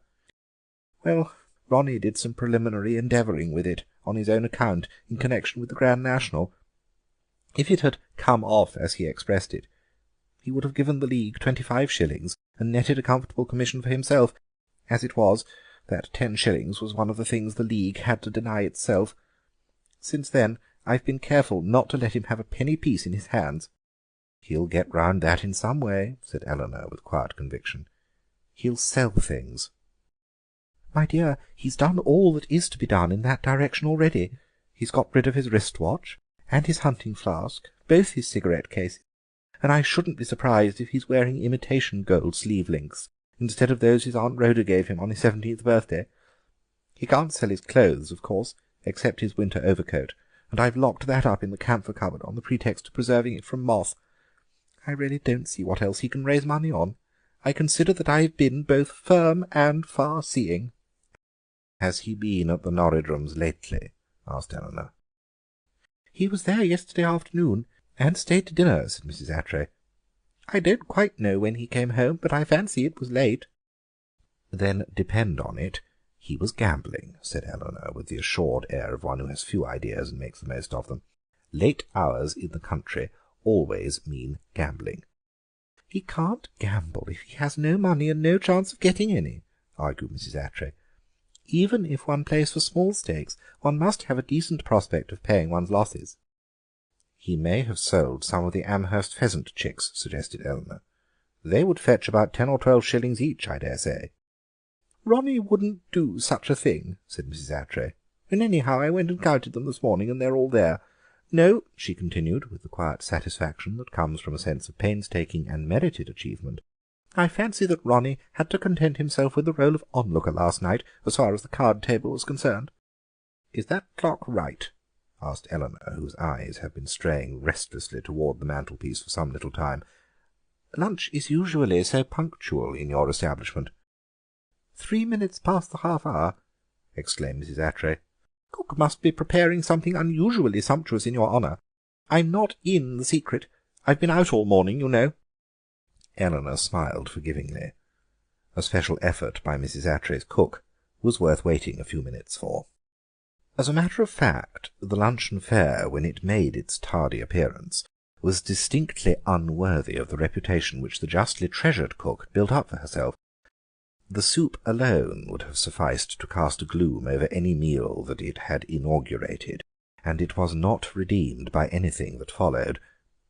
Eleanor said little, but when she spoke there was a hint of tears in her voice that was far more eloquent than outspoken denunciation would have been, and even the insouciant Ronald showed traces of depression when he tasted the Rognon's Saltikoff. "Not quite the best luncheon I've enjoyed in your house," said Eleanor at last, when her final hope had flickered out with the savoury. "My dear, it's the worst meal I've sat down to for years," said her hostess. "That last dish tasted principally of red pepper and wet toast. I'm awfully sorry. Is anything the matter in the kitchen, Pellin?" she asked of the attendant maid. "Well, ma'am, the new cook hadn't hardly time to see things properly coming in so sudden," commenced Pellin by the way of explanation. "The new cook?" screamed Mrs. Attray. "Colonel Norridrum's cook, ma'am," said Pellin. "What on earth do you mean? What is Colonel Norridrum's cook doing in my kitchen, and where is my cook?" "Perhaps I can explain better than Pellin can," said Ronald hurriedly. "The fact is, I was dining at the Norridrums yesterday, and they were wishing they had a swell cook like yours just for to-day and to-morrow, while they've got some gourmet staying with them. Their own cook's no earthly good. Well, you've seen what she turns out when she's all flurried. So I thought it would be rather sporting to play them at baccarat for the loan of our cook against a money stake, and I lost, that's all. I have had rotten luck at baccarat all this year." The remainder of his explanation of how he had assured the cooks that the temporary transfer had been his mother's sanction, and had smuggled the one out and the other in during the maternal absence, was drowned in the outcry of scandalised upbraiding. "If I'd sold the woman into slavery, there couldn't have been a bigger fuss about it," he confided afterwards to Bertie Norridrum, and Eleanor Saxelby raged and ramped the louder of the two. I'll tell you what, I'll bet you 2 of the Amherst pheasants to 5 shillings that she refuses to have me as a partner at the croquet tournament. We're drawn together, you know. But this time he won his bet. Clovis on parental responsibilities. Marion Eggelby sat talking to Clovis on the only subject that she ever willingly talked about, her offspring and their varied perfections and accomplishments. Clovis was not in what could be called a receptive mood. The younger generation of Eggelby, depicted in the glowing, improbable colours of parent impressionism, aroused in him no enthusiasm. Mrs. Eggelby, on the other hand, was furnished with enthusiasm enough for 2. "You would like Eric," she said, argumentatively rather than hopefully. Clovis had intimated very unmistakably that he was unlikely to care extravagantly for either Amy or Willie. "Yes, I feel sure you would like Eric. Everyone takes to him at once. You know, he always reminds me of that famous picture of the youthful David. I forget who it's by, but it's very well known." "That would be sufficient to set me against him, if I saw much of him," said Clovis. "Just imagine at auction bridge, for instance, when one was trying to concentrate one's mind on what one's partner's original declaration had been, and to remember what suits one's opponents had originally discarded, what it would be like to have someone persistently reminding one of a picture of the youthful David. It would be simply maddening. If Eric did that, I should detest him." "Eric doesn't play bridge," said Mrs. Eggelby with dignity. "Doesn't he?" said Clovis. "Why not?" "None of my children have been brought up to play card games," said Mrs. Eggelby. "Draughts and halma and those sorts of games I encourage. Eric is considered quite a wonderful draughts player." "You are strewing dreadful risks in the path of your family," said Clovis. "A friend of mine, who is a prison chaplain, told me that among the worst criminal cases that have come under his notice, men condemned to death or to long periods of penal servitude, there was not a single bridge player. On the other hand, he knew at least 2 expert draughts players among them." "I really don't see what my boys have got to do with the criminal classes," said Mrs. Eggelby resentfully. "They have been most carefully brought up, I can assure you that." "That shows that you were nervous as to how they would turn out," said Clovis. "Now, my mother never bothered about bringing me up. She just saw to it that I got whacked at decent intervals and was taught the difference between right and wrong. There is some difference, you know, but I've forgotten what it is." "Forgotten the difference between right and wrong?" exclaimed Mrs. Eggelby. "Well, you see, I took up natural history and a whole lot of other subjects at the same time, and one can't remember everything, can one? I used to know the difference between the Sardinian dormouse and the ordinary kind, and whether the wryneck arrives at our shores earlier than the cuckoo or the other way round, and how long the walrus takes in growing to maturity. I dare say you knew all those sorts of things once, but I bet you've forgotten them." "Those things are not important," said Mrs. Eggelby. "But the fact that we've both forgotten them proves that they are important," said Clovis. "You must have noticed that it's always the important things that one forgets, while the trivial, unnecessary facts of life stick in one's memory. There's my cousin, Editha Clubberley, for instance. I can never forget that her birthday is on the 12th of October. It's a matter of utter indifference to me on what date her birthday falls, or whether she was born at all. Either fact seems to me absolutely trivial or unnecessary. I've heaps of other cousins to go on with.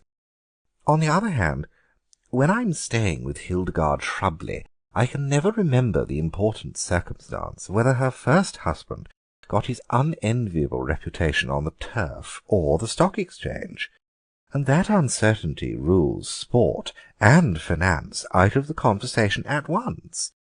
One can never mention travel either, because her second husband had to live permanently abroad. Mrs. Shrubley and I move in very different circles, said Mrs. Eggelby stiffly. No one who knows Hildegarde could possibly accuse her of moving in a circle, said Clovis. Her view of life seems to be a non-stop run with an inexhaustible supply of petrol. If she can get someone else to pay for the petrol, so much the better. I don't mind confessing to you that she has taught me more than any other woman I can think of. What kind of knowledge? Demanded Mrs. Eggelby with the air a jury might collectively wear when finding a verdict without leaving the box. Well, among other things, she's introduced me to at least 4 different ways of cooking lobster, said Clovis gratefully. That, of course, wouldn't appeal to you. People who abstain from the pleasures of the card table never really appreciate the finer possibilities of the dining table. I suppose their powers of enlightened enjoyment get atrophied from disuse. An aunt of mine was very ill after eating a lobster, said Mrs. Eggelby. I dare say if we knew more of her history, we should find out that she'd often been ill before eating the lobster. Aren't you concealing the fact that she'd had measles and influenza and nervous headache and hysteria and the other things aunts do have long before she ate the lobster? Aunts that have never known a day's illness are very rare. In fact, I don't personally know of any. Of course, if she ate it as a child of 2 weeks old, it might have been her first illness, and her last. But if that was the case, I think you should have said so. I must be going, said Mrs. Eggelby in a tone which had been thoroughly sterilized of even perfunctory regret. Clovis rose with an air of graceful reluctance. I have so enjoyed our little talk about Eric, he said. I quite look forward to meeting him some day. Good-bye, said Mrs. Eggelby frostily. The supplementary remark which she made at the back of her throat was, I'll take care that you never shall. A holiday task. Kenelm Jerton entered the dining hall of the Golden Galleon Hotel in the full crush of the luncheon hour. Nearly every seat was occupied, and small additional tables had been brought in where floor space permitted to accommodate late-comers, with the result that many of the tables were almost touching each other. Jerton was beckoned by a waiter to the only vacant table that was discernible, and took his seat with the uncomfortable and wholly groundless idea that everyone in the room was staring at him. He was a youngish man of ordinary appearance, quiet of dress and unobtrusive of manner, and he could never wholly rid himself of the idea that a fierce light of public scrutiny beat on him, as though he had been a notability or a super-nut. After he had ordered his lunch, there came the unavoidable interval of waiting, with nothing to do but stare at the flower-vase on his table and to be stared at, in imagination, by several flappers, some maturer beings of the same sex, and a satirical-looking Jew. In order to carry off the situation with some appearance of unconcern, he became spuriously interested in the contents of the flower-vase. "What's the name of those roses? Do you know?" he asked the waiter. The waiter was ready at all times to conceal his ignorance concerning items of the wine list or menu.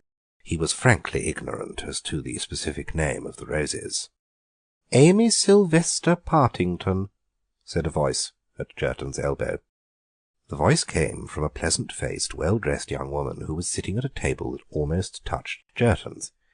He thanked her hurriedly and nervously for the information, and made some inconsequent remark about the flowers.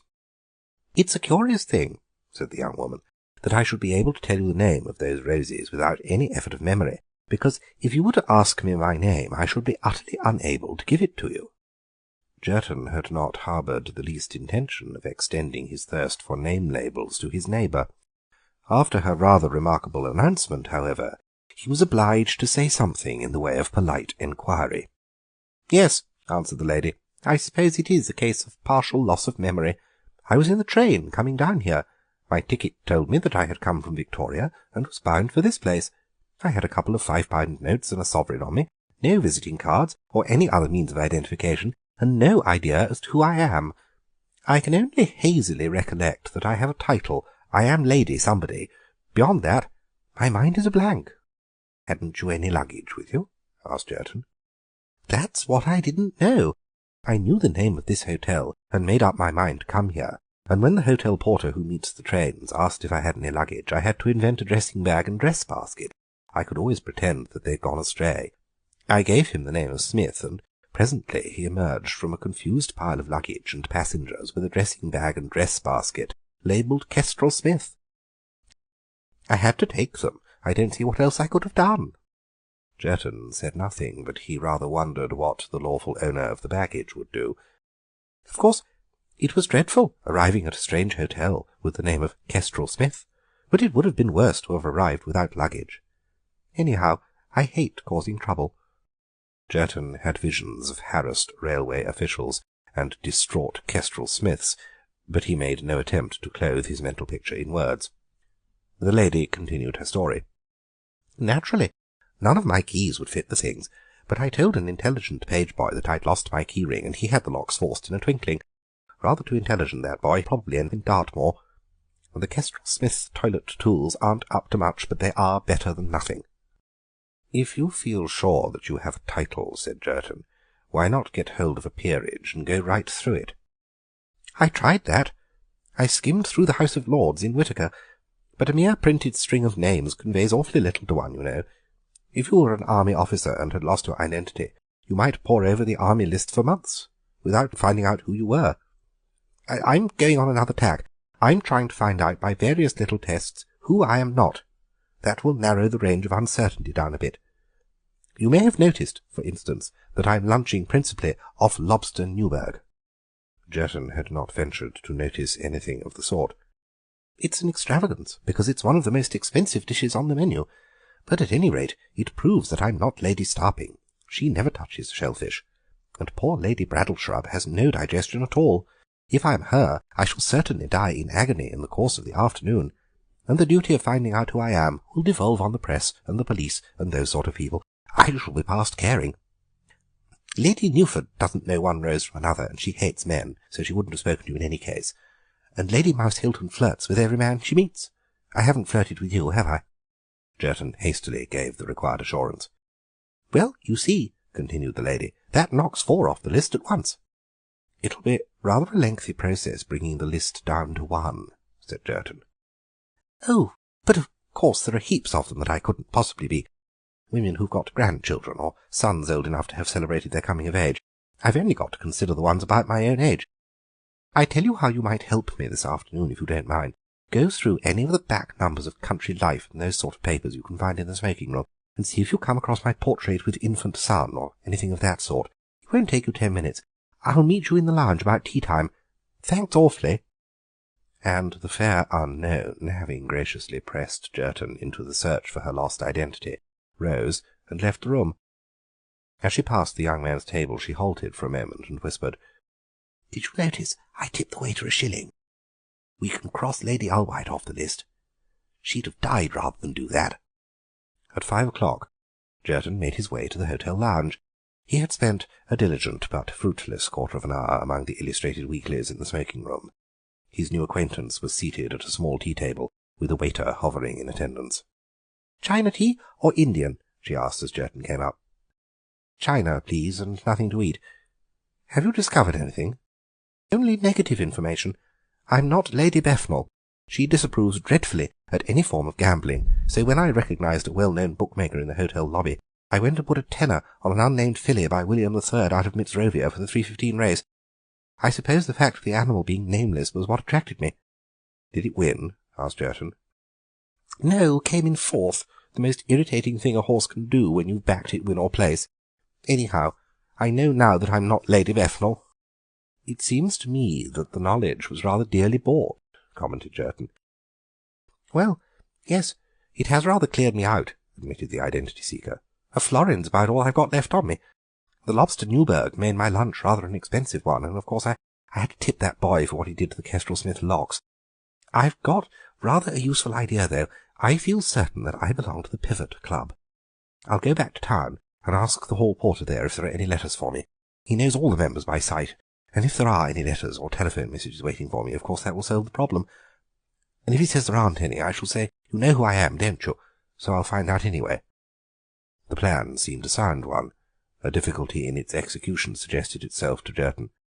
"Of course," said the lady when he hinted at the obstacle, "there's my fare back to town, and my bill here, and cabs and things. If you lend me £3, that ought to see me through comfortably. Thanks ever so. Then there's the question of that luggage. I don't want to be saddled with that for the rest of my life. I'll have it brought down to the hall, and you can pretend to mount guard over it while I'm writing a letter. Then I shall just slip away to the station, and you can wander off to the smoking room, and they can do what they like with the things. They'll advertise them after a bit, and the owner can claim them." Jerton acquiesced in the manoeuvre, and duly mounted guard over the luggage while its temporary owner slipped unobtrusively out of the hotel. Her departure was not, however, altogether unnoticed. Two gentlemen were strolling past Jerton, and one of them remarked to the other, "Did you see that tall young woman in grey who went out just now?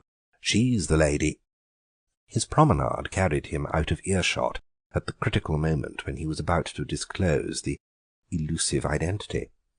The lady who?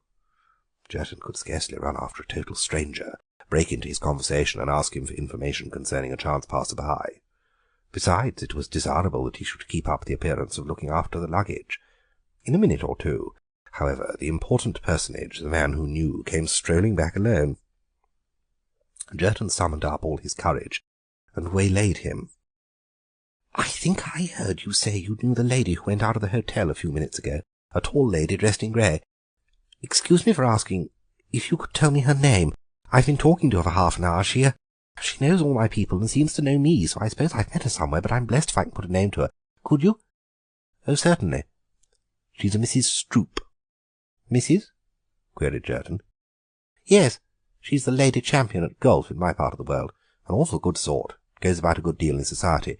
She has an awkward habit of losing her memory every now and then, and gets into all sorts of fixes. She's furious, too, if you make any allusion to it afterwards. Good day, sir." The stranger passed on his way, and before Jerton had time to assimilate his information, he found his whole attention centred upon an angry-looking lady who was making loud and fretful-seeming inquiries of the hotel clerks. "Has any luggage been brought here from the station by mistake? A dress basket and a dressing-case with the name Kestrel Smith. It can't be traced anywhere. I saw it put in at Victoria, that I'll swear. Why, there's my luggage, and the locks have been tampered with." Jerton heard no more. He fled down to the Turkish bath, and stayed there for hours. The Stalled Ox. Theophil Eshley was an artist by profession, a cattle painter by force of environment. It is not to be supposed that he lived on a ranch or a dairy farm in an atmosphere pervaded with horn and hoof, milking stool and branding iron. His home was in a park-like, villa-dotted district that only just escaped the reproach of being suburban. On one side of his garden there abutted a small, picturesque meadow, in which an enterprising neighbour pastured some small, picturesque cows of the Channel Island persuasion. At noonday in summer-time the cows stood knee-deep in tall meadow grass under the shade of a group of walnut trees, with the sunlight falling in dappled patches on their mouse-sleek coats. Eshley had conceived and executed a dainty picture of two reposeful milch cows in the setting of a walnut tree and meadow grass and filtered sunbeam, and the Royal Academy had duly exposed the same on the walls of its summer exhibition. The Royal Academy encourages orderly, methodical habits in its children. Eshley had painted a successful and acceptable picture of cattle drowsing picturesquely under walnut trees, and as he had begun, so of necessity he went on. His Noontide Piece, a study of two dun cows under a walnut tree, was followed by A Midday Sanctuary, a study of a walnut tree with two dun cows under it. In due succession there came Where the Gadflies Cease from Troubling, The Haven of the Herd, and A Dream in Dairyland, studies of walnut trees and dun cows. His two attempts to break away from his own tradition were signal failures. Turtle-doves Alarmed by Sparrowhawk and Wolves on the Roman Campagna came back to his studio in the guise of abominable heresies, and Ashley climbed back into grace and the public gaze with A Shaded Nook Where Drowsy Milkers Dream. On a fine afternoon in late autumn he was putting some finishing touches to a study of meadow weeds when his neighbour, Adela Pingsford, assailed the outer door of his studio with loud, peremptory knockings. "There is an ox in my garden," she announced, in explanation of the tempestuous intrusion. "An ox?" said Ashley blankly and rather fatuously. "What kind of ox?" "Oh, I don't know what kind," snapped the lady. "A common or garden ox, to use the slang expression. It is the garden part of it that I object to. My garden has just been put straight for the winter, and an ox roaming about it won't improve matters. Besides, there are the chrysanthemums just coming into flower." "How did it get into the garden?" asked Ashley. "I imagine it came in by the gate," said the lady impatiently. "It couldn't have climbed the walls, and I don't suppose anyone dropped it from an aeroplane as a Bovril advertisement. The immediately important question is not how it got in, but how to get it out." "Won't it go?" said Ashley. "If it was anxious to go," said Adela Pingsford rather angrily, "I should not have come here to chat with you about it. I'm practically all alone. The housemaid is having her afternoon out, and the cook is lying down with an attack of neuralgia. Anything that I may have learned at school or in after life about how to remove a large ox from a small garden seems to have escaped from my memory now. All I could think of was that you were a near neighbour and a cattle painter, presumably more or less familiar with the subjects that you painted, and that you might be of some slight assistance. Possibly I was mistaken." "I paint dairy cows, certainly," admitted Ashley, "but I cannot claim to have had any experience in rounding up stray oxen. I've seen it done on a cinema film, of course, but there were always horses and lots of other accessories besides. One never knows how much of those pictures are faked." Adela Pingsford said nothing, but led the way to her garden. It was normally a fair-sized garden, but it looked small in comparison with the ox, a huge, mottled brute, dull red about the head and shoulders, passing to dirty white on the flanks and hindquarters, with shaggy ears and large bloodshot eyes. It bore about as much resemblance to the dainty paddock heifers that Ashley was accustomed to paint as the chief of a Kurdish nomad clan would to a Japanese tea-shop girl. Ashley stood very near the gate while he studied the animal's appearance and demeanour. Adela Pingsford continued to say nothing. "It's eating a chrysanthemum," said Ashley at last, when the silence had become unbearable. "How observant you are," said Adela bitterly. "You seem to notice everything. As a matter of fact, it has got 6 chrysanthemums in its mouth at the present moment." The necessity for doing something was becoming imperative. Ashley took a step or two in the direction of the animal, clapped his hands, and made noises of the hish and shoo variety. If the ox heard them, it gave no outward indication of the fact. "If any hens should ever stray into my garden," said Adela, "I should certainly send for you to frighten them out. You shoo beautifully. Meanwhile, do you mind trying to drive that ox away? That is a Mademoiselle Louise Bichot that he's begun on now," she added in icy calm, as a glowing orange head was crushed into the huge munching mouth. "Since you have been so frank about the variety of the chrysanthemum," said Ashley, "I don't mind telling you that this is an Ayrshire ox." The icy calm broke down. Adela Pingsford used language that sent the artist instinctively a few feet nearer to the ox. He picked up a pea-stick and flung it with some determination against the animal's mottled flanks. The operation of mashing Mademoiselle Louise Bichot into a petal salad was suspended for a long moment while the ox gazed with concentrated enquiry at the stick-thrower. Adela gazed with equal concentration and more obvious hostility at the same focus. As the beast neither lowered its head nor stamped its feet, Ashley ventured on another javelin exercise with another pea-stick. The ox seemed to realize at once that it was to go. It gave a hurried final pluck at the garden where the chrysanthemums had been, and strode swiftly up the garden. Ashley ran to head it towards the gate, but only succeeded in quickening its pace from a walk to a lumbering trot.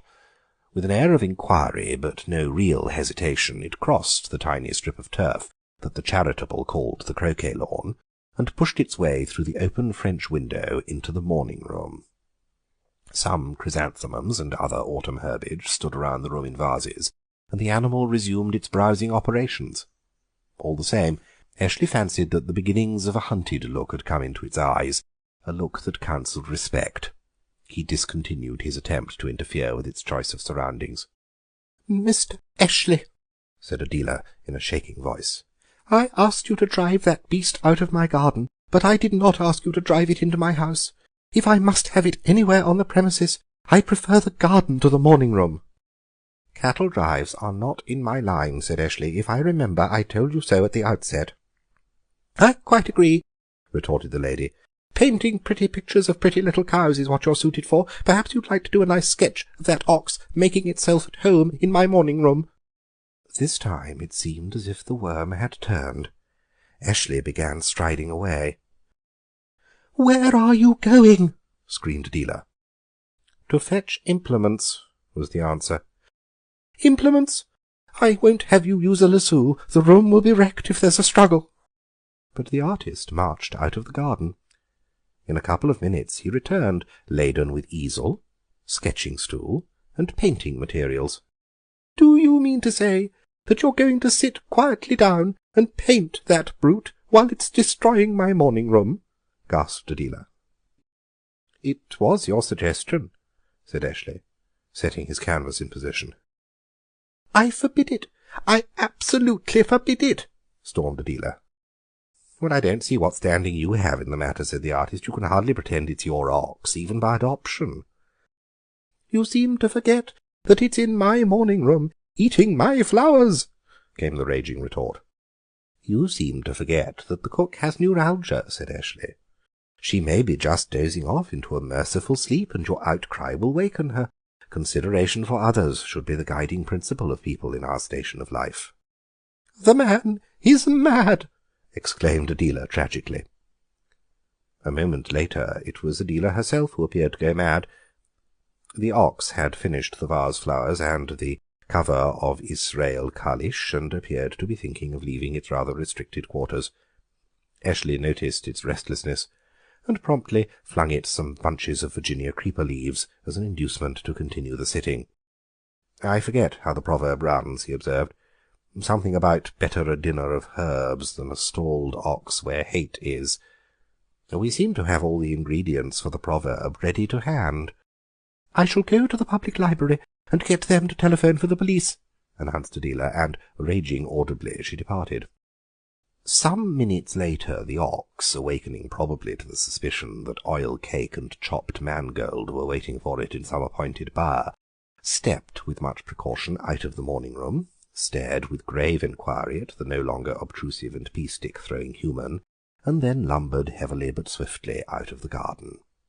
Eshley picked up his tools and followed the animal's example, and Larkdene was left to neuralgia and the cook. The episode was the turning point in Eshley's artistic career. His remarkable picture, Ox in a Morning-Room, Late Autumn, was one of the sensations and successes of the next Paris Salon, and when it was subsequently exhibited at Munich it was bought by the Bavarian government, in the teeth of the spirited bidding of 3 meat-extract firms. From that moment his success was continuous and assured, and the Royal Academy was thankful, 2 years later, to give a conspicuous position on its walls to his large canvas, Barbary Apes Wrecking a Boudoir. Eshley presented Adela Pingsford with a new copy of Israel Kalish and a couple of finely flowering plants of Madame André Blusset, but nothing in the nature of a real reconciliation has taken place between them. The Storyteller. It was a hot afternoon, and the railway carriage was correspondingly sultry, and the next stop was at Templecombe, nearly an hour ahead. The occupants of the carriage were a small girl, and a smaller girl, and a small boy. An aunt belonging to the children occupied one corner seat, and the further corner seat on the opposite side was occupied by a bachelor who was a stranger to their party. But the small girls and the small boy emphatically occupied the compartment. Both the aunt and the children were conversational in a limited, persistent way, reminding one of the attentions of a housefly that refused to be discouraged. Most of the aunt's remarks seemed to begin with "Don't," and nearly all of the children's remarks began with "Why?" The bachelor said nothing out loud. "Don't, Cyril, don't!" exclaimed the aunt, as the small boy began smacking the cushions of the seat, producing a cloud of dust at each blow. "Come and look out of the window," she added. The child moved reluctantly to the window. "Why are those sheep being driven out of that field?" he asked. "I expect they're being driven to another field, where there's more grass," said the aunt weakly. "But there's lots of grass in that field," protested the boy. "There's nothing else but grass there. Aunt, there's lots of grass in that field." "Perhaps the grass in the other field is better," suggested the aunt fatuously. "Why is it better?" came the swift, inevitable question. "Oh, look at those cows!" exclaimed the aunt. Nearly every field along the line had contained cows or bullocks, but she spoke as though she were drawing attention to a rarity. "Why is the grass in the other field better?" persisted Cyril. The frown on the bachelor's face was deepening to a scowl. He was a hard, unsympathetic man, the aunt decided in her mind. She was utterly unable to come to any satisfactory decision about the grass in the other field. The smaller girl created a diversion by beginning to recite "On the Road to Mandalay." She only knew the first line, but she put her limited knowledge to the fullest possible use. She repeated the line over and over again in a dreamy but resolute and very audible voice. It seemed to the bachelor as though someone had had a bet with her that she could not repeat the line aloud 2,000 times without stopping. Whoever it was who had made the wager was likely to lose his bet. "Come over here and listen to a story," said the aunt, when the bachelor had looked twice at her and once at the communication cord. The children moved listlessly toward the aunt's end of the carriage. Evidently her reputation as a story-teller did not rank high in their estimation. In a low, confidential voice, interrupted at frequent intervals by loud, petulant questions from her listeners, she began an unenterprising and deplorably uninteresting story about a little girl who was good, and made friends with everyone on account of her goodness, and was finally saved from a mad bull by a number of rescuers who admired her moral character. "Wouldn't they have saved her if she hadn't been good?" demanded the bigger of the small girls. It was exactly the question that the bachelor had wanted to ask. "Well, yes," admitted the aunt lamely, "but I don't think they would have run quite so fast to help her if they had not liked her so much." "It's the stupidest story I've ever heard," said the bigger of the small girls with immense conviction. "I didn't listen after the first bit, it was so stupid," said Cyril. The smaller girl made no actual comment on the story, but she had long ago recommenced a murmured repetition of her favourite line. "You don't seem to be much success as a story-teller," said the bachelor suddenly from his corner. The aunt bristled in instant defence at this unexpected attack. "It's a very difficult thing to tell stories that children can both understand and appreciate," she said stiffly. "I don't agree with you," said the bachelor. "Perhaps you would like to tell them a story," was the aunt's retort. "Tell us a story," demanded the bigger of the small girls.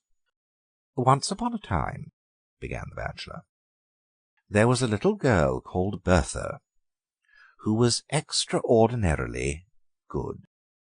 The children's momentarily aroused interest began at once to flicker. All stories seemed dreadfully alike, no matter who told them.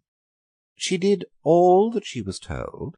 She was always truthful. She kept her clothes clean, ate milk puddings as though they were jam tarts, learned her lessons perfectly, and was polite in her manners." "Was she pretty?" asked the bigger of the small girls. "Not as pretty as any of you," said the bachelor, "but she was horribly good." There was a wave of reaction in favour of the story. The word horrible in connection with goodness was a novelty that commended itself. It seemed to introduce a ring of truth that was absent from the aunt's tales of infant life. "She was so good," continued the bachelor, "that she won several medals for goodness, which she always wore pinned on to her dress. There was a medal for obedience, another medal for punctuality, and a third for good behaviour. They were large metal medals, and they clicked against one another as she walked. No other child in the town where she lived had as many as 3 medals, so everyone knew that she must be an extra good child." "Horribly good," quoted Cyril.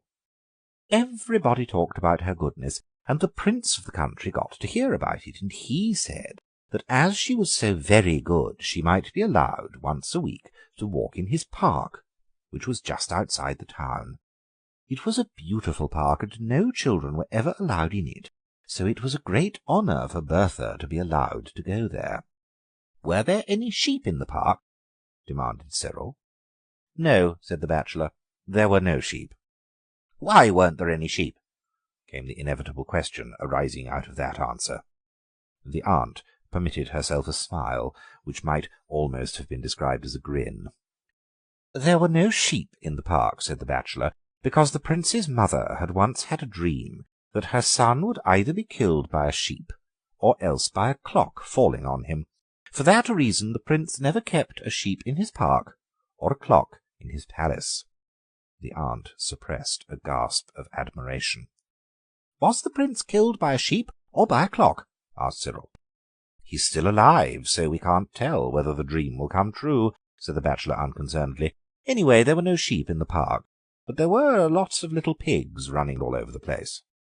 "What colour were they?" "Black with white faces, white with black spots, black all over, grey with white patches, and some were white all over." The storyteller paused to let a full idea of the park's treasures sink into the children's imaginations. Then he resumed. "Bertha was rather sorry to find that there were no flowers in the park. She had promised her aunts, with tears in her eyes, that she would not pick any of the kind prince's flowers, and she had meant to keep her promise, so of course it made her feel rather silly to find that there were no flowers to pick." "Why weren't there any flowers?" "Because the pigs had eaten them all," said the bachelor promptly. "The gardeners had told the prince that you couldn't have pigs and flowers, so he decided to have pigs and no flowers." There was a murmur of approval at the excellence of the prince's decision. So many people would have decided the other way. There were lots of delightful things in the park. There were ponds with gold and blue and green fish in them, and trees with beautiful parrots that said clever things at a moment's notice, and hummingbirds that hummed all the popular tunes of the day. Bertha walked up and down and enjoyed herself immensely, and thought to herself, "If I were not so extraordinarily good, I should not have been allowed to come into this beautiful park and enjoy all that there is to be seen in it." And her 3 medals clinked against one another as she walked, and helped to remind her how very good she really was. Just then an enormous wolf came prowling into the park to see if it could catch a fat little pig for its supper. "What colour was it?" asked the children, amid an immediate quickening of interest. "Mud colour all over, with a black tongue and pale grey eyes that gleamed with unspeakable ferocity." The first thing that it saw in the park was Bertha. Her pinafore was so spotlessly white and clean that it could be seen from a great distance. Bertha saw the wolf, and saw that it was stealing towards her, and she began to wish that she had never been allowed to come into the park. She ran as hard as she could, and the wolf came after her with huge leaps and bounds. She managed to reach a shrubbery of myrtle bushes, and she hid herself in one of the thickest of the bushes. The wolf came sniffing among the branches, its black tongue lolling out of its mouth, and its pale grey eyes glaring with rage. Bertha was terribly frightened, and thought to herself, "If I had not been so extraordinarily good, I should have been safe in the town at this moment." However, the scent of the myrtle was so strong that the wolf could not sniff out where Bertha was hiding, and the bushes were so thick that he might have hunted about in them for a long time without catching sight of her. so he thought he might as well go off and catch a little pig instead. Bertha was trembling very much at having the wolf prowling and sniffing so near her, and as she trembled, the medal for obedience clinked against the medals for good conduct and punctuality. The wolf was just moving away when he heard the sound of the medals clinking and stopped to listen. They clinked again in a bush quite near him. He dashed into the bush, his pale grey eyes gleaming with ferocity and triumph, and dragged Bertha out and devoured her to the last morsel. All that was left of her were her shoes, bits of clothing, and the 3 medals for goodness. Were any of the little pigs killed? No, they all escaped. The story began badly, said the smaller of the small girls, but it had a beautiful ending. It is the most beautiful story that I ever heard, said the bigger of the small girls with immense decision. It is the only beautiful story I have ever heard, said Cyril. A dissentient opinion came from the aunt. A most improper story to tell young children. You have undermined the effect of years of careful teaching. At any rate, said the bachelor, collecting his belongings preparatory to leaving the carriage, I kept them quiet for 10 minutes, which is more than you were able to do. Unhappy woman, he observed to himself as he walked down the platform of Templecombe Station. For the next 6 months or so those children will assail her in public with demands for an improper story. A defensive diamond. Treddleford sat in an easeful armchair in front of a slumberous fire, with a volume of verse in his hand, and the comfortable consciousness that outside the club windows the rain was dripping and pattering with persistent purpose. A chill, wet October afternoon was emerging into a black, wet October evening, and the club smoking-room seemed warmer and cosier by contrast. It was an afternoon on which to be wafted away from one's climatic surroundings, and the golden journey to Samarkand promised to bear Treddleford well and bravely into other lands and under other skies. He had already migrated from London the rain-swept to Baghdad the beautiful, and stood by the Sun Gate in the olden time, when an icy breath of imminent annoyance seemed to creep between the book and himself. Amblecope, the man with the restless, prominent eyes, and the mouth ready mobilized for conversational openings, had planted himself in a neighbouring armchair. For a 12-month and some odd weeks Treddleford had skilfully avoided making the acquaintance of his voluble fellow clubman. He had marvellously escaped from the infliction of his relentless record of tedious personal achievements, or alleged achievements, on golf-links, turf, and gaming-table, by flood and field and covert-side. Now his season of immunity was coming to an end. There was no escape. In another moment he would be numbered among those who knew Amblecope to speak to, or rather to suffer being spoken to. The intruder was armed with a copy of Country Life, not for purposes of reading, but as an aid to conversational ice-breaking. "Rather a good portrait of Throstlewing," he remarked explosively, turning his large, challenging eyes on Treddleford. "Somehow it reminds me very much of Yellowstep, who was supposed to be such a good thing for the Grand Prix in 1903. Curious race that was. I suppose I've seen every race for the Grand Prix for the last—" "Be kind enough never to mention the Grand Prix in my hearing," said Treddleford desperately. "It awakens acutely distressing memories. I can't explain why without going into a long and complicated story." "Oh, certainly, certainly," said Amblecope hastily. Long and complicated stories that were not told by himself were abominable in his eyes. He turned the pages of Country Life and became spuriously interested in the picture of a Mongolian pheasant. "Not a bad representation of the Mongolian variety," he exclaimed, holding it up for his neighbour's inspection. "They do very well in some covers. Take some stopping, too, once they're fairly on the wing. I suppose the biggest bag I ever made in 2 successive days—" "My aunt, who owns the greater part of Lincolnshire," broke in Treddleford with dramatic abruptness, "possesses perhaps the most remarkable record in the way of a pheasant bag that has ever been achieved. She's 75 and can't hit a thing, but she always goes out with the guns. When I say she can't hit a thing, I don't mean to say that she doesn't occasionally endanger the lives of her fellow guns, because that wouldn't be true. In fact, the Chief Government Whip won't allow ministerial MPs to go out with her. We don't want to incur by-elections needlessly," he quite reasonably observed. "Well, the other day she winged a pheasant and brought it to earth with a feather or 2 knocked out of it. It was a runner. My aunt saw herself in danger of being done out of about the only bird she hit during the present rain. Of course she wasn't going to stand that. She followed it through bracken and brushwood, and when it took to the open country and started across a ploughed field, she jumped onto the shooting pony and went after it. The chase was a long one, and when my aunt at last ran the bird to a standstill, she was nearer home than she was to the shooting party. She'd left that some 5 miles behind her." "Rather a long run for a wounded pheasant," snapped Amblecope. "The story rests on my aunt's authority," said Treddleford coldly, "and she is local vice-president of the Young Women's Christian Association.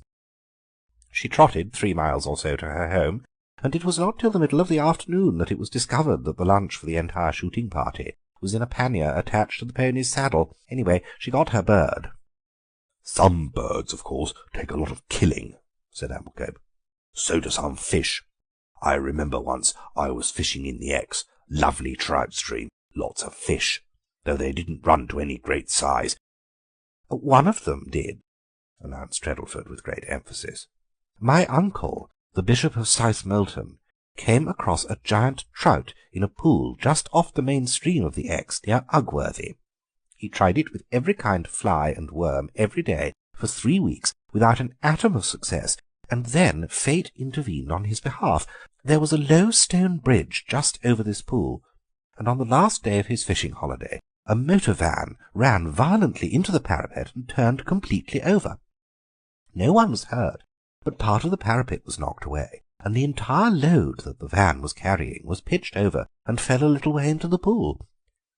In a couple of minutes the giant trout was flapping and twisting on bare mud at the bottom of a waterless pool, and my uncle was able to walk down to him and fold him to his breast. The van load consisted of blotting paper, and every drop of water in that pool had been sucked up into the mass of spilt cargo." There was silence for nearly half a minute in the smoking-room, and Treddleford began to let his mind steal back towards the golden road that led to Samarkand. Amblecope, however, rallied, and remarked in a rather tired and dispirited voice, "Talking of motor accidents, the narrowest squeak I ever had was the other day, motoring with old Tommy Yarby in North Wales. Awfully good sort, old Yarby, thorough good sportsman, and the best—" "It was in North Wales," said Treddleford, "that my sister met with her sensational carriage accident last year. She was on her way to a garden party at Lady Nineveh's, about the only garden party that ever comes to pass in those parts in the course of the year, and therefore a thing that she would have been very sorry to miss. She was driving a young horse that she'd only bought a week or 2 previously, warranted to be perfectly steady with motor traffic, bicycles, and other common objects of the roadside. The animal lived up to its reputation, and passed the most explosive of motorbikes with an indifference that almost amounted to apathy. However, I suppose we all draw the line somewhere, and this particular cob drew it at travelling wild beast shows. Of course, my sister didn't know that, but she knew it very distinctly when she turned a sharp corner and found herself in a mixed company of camels, piebald horses, and canary-coloured vans.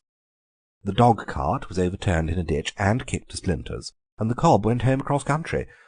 Neither my sister nor the groom was hurt, but the problem of how to get to the Nineveh garden party, some 3 miles distant, seemed rather difficult to solve. Once there, of course, my sister would easily find someone to drive her home. "I suppose you wouldn't care for the loan of a couple of my camels," the showman suggested in humorous sympathy. "I would," said my sister, who had ridden camel-back in Egypt, and she overruled the objections of the groom, who hadn't. She picked out 2 of the most presentable-looking of the beasts, and had them dusted and made as tidy as was possible at short notice, and set out for the Nineveh mansion. You may imagine the sensation that her small but imposing caravan created when she arrived at the hall door. The entire garden party flocked up to gape. My sister was rather glad to slip down from her camel, and the groom was thankful to scramble down from his. Then young Billy Dolton of the Dragoon Guards, who has been a lot at Aden and thinks he knows camel language backwards, thought he would show off by making the beasts kneel down in orthodox fashion. Unfortunately, camel words of command are not the same all the world over. These were magnificent Turkestan camels, accustomed to stride up the stony terraces of mountain passes, and when Dolton shouted at them, they went side by side up the front steps, into the entrance hall, and up the grand staircase. The German governess met them just at the turn of the corridor. The Ninevehs nursed her with devoted attention for weeks, and when I last heard from them she was well enough to go about her duties again. But the doctor says that she will always suffer from Hagenbeck heart. Amblecope got up from his chair and moved to another part of the room. Treddleford reopened his book and betook himself once more across the dragon green, the luminous, the dark, the serpent-haunted sea. For a blessed half-hour he disported himself in imagination by the gay Aleppo gate, and listened to the bird-voiced singing man. Then the world today called him back. A page summoned him to speak with a friend on the telephone. As Treddleford was about to pass out of the room, he encountered Amblecope also passing out, on his way to the billiard-room, where, perchance, some luckless wight might be secured and held fast, to listen to the number of his attendances at the Grand Prix, with subsequent remarks on Newmarket and the Cambridgeshire. Amblecope made as if to pass out first, but a new-born pride was surging in Treddleford's breast, and he waved him back. "I believe I take precedence," he said coldly. "You are merely the club bore. I am the club liar." The Elk. Teresa, Mrs. Thropplestance, was the richest and most intractable old woman in the county of Woldshire. In her dealings with the world in general, her manner suggested a blend between a mistress of the robes and a master of foxhounds, with the vocabulary of both. In her domestic circle she comported herself in the arbitrary style that one attributes, probably without the least justification, to an American political boss in the bosom of his caucus. The late Theodore Thropplestance had left her, some 35 years ago, in absolute possession of a considerable fortune, a large landed property, and a gallery full of valuable pictures. In those intervening years she had outlived her son, and quarrelled with her elder grandson, who had married without her consent or approval. Bertie Thropplestance, her younger grandson, was the heir designate to her property, and as such he was a centre of interest and concern to some 100 ambitious mothers with daughters of marriageable age. Bertie was an amiable, easy-going young man who was quite ready to marry anyone who was favourably recommended to his notice, but he wasn't going to waste his time falling in love with anyone who would come under his grandmother's veto. The favourable recommendation would have to come from Mrs. Thropplestance. Teresa's house-parties were always rounded off with a plentiful garnishing of presentable young women and alert attendant mothers, but the old lady was emphatically discouraging when any one of her girl guests became at all likely to outbid the others as a possible granddaughter-in-law. It was the inheritance of her fortune and estate that was in question, and she was evidently disposed to exercise and enjoy her powers of selection and rejection to the utmost. Bertie's preferences did not greatly matter. He was of the sort who can be stolidly happy with any kind of wife. He had cheerfully put up with his grandmother all his life, so he wasn't likely to fret and fume over anything that might befall him in the way of a helpmate. The party that gathered under Teresa's roof in Christmas week of the year 1900-something was of smaller proportions than usual, and Mrs. Yoneley, who formed one of the party, was inclined to deduce hopeful augury from this circumstance. Dora Yoneley and Bertie were so obviously made for one another, she confided to the vicar's wife. and if the old lady were accustomed to seeing them about a lot together, she might adopt the view that they would make a suitable married couple. "People soon get used to an idea, if it is dangled constantly before their eyes," said Mrs. Yoneley hopefully, "and the more often Teresa sees these young people together, happy in each other's company, the more she will get to take a kindly interest in Dora as a possible and desirable wife for Bertie." "My dear," said the vicar's wife resignedly, "my own Sybil was thrown together with Bertie under the most romantic circumstances. I'll tell you about it some day. But it made no impression whatsoever on Teresa. She put her foot down in the most uncompromising fashion, and Sybil married an Indian civilian." "Quite right of her," said Mrs. Yoneley with vague approval. "It's what any girl of spirit would have done. Still, that was a year or two ago, I believe. Bertie is older now, and so is Teresa. Naturally, she must be anxious to see him settled." The vicar's wife reflected that Teresa seemed to be the one person who showed no immediate anxiety to supply Bertie with a wife, but she kept the thought to herself.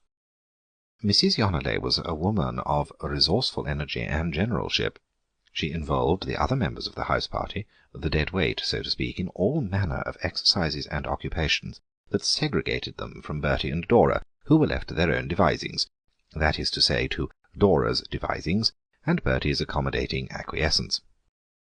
Dora helped in the Christmas decorations of the parish church, and Bertie helped her to help. Together they fed the swans, till the birds went on a dyspepsia strike.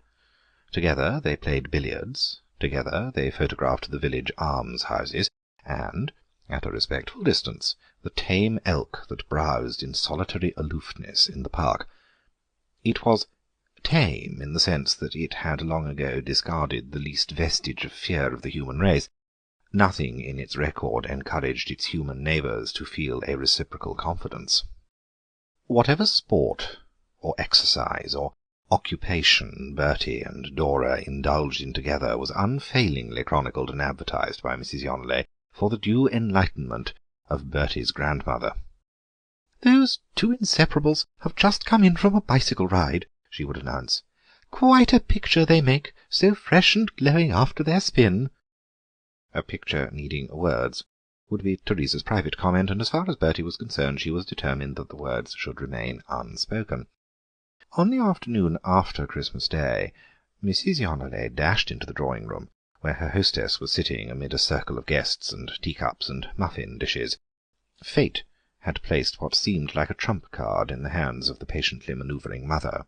With eyes blazing with excitement, and a voice heavily escorted with exclamation marks, she made a dramatic announcement. "Bertie has saved Dora from the elk." In swift, excited sentences, broken with maternal emotion, she gave supplementary information as to how the treacherous animal had ambushed Dora as she was hunting for a strayed golf ball, and how Bertie had dashed to her rescue with a stable fork, and driven the beast off in the nick of time. "It was touch and go. She threw her niblick at it, but that didn't stop it. In another moment she would have been crushed beneath its hoofs," panted Mrs. Yoneley. "The animal is not safe," said Teresa, handing her agitated guest a cup of tea. "I forget if you take sugar. I suppose the solitary life it leads has soured its temper. There are muffins in the grate. It's not my fault. I've tried to get it a mate for ever so long. You don't know anyone with a lady elk for sale or exchange, do you?" she asked the company generally. But Mrs. Yoneley was in no humour to listen to talk of elk marriages. The mating of two human beings was the subject uttermost in her mind, and the opportunity for advancing her pet project was too valuable to be neglected. "Teresa," she exclaimed impressively, "after those two young people have been thrown together so dramatically, nothing can be quite the same between them. Bertie has done more than save Dora's life. He has earned her affection. One cannot help feeling that fate has consecrated them for one another." "Exactly what the vicar's wife said when Bertie saved Sybil from the elk a year or two ago," observed Teresa placidly. "I pointed out to her that he had rescued Mirabel Hicks from the same predicament a few months previously, and that priority really belonged to the gardener's boy, who had been rescued in the January of that year. There is a good deal of sameness in country life, you know." "It seems to be a very dangerous animal," said one of the guests. "That is what the mother of the gardener's boy said," remarked Teresa. "She wanted me to have it destroyed. but I pointed out to her that she had 11 children, and I had only 1 elk. I also gave her a black silk skirt. She said that though there hadn't been a funeral in her family, she felt as if there had been. Anyhow, we parted friends. I can't offer you a silk skirt, Emily, but you may have another cup of tea. As I have already remarked, there are muffins in the grate." Teresa closed the discussion, having deftly conveyed the impression that she considered the mother of the gardener's boy had shown a far more reasonable spirit than the parents of other elk-assaulted victims. "Teresa is devoid of feeling," said Mrs. Yoneley afterwards to the vicar's wife, "to sit there talking of muffins with an appalling tragedy only narrowly averted." "Of course you know whom she really intends Bertie to marry?" asked the vicar's wife. "I've noticed it for some time. The Bickleby's German governess." "A German governess? What an idea!" gasped Mrs. Yoneley. "Oh, she's of quite a good family, I believe," said the vicar's wife, "and not at all the mouse-in-the-background sort of person the governess is usually supposed to be. In fact, next to Teresa, she's about the most assertive and combative personality in the neighbourhood. She pointed out to my husband all sorts of errors in his sermons, and she gave Sir Lawrence a public lecture on how he ought to handle the hounds. You know how sensitive Sir Lawrence is about any criticism of his mastership, and to have a governess laying down the law to him nearly drove him into a fit. She's behaved like that to everyone, except, of course, Teresa, and everyone has been defensively rude to her in return. The Bicklebys are simply too afraid to get rid of her. Now, isn't that exactly the sort of woman whom Teresa would take a delight in instilling as her successor? Imagine the discomfort and awkwardness in the county if we suddenly found out that she was to be the future hostess at the Hall. Teresa's only regret will be that she won't be alive to see it."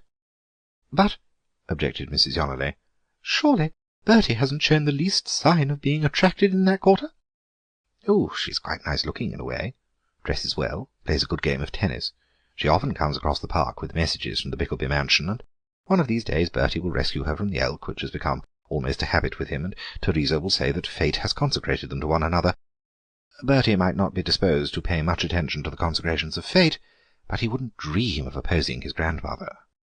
The vicar's wife spoke with the quiet authority of one who has intuitive knowledge, and in her heart of hearts Mrs. Yoneley believed her.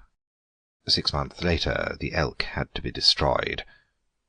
In a fit of exceptional moroseness it had killed the Bicklebys' German governess. It was an irony of its fate that it should achieve popularity in the last moments of its career. At any rate, it established the record of being the only living thing that had permanently thwarted Teresa Thropplestance' plans.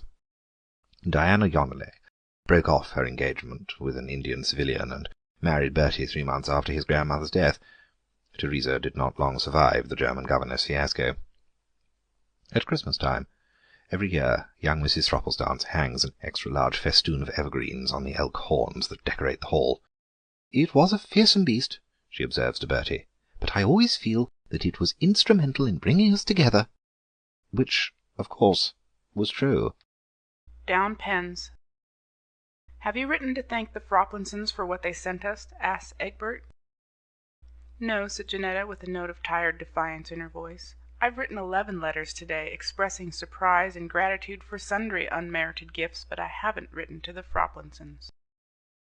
"Someone will have to write to them," said Egbert. "I don't dispute the necessity, but I don't think the someone should be me," said Janetta.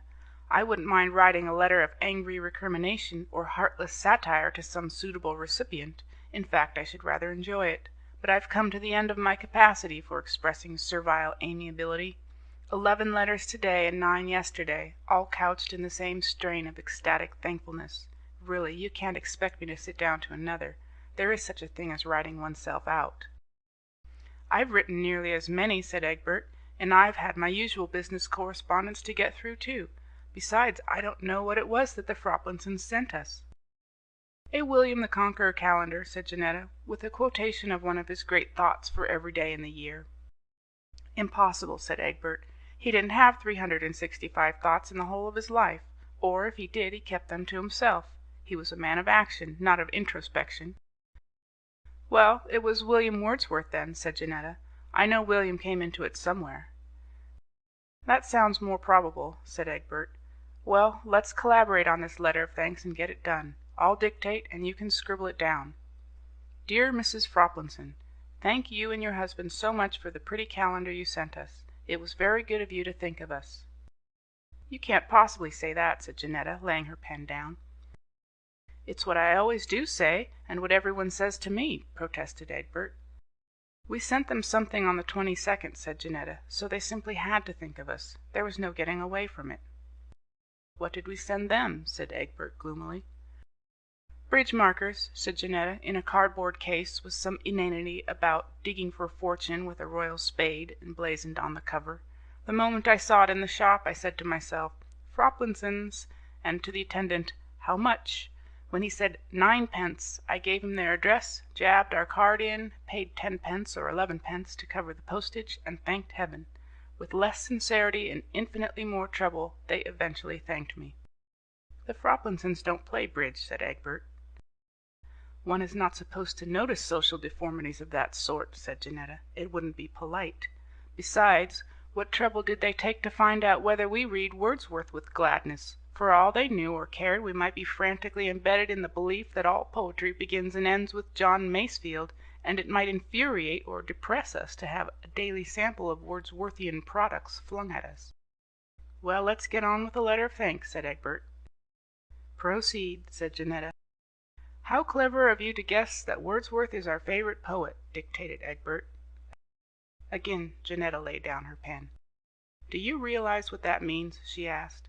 "A Wordsworth booklet next Christmas, and another calendar the Christmas after, with the same problem of having to write suitable letters of thankfulness? No, the best thing to do is to drop all further allusion to the calendar and switch off on to some other topic." "But what other topic?" "Oh, something like this. What do you think of the New Year honors list? A friend of ours made such a clever remark when you read it. Then you can stick in any remark that comes into your head. It needn't be clever. The Froplinsons won't know whether it is or isn't." "We don't even know on which side they are in politics," objected Egbert. "And anyhow, you can't suddenly dismiss the subject of the calendar. Surely there must be some intelligent remark that can be made about it." "Well, we can't think of one," said Janetta wearily. "The fact is, we've both written ourselves out. Heavens! I've just remembered Mrs. Stephen Ludberry. I haven't thanked her for what she sent." "What did she send?" "I forget. I think it was a calendar." There was a long silence, the forlorn silence of those who are bereft of hope and have almost ceased to care. Presently Egbert started from his seat with an air of resolution. The light of battle was in his eyes. "Let me come to the writing table," he exclaimed. "Gladly," said Janetta. "Are you going to write to Mrs. Ludberry or the Froplinsons?" "To neither," said Egbert, drawing a stack of notepaper towards him. "I'm going to write to the editor of every enlightened and influential newspaper in the kingdom. I'm going to suggest that there should be a sort of epistolary truce of God during the festivities of Christmas and New Year. From the 24th of December to the 3rd or 4th of January it shall be considered an offense against good sense and good feeling to write or expect any letter or communication that does not deal with the necessary events of the moment, answers to invitations, arrangements about trains, renewal of club subscriptions, and, of course, all the ordinary everyday affairs of business, sickness, engaging new cooks, and so forth. These will be dealt with in the usual manner as something inevitable, a legitimate part of our daily life. But all the devastating accretions of correspondence incident to the festive season, these should be swept away to give the season a chance of being really festive, a time of untroubled, unpunctuated peace and goodwill." "But you would have to make some acknowledgment of presents received," objected Janetta. "Otherwise people would never know whether they had arrived safely." "Of course, I have thought of that," said Egbert. "Every present that was sent off would be accompanied by a ticket bearing the date of dispatch and the signature of the sender, and some conventional hieroglyphic to show that it was intended to be a Christmas or New Year gift. There would be a counterfoil with space for the recipient's name and the date of arrival, and all you would have to do would be to sign and date the counterfoil, add a conventional hieroglyphic indicating heartfelt thanks and gratified surprise, put the thing into an envelope, and post it." "It sounds delightfully simple," said Janetta wistfully, "but people would consider it too cut and dried, too perfunctory." "It is not a bit more perfunctory than the present system," said Egbert. "I have only the same conventional language of gratitude at my disposal with which to thank dear old Colonel Chuttle for his perfectly delicious Stilton, which we shall devour to the last morsel, and the Froplinsons for their calendar, which we shall never look at." Colonel Chuttle knows that we are grateful for the Stilton without having to be told so, and the Froplinsons know that we are bored with their calendar, whatever we may say to the contrary, just as we know that they are bored with the bridge markers in spite of their written assurance that they thanked us for our charming little gift.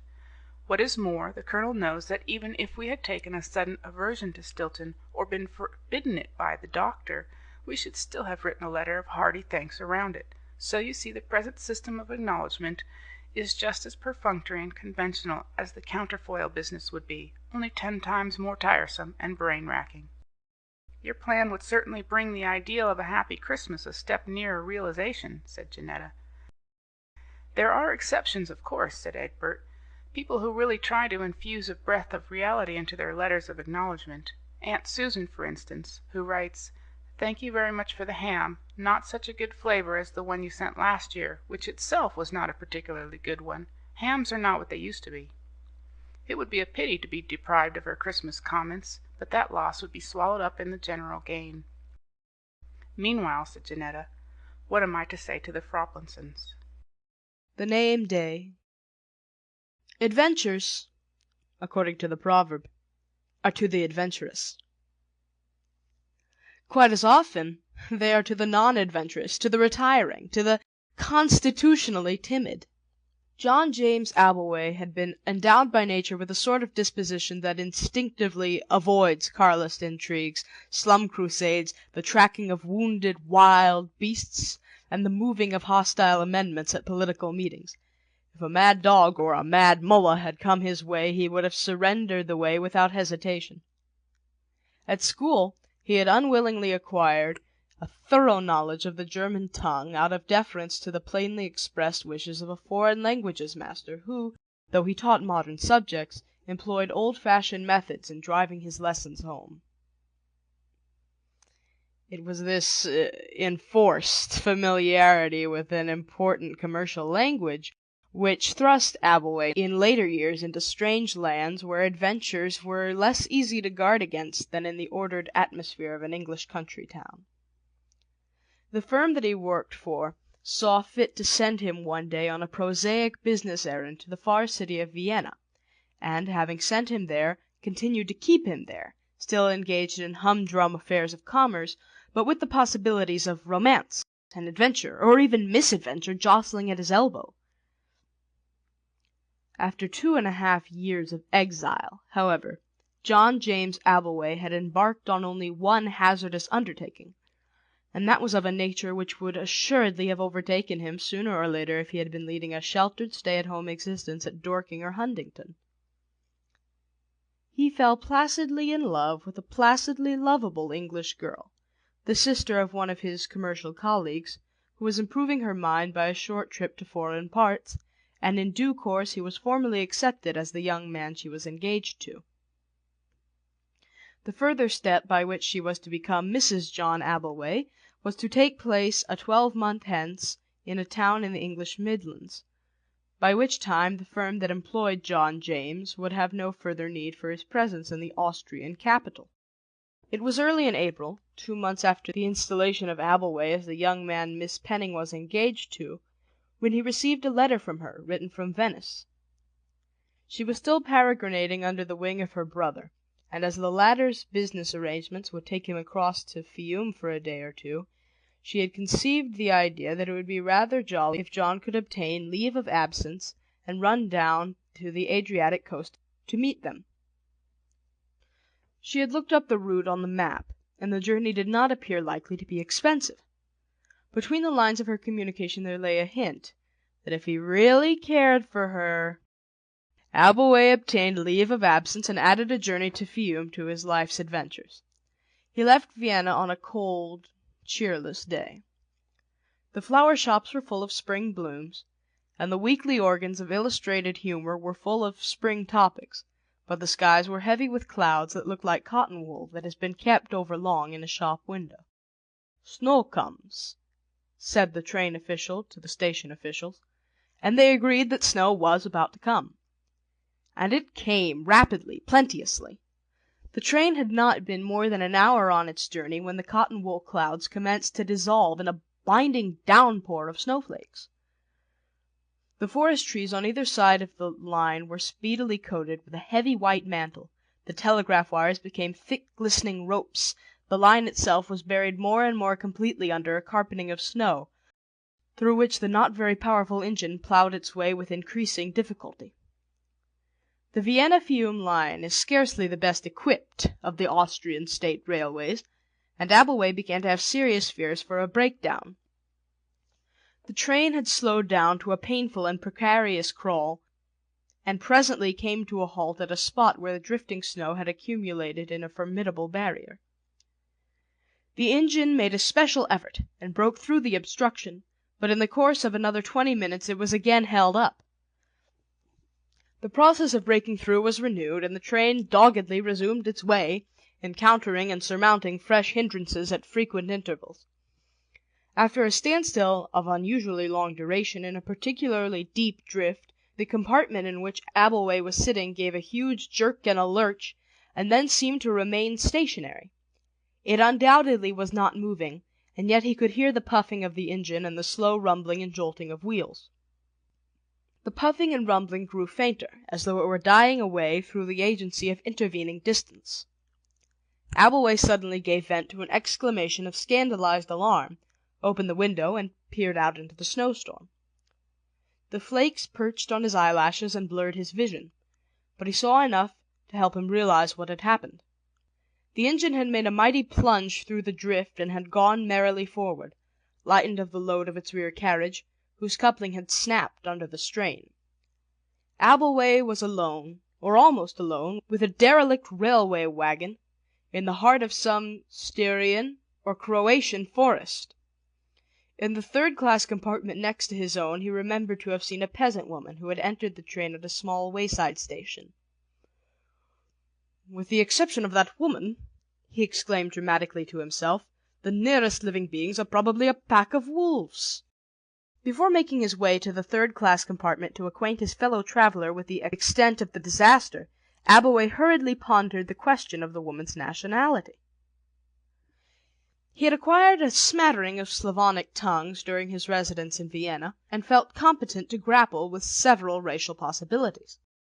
"If she is Croat or Serb or Bosniak, I shall be able to make her understand," he promised himself.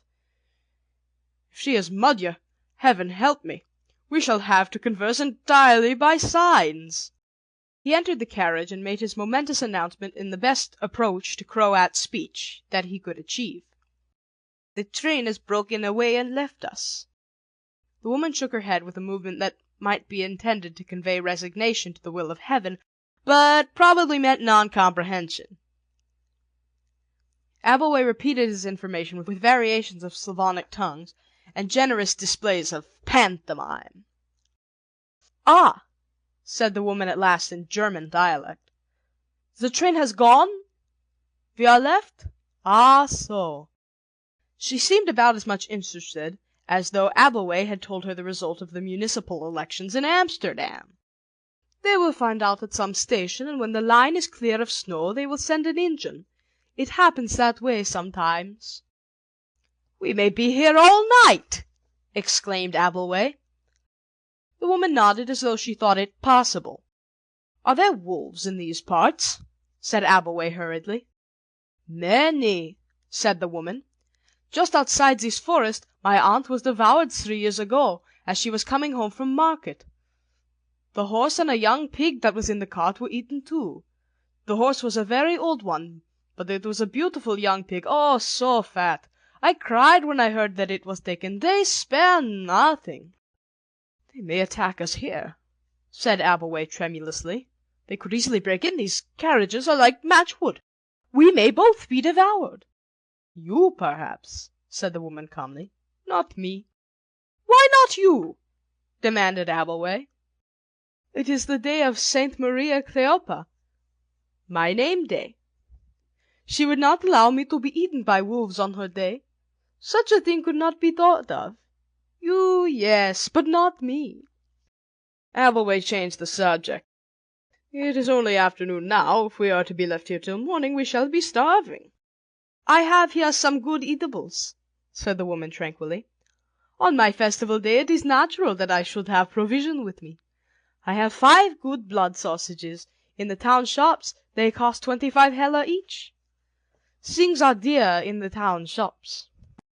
"I will give you 50 heller apiece for a couple of them," said Abbleway with some enthusiasm. "In a railway accident things become very clear," said the woman. "These blood sausages are 4 kronen apiece." "4 kronen!" exclaimed Abbleway. "4 kronen for a blood sausage!"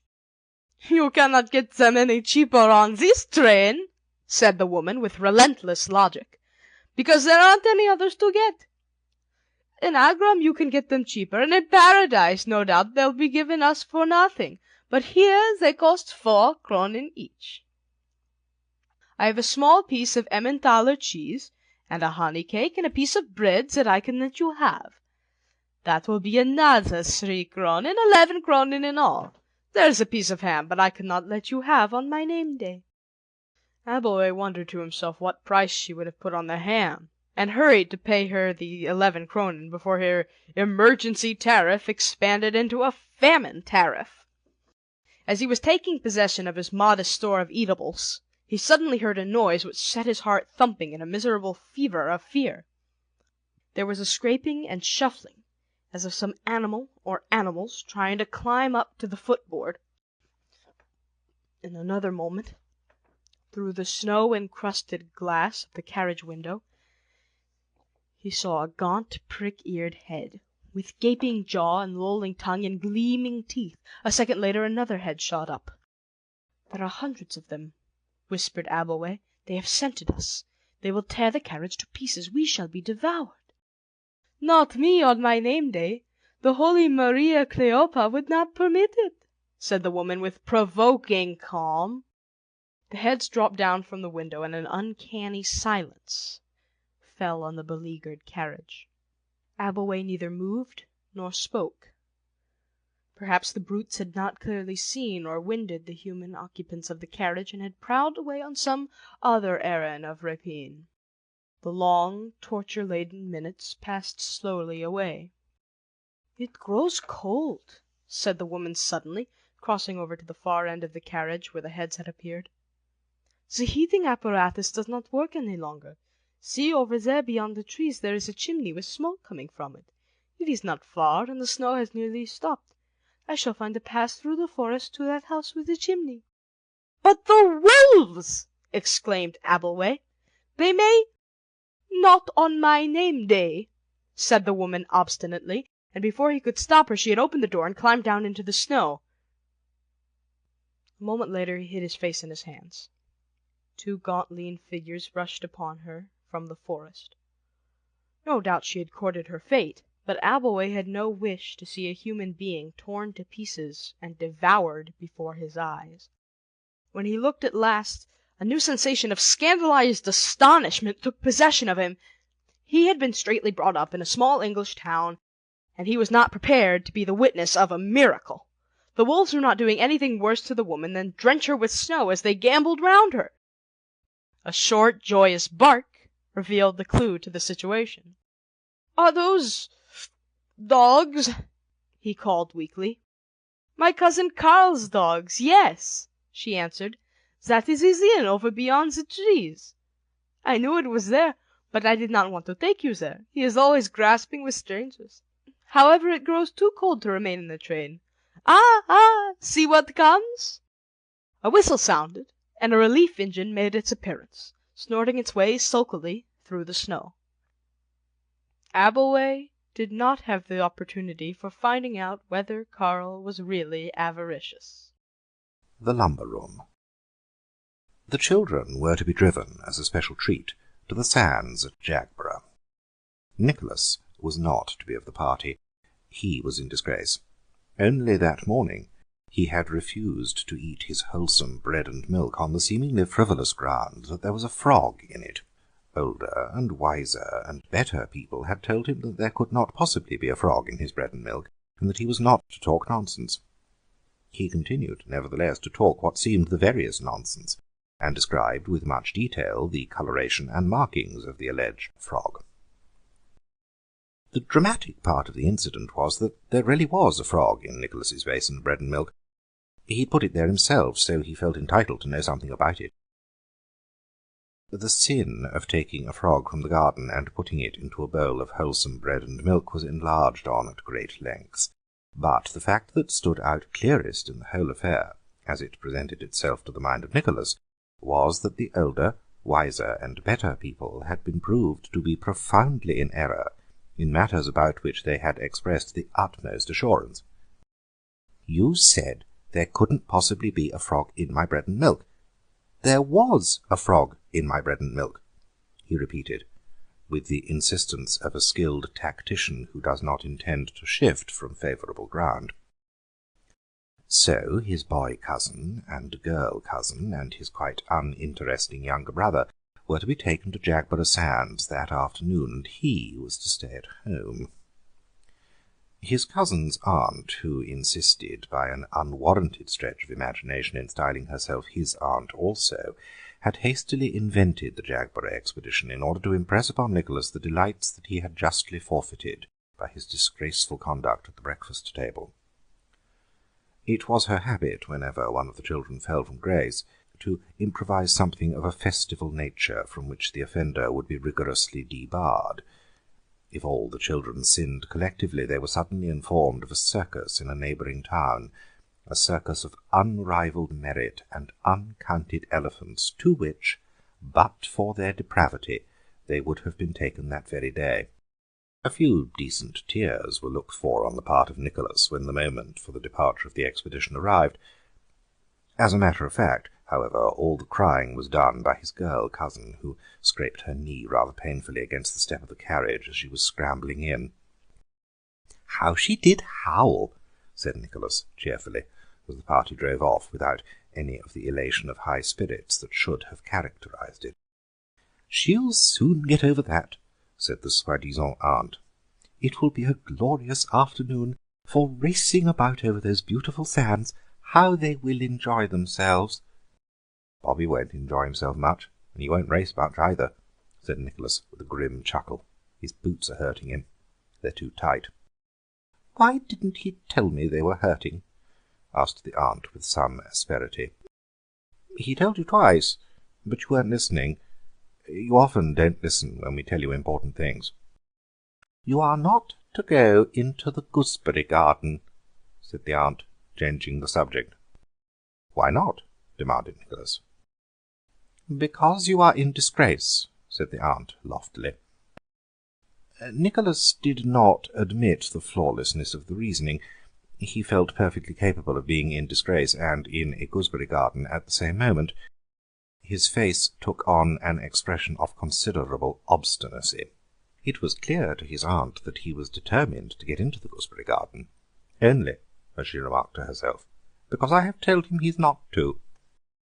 Now, the gooseberry garden had 2 doors by which it might be entered, and once a small person like Nicholas could slip in there, he could effectually disappear from view amid the masking growth of artichokes, raspberry canes, and fruit baskets. The aunt had many other things to do that afternoon, but she spent an hour or 2 in trivial gardening operations among flower-beds and shrubberies, whence she could keep a watchful eye on the 2 doors that led to the forbidden paradise. She was a woman of few ideas, with immense powers of concentration. Nicholas made 1 or 2 sorties into the front garden, wriggling his way with obvious stealth of purpose towards one or other of the doors, but never able for a moment to evade the aunt's watchful eye. As a matter of fact, he had no intention of trying to get into the gooseberry garden, but it was extremely convenient for him that his aunt should believe that he had.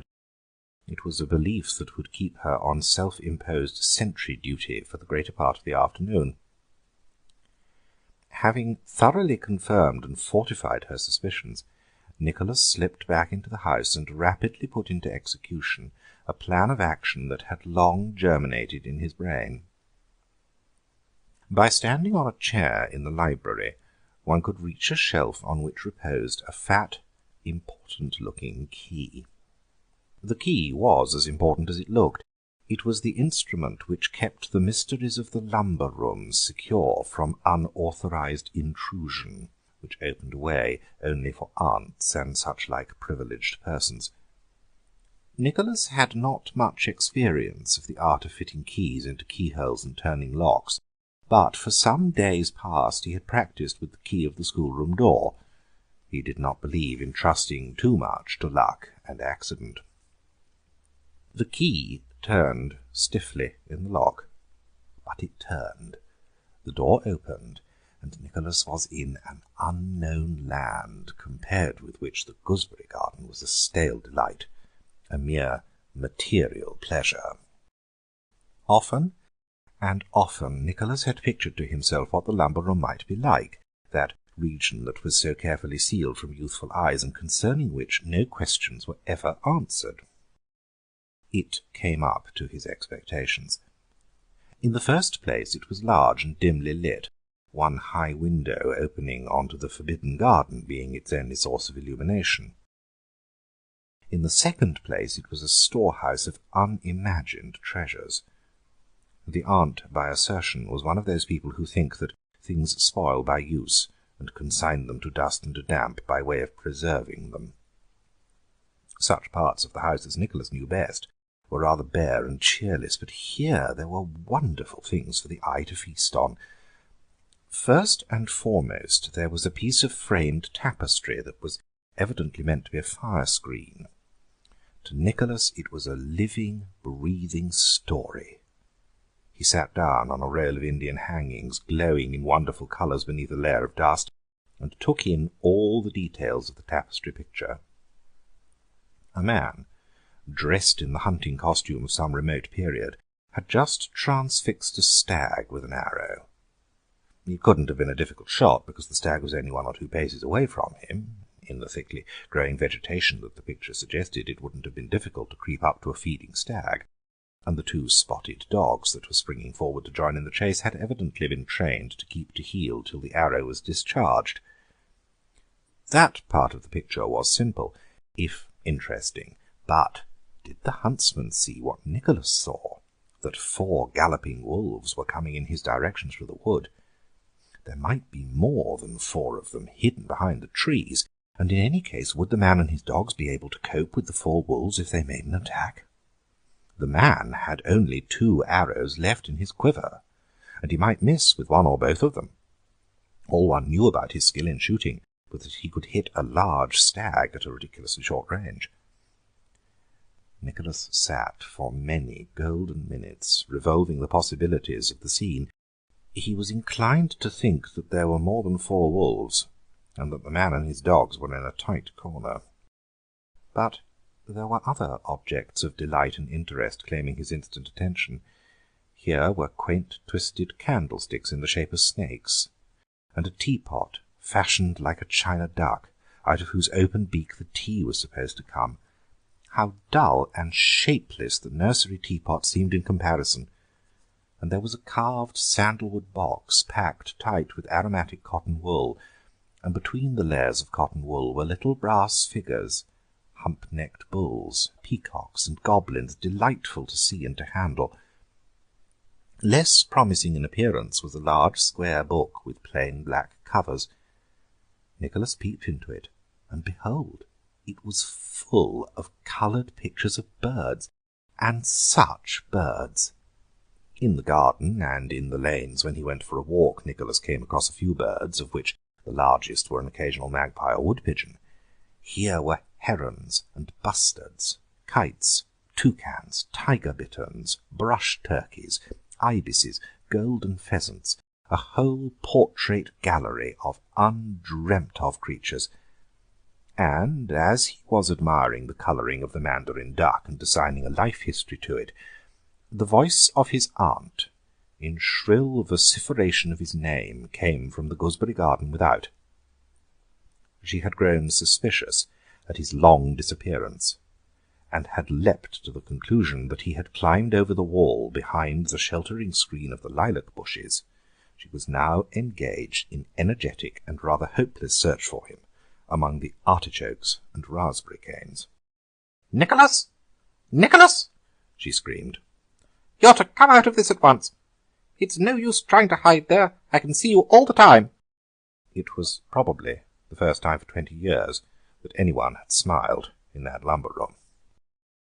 Presently the angry repetitions of Nicholas's name gave way to a shriek and a cry for somebody to come quickly. Nicholas shut the book, restored it carefully to its place in a corner, and shook some dust from a neighbouring pile of newspapers over it. Then he crept from the room, locked the door, and replaced the key exactly where he'd found it. His aunt was still calling his name when he sauntered into the front garden. "Who's calling?" he asked. "Me," came the answer from the other side of the wall. "Didn't you hear me? I've been looking for you in the gooseberry garden, and I've slipped into the rainwater tank. Luckily there's no water in it, but the sides are slippery and I can't get out. Fetch the little ladder from under the cherry tree." "I was told I wasn't to go into the gooseberry garden," said Nicholas promptly. "I told you not to. Now I tell you that you may," came the voice from the rainwater tank, rather impatiently. "Your voice doesn't sound like Aunt's," objected Nicholas. "You may be the evil one tempting me to be disobedient. Aunt often tells me that the evil one tempts me and that I always yield. This time I'm not going to yield." "Don't talk nonsense," said the prisoner in the tank. "Go and fetch the ladder." "Will there be strawberry jam for tea?" asked Nicholas innocently. "Certainly there will be," said the aunt, privately resolving that Nicholas should have none of it. "Now I know that you are the evil one, and not Aunt," shouted Nicholas gleefully. "When we asked for strawberry jam yesterday, she said there wasn't any. I know there are 4 jars of it in the store cupboard, because I looked, and of course you know it's there, but she doesn't, because she said there wasn't any. Oh, devil, you have sold yourself."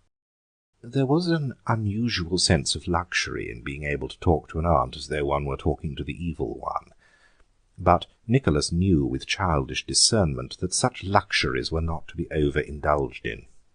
He walked noisily away, and it was a kitchen-maid in search of parsley who eventually rescued the aunt from the rainwater tank.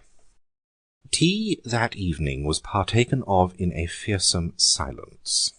The tide had been at its highest when the children had arrived at Jagborough Cove, so there had been no sands to play on, a circumstance that the aunt had overlooked in the haste of organising her punitive expedition. The tightness of Bobby's boots had had disastrous effect on his temper the whole of the afternoon, and altogether the children could not have been said to have enjoyed themselves. The aunt maintained the frozen muteness of one who has suffered undignified and unmerited detention in a rainwater tank for 35 minutes. As for Nicholas, he too was silent, in the absorption of one who has much to think about. It was just possible, he considered, that the huntsman would escape with his hounds, while the wolves feasted on the stricken stag. "You look worried, dear," said Eleanor. "I am worried," admitted Suzanne. "Not worried exactly, but anxious. You see, my birthday happens next week." "You lucky person," interrupted Eleanor. "My birthday doesn't come till the end of March." "Well, old Bertram Knight is over in England just now from the Argentine. He's a kind of distant cousin of my mother's, and so enormously rich that we've never let the relationship drop out of sight. Even if we don't see him or hear from him for years, he is always Cousin Bertram when he does turn up. I can't say he's ever been of much solid use to us, but yesterday the subject of my birthday cropped up, and he asked me to let him know what I wanted for a present." "Now I understand the anxiety," observed Eleanor. "As a rule, when one is confronted with a problem like that," said Suzanne, "all one's ideas vanish. One doesn't seem to have a desire in the world. Now it so happens that I have been very keen on a little Dresden figure that I saw somewhere in Kensington, about 36 shillings, quite beyond my means.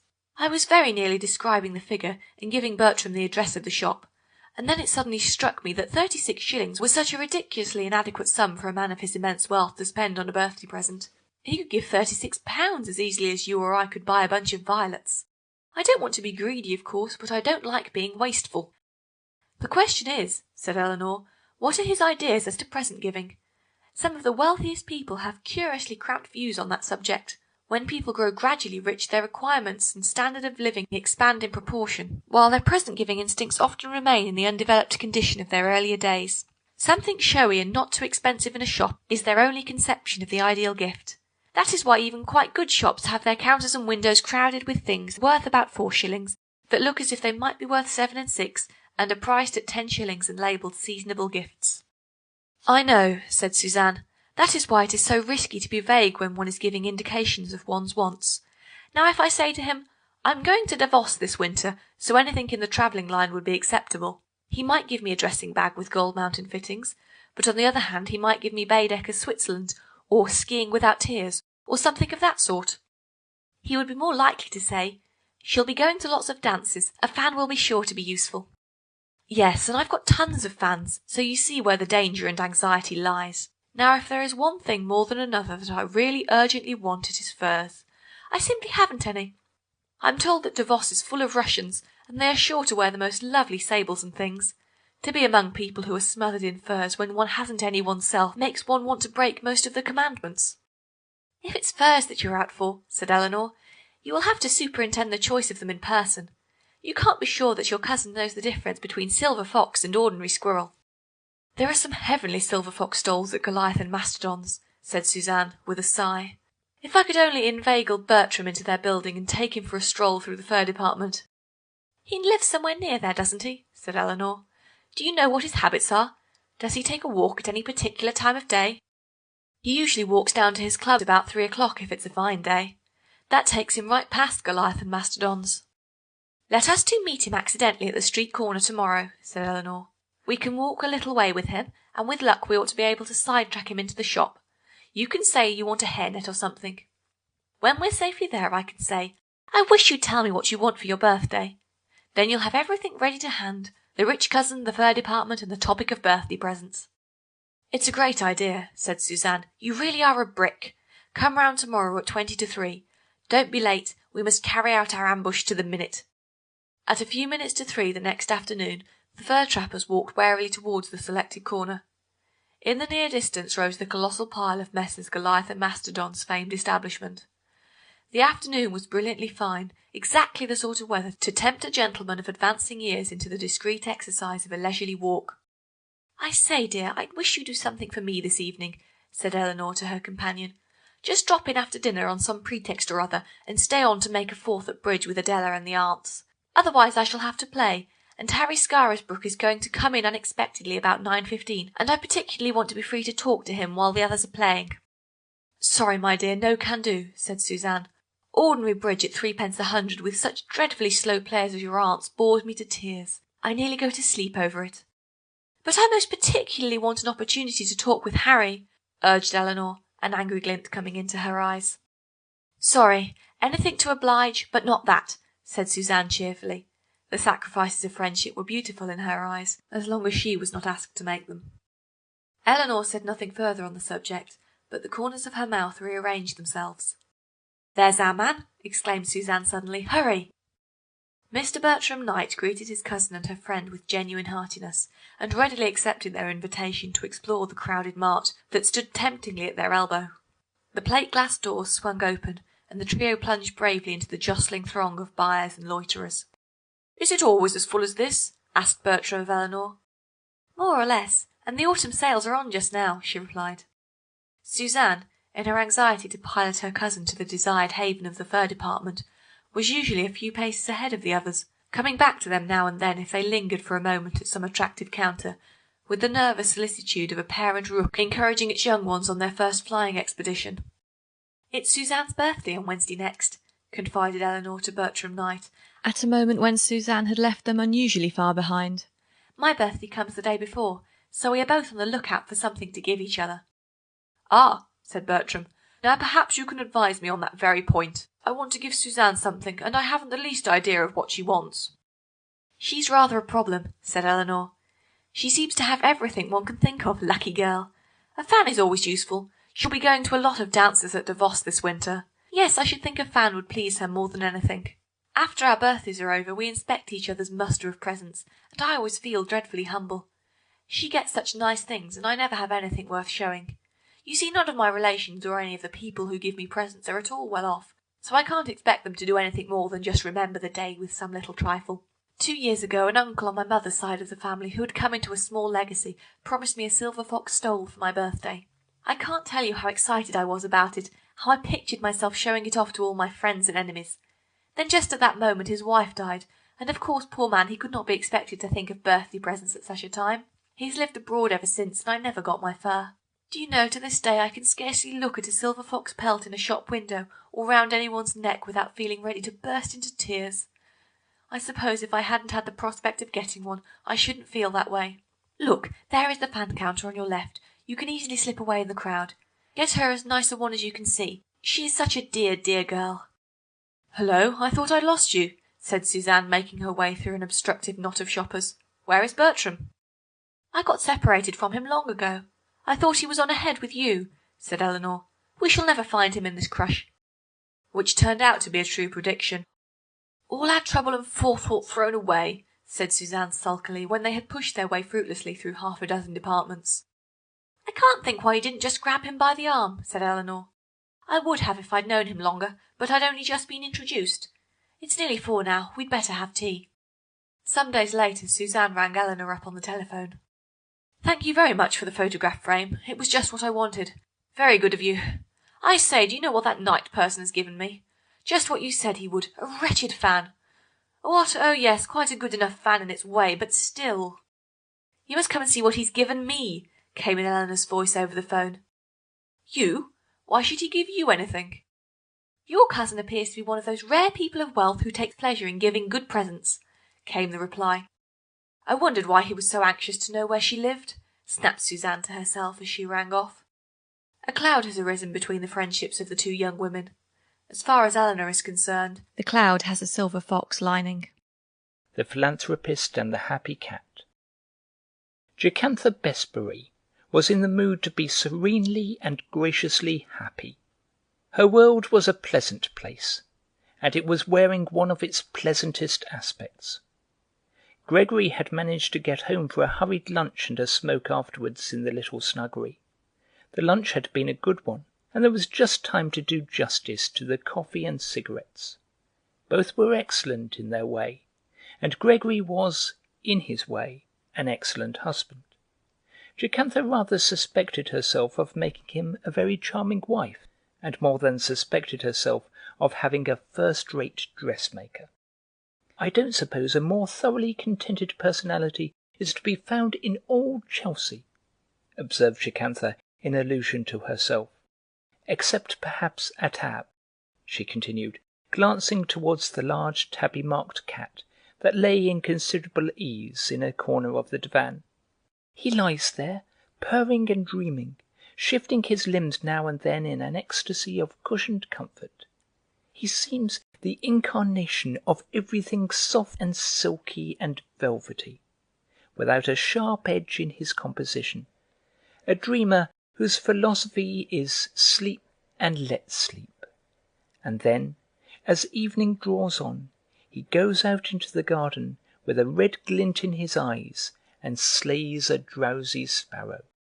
As every pair of sparrows hatches out 10 or more young ones in the year, while their food supply remains stationary, it is just as well that the Attabs of the community should have that idea of how to pass an amusing afternoon, said Gregory. Having delivered himself of this sage comment, he lit another cigarette, bade Jocantha a playfully affectionate good-bye, and departed into the outer world. "Remember, dinner's a wee bit earlier to-night, as we're going to the Haymarket," she called after him. Left to herself, Jocantha continued the process of looking at her life with placid, introspective eyes. If she had not everything she wanted in this world, at least she was very well pleased with what she had got. She was very well pleased, for instance, with the snuggery, which contrived somehow to be cosy and dainty and expensive all at once. The porcelain was rare and beautiful, the Chinese enamels took on wonderful tints in the firelight, the rugs and hangings led the eye through sumptuous harmonies of colouring. It was a room in which one might have suitably entertained an ambassador or an archbishop, but it was also a room in which one could cut out pictures for a scrap-book. without feeling that one was scandalizing the deities of the place with one's litter. And as with the snuggery, so with the rest of the house, and as with the house, so with the other departments of Jocantha's life. She really had good reason for being one of the most contented women in Chelsea. From being in a mood of simmering satisfaction with her lot, she passed to the phase of being generously commiserating for those thousands around her whose lives and circumstances were dull, cheap, pleasureless, and empty. Work-girls, shop assistants, and so forth, the class that have neither the happy-go-lucky freedom of the poor nor the leisured freedom of the rich, came specially within the range of her sympathy. It was sad to think that there were young people who, after a long day's work, had to sit alone in chill, dreary bedrooms because they could not afford the price of a cup of coffee and a sandwich in a restaurant, still less a shilling for a theatre gallery. Jocantha's mind was still dwelling on this theme when she started forth on an afternoon campaign of desultory shopping. It would be rather a comforting thing, she told herself, if she could do something, on the spur of the moment, to bring a gleam of pleasure and interest into the life of even one or two wistful-hearted, empty-pocketed workers. It would add a good deal to her sense of enjoyment at the theatre that night. She would get 2 upper-circle tickets for a popular play, make her way into some cheap tea-shop, and present the tickets to the first couple of interesting work-girls with whom she could casually drop into conversation. She could explain matters by saying that she was unable to use the tickets herself, and did not want them to be wasted, and, on the other hand, did not want the trouble of sending them back. On further reflection, she decided that it might be better to get only 1 ticket, and give it to some lonely-looking girl sitting eating her frugal meal by herself. The girl might scrape acquaintance with her next-seat neighbour at the theatre, and lay the foundations of a lasting friendship. With the fairy godmother impulse strong upon her, Jocantha marched into a ticket agency, and selected with immense care an upper-circle seat for The Yellow Peacock, a play that was attracting a considerable amount of discussion and criticism. Then she went forth in search of a tea-shop and philanthropic adventure, at about the same time that Ahab sauntered into the garden with a mind attuned to sparrow-stalking. In a corner of an ABC shop she found an unoccupied table, whereat she promptly installed herself, impelled by the fact that at the next table was sitting a young girl, rather plain of feature, with tired, listless eyes and a general air of uncomplaining forlornness. Her dress was of poor material, but aimed at being in the fashion. Her hair was pretty, and her complexion bad. She was finishing a modest meal of tea and scone, and she was not very different in her way from thousands of other girls who were finishing, or beginning, or continuing their teas in London tea-shops at that exact moment. The odds were enormously in favour of the supposition that she had never seen The Yellow Peacock. Obviously she supplied excellent material for Jocantha's first experiment in haphazard benefaction. Jocantha ordered some tea and a muffin, and then turned a friendly scrutiny on her neighbour with a view to catching her eye. At that precise moment the girl's face lit up with sudden pleasure, her eyes sparkled, a flush came into her cheeks, and she looked almost pretty. A young man, whom she greeted with an affectionate "Hello, Bertie!" came up to her table and took his seat in a chair facing her. Jocantha looked hard at the newcomer. He was in appearance a few years younger than herself, very much better looking than Gregory, rather better looking, in fact, than any of the young men of her set. She guessed him to be a well-mannered young clerk in some wholesale warehouse, existing and amusing himself as best he might on a tiny salary, and commanding a holiday of about 2 weeks in the year. He was aware, of course, of his good looks, but with the shy self-consciousness of the Anglo-Saxon, not the blatant complacency of the Latin or Semite. He was obviously on terms of friendly intimacy with the girl he was talking to. Probably they were drifting towards a formal engagement. Jocantha pictured the boy's home in a rather narrow circle, with a tiresome mother who always wanted to know how and where he spent his evenings. He would exchange that humdrum thraldom in due course for a home of his own, dominated by a chronic scarcity of pounds, shillings, and pence, and a dearth of most of the things that made life attractive or comfortable. Jocantha felt extremely sorry for him. She wondered if he had seen the yellow peacock. The odds were enormously in favour of the supposition that he had not. The girl had finished her tea, and would shortly be going back to her work. When the boy was alone, it would be quite easy for Jocantha to say, "My husband has made other arrangements for me this evening. Would you care to make use of this ticket, which would otherwise be wasted?" Then she could come there again one afternoon for tea, and, if she saw him, ask him how he liked the play. If he was a nice boy, and improved on acquaintance, he could be given more theatre tickets, and perhaps asked to come one Sunday to tea at Chelsea. Jocantha made up her mind that he would improve on acquaintance, and that Gregory would like him, and that the fairy godmother business would prove far more entertaining than she had originally anticipated. The boy was distinctly presentable. He knew how to brush his hair, which was possibly an imitative faculty. He knew what colour of tie suited him, which might be intuition. He was exactly the type that Jocantha admired, which of course was accident. Altogether she was rather pleased when the girl looked at the clock and bade a friendly but hurried farewell to her companion. Bertie nodded "Good-bye," gulped down a mouthful of tea, and then produced from his overcoat pocket a paper-covered book bearing the title Sepoy and Sahib, A Tale of the Great Mutiny. The laws of tea-shop etiquette forbid that you should offer theatre tickets to a stranger without having first caught the stranger's eye. It is even better if you can ask to have a sugar-basin passed to you, having previously concealed the fact that you have a large and well-filled sugar-basin on your own table. This is not difficult to manage, as the printed menu is generally nearly as large as the table, and can be made to stand on end. Jocantha set to work hopefully. She had a long and rather high-pitched discussion with the waitress concerning alleged defects in an altogether blameless muffin.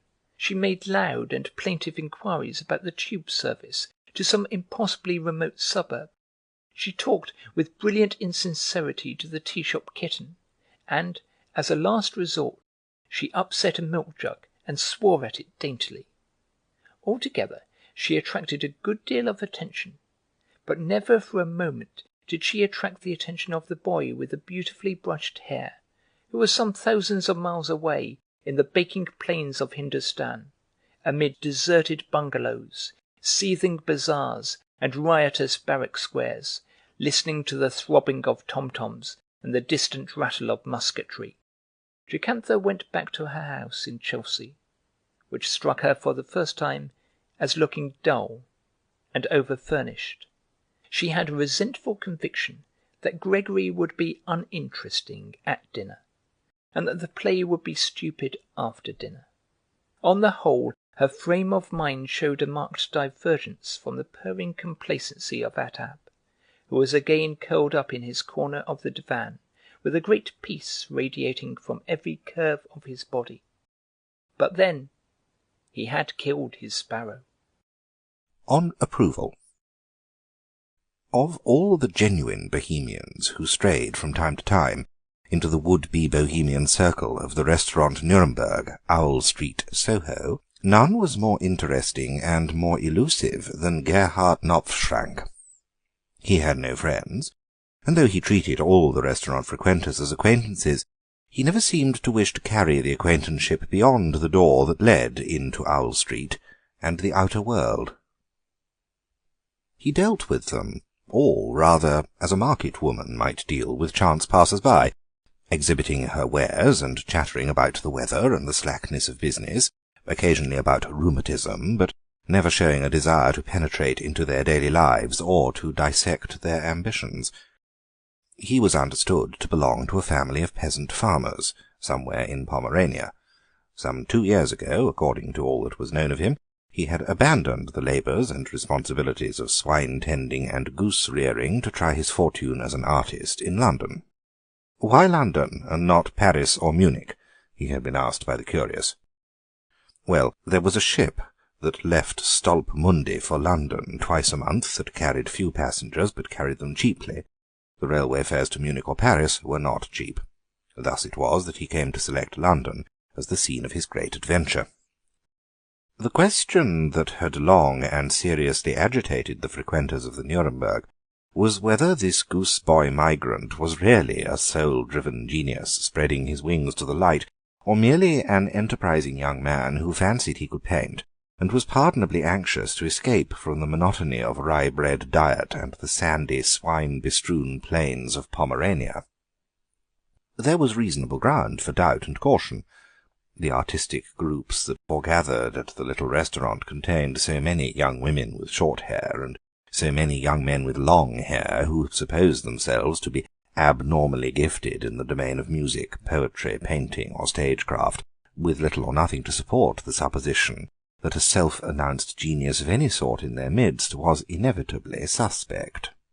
On the other hand, there was the ever-imminent danger of entertaining or snubbing an angel unawares. There had been the lamentable case of Sledonti, the dramatic poet, who had been belittled and cold-shouldered in the Owl Street Hall of Judgment, and had afterwards hailed as a master singer by the Grand Duke Constantine Konstantinovitch, the most educated of the Romanovs, according to Sylvia Strubble, who spoke rather as one who knew every individual member of the Russian imperial family.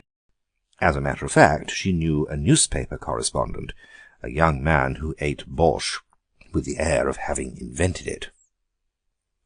Sledonti's poems of death and passion were now being sold by the thousand in 7 European languages, and were about to be translated into Syrian, a circumstance which made the discerning critics of the Nuremberg rather shy of maturing their future judgments too rapidly and too irrevocably. As regards Knopfschrank's work, they did not lack opportunity for inspecting and appraising it. However resolutely he might hold himself aloof from the social life of his restaurant acquaintances, he was not minded to hide his artistic performances from their inquiring gaze. Every evening, or nearly every evening, at about 7 o'clock, he would make his appearance, sit himself down at his accustomed table, throw a bulky black portfolio onto the chair opposite him, nod round indiscriminately at his fellow guests, and commence the serious business of eating and drinking. When the coffee stage was reached, he would light a cigarette, draw the portfolio over to him, and begin to rummage among its contents. With slow deliberation he would select a few of his more recent studies and sketches, and silently pass them round from table to table, paying especial attention to any new diners who might be present. On the back of each sketch was marked in plain figures the announcement, "Price 10 shillings." If his work was not obviously stamped with the hall-mark of genius, at any rate it was remarkable for its choice of an unusual and unvarying theme. His pictures always represented some well-known street or public place in London fallen into decay and denuded of its human population, in the place of which there roamed a wild fauna which, from its wealth of exotic species, must have originally escaped from the zoological gardens and travelling beast shows. Giraffes drinking at the fountain pools, Trafalgar Square, was one of the most notable and characteristic of his studies, while even more sensational was the gruesome picture of vultures attacking dying camel in Upper Berkeley Street. There were also photographs of the large canvas on which he had been engaged for some months, and which he was now endeavouring to sell to some enterprising dealer or adventurous amateur. The subject was hyenas asleep in Euston Station, a composition that left nothing to be desired in the way of suggesting unfathomed depths of desolation. "Of course, it may be immensely clever. It may be something epoch-making in the realm of art," said Sylvia Strubble to her own particular circle of listeners. "But, on the other hand, it may be merely mad. One mustn't pay too much attention to the commercial aspect of the case, of course, but still, if some dealer would make a bid for that hyena picture, or even for some of the sketches, we should know better how to place the man and his work." "We may all be cursing ourselves one of these days," said Mrs. Nougat-Jones, for not having bought up his entire portfolio of sketches. At the same time, when there is so much real talent going about, one does not feel like planking down 10 shillings for what looks like a bit of whimsical oddity. Now, that picture he showed us last week, sand grouse roosting on the Albert Memorial, was very impressive, and of course I could see that there was good workmanship in it and breadth of treatment, but it didn't in the least convey the Albert Memorial to me, and Sir James Beanquest tells me that sand grouse don't roost, they sleep on the ground. Whatever talent or genius the Pomeranian artist might possess, it certainly failed to receive commercial sanction. The portfolio remained bulky with unsold sketches, and the Euston Siesta, as the wits of the Nuremberg nicknamed the large canvas, was still in the market. The outward and visible signs of financial embarrassment began to be noticeable. The half-bottle of cheap claret at dinner-time gave way to a small glass of lager, and this in turn was displaced by water. The 1 and 6penny set dinner receded from an everyday event to a Sunday extravagance. On ordinary days the artist contented himself with a 7penny omelette and some bread and cheese, and there were evenings when he did not put in an appearance at all. On the rare occasions when he spoke of his own affairs, it was observed that he began to talk more about Pomerania and less about the great world of art. "It is a busy time there now with us," he said wistfully. "The schweins are driven out into the fields after harvest, and must be looked after. I would be helping to look after, if I was there. Here it is difficult to live. Art is not appreciate." "Why don't you go home on a visit?" someone asked tactfully. "Ah, it cost money. There is the ship passage to Stolpmunde, and there is money that I owe at my lodgings. Even here I owe a few shillings. If I could sell some of my sketches—" "Perhaps," suggested Mrs. Nougat-Jones, "if you were to offer them for a little less, some of us would be glad to buy a few. 10 shillings is always a consideration, you know, to people who are not over well off. Perhaps if you were to ask 6 or 7 shillings. Once a peasant, always a peasant. The mere suggestion of a bargain to be struck brought a twinkle of awakened alertness into the artist's eyes and hardened the lines of his mouth. 9 shilling, 9 each, he snapped, and seemed disappointed that Mrs. Nougat-Jones did not pursue the subject further. He had evidently expected her to offer 7 and 4. The weeks sped by, and Knopfschrank came more rarely to the restaurant in Owl Street, while his meals on those occasions became more and more meagre. And then came a triumphal day, when he appeared early in the evening in a high state of elation and ordered an elaborate meal that scarcely stopped short of being a banquet. The ordinary resources of the kitchen were supplemented by an imported dish of smoked goose-breast, a Pomeranian delicacy that was luckily procurable at a firm of delicatessen merchants in Coventry Street, while a long-neck bottle of Rhine wine gave a finishing touch of festivity and good cheer to the crowded table. "He has evidently sold his masterpiece," whispered Sylvia Strubble to Mrs. Nougat-Jones, who had come in late. "Who's bought it?" she whispered back. "Don't know. He hasn't said anything yet, but it must be some American. Do you see? He has got a little American flag on the dessert dish, and he's put pennies in the music box 3 times, once to play the Star-Spangled Banner, then a Sousa March, and then the Star-Spangled Banner again. It must be an American millionaire, and he's evidently got a big price for it. He's just beaming and chuckling with satisfaction. We must ask him who's bought it," said Mrs. Nougat-Jones. "Hush, no, don't. Let's buy some of his sketches, quick, before we're supposed to know that he's famous. Otherwise he'll be doubling the prices. Am so glad he's had a success at last. I always believed in him, you know." For the sum of 10 shillings each, Miss Strubble acquired the drawings of the camel dying in Upper Berkeley Street and of the giraffes quenching their thirst in Trafalgar Square. But at the same price Mrs. Nougat-Jones secured the study of roosting sand grouse. A more ambitious picture, wolves and wapiti fighting on the steps of the Athenaeum Club, found a purchaser at 15 shillings. "And now, what are your plans?" asked a young man who contributed occasional paragraphs to an artistic weekly. "I go back to Stolpmundi as soon as ship sails," said the artist, "and I do not return, never." "But your work? Your career as a painter?" "Ha! There is nothing in it. One starves. Till today I have sold not one of my sketches. Tonight you have bought a few, because I am going away from you, but at other times not one." "But has not some American—" "Ha! The rich American," chuckled the artist. "God be thanked.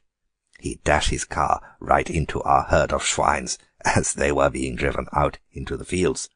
Many of our best schweins he killed, but he paid all damages. He paid, perhaps, more than they were worth, many times more than they would have fetched in the market after a month of fattening, but he was in a hurry to get on to Danzig. When one is in a hurry, one must pay what one is asked. God be thanked for rich Americans who are always in a hurry to get somewhere else. My father and mother, they have now so plenty of money they send me some to pay my debts and come home. I start on Monday for Stolpmunde, and I do not come back. Never." "But your picture? The hyenas?" "No good. It is too big to carry to Stolpmunde. I burn it." "In a time he will be forgotten, but at present Knopfschrank is almost as sore a subject as Sledonti with some of the frequenters of the Nuremberg restaurant, Owl Street, Soho."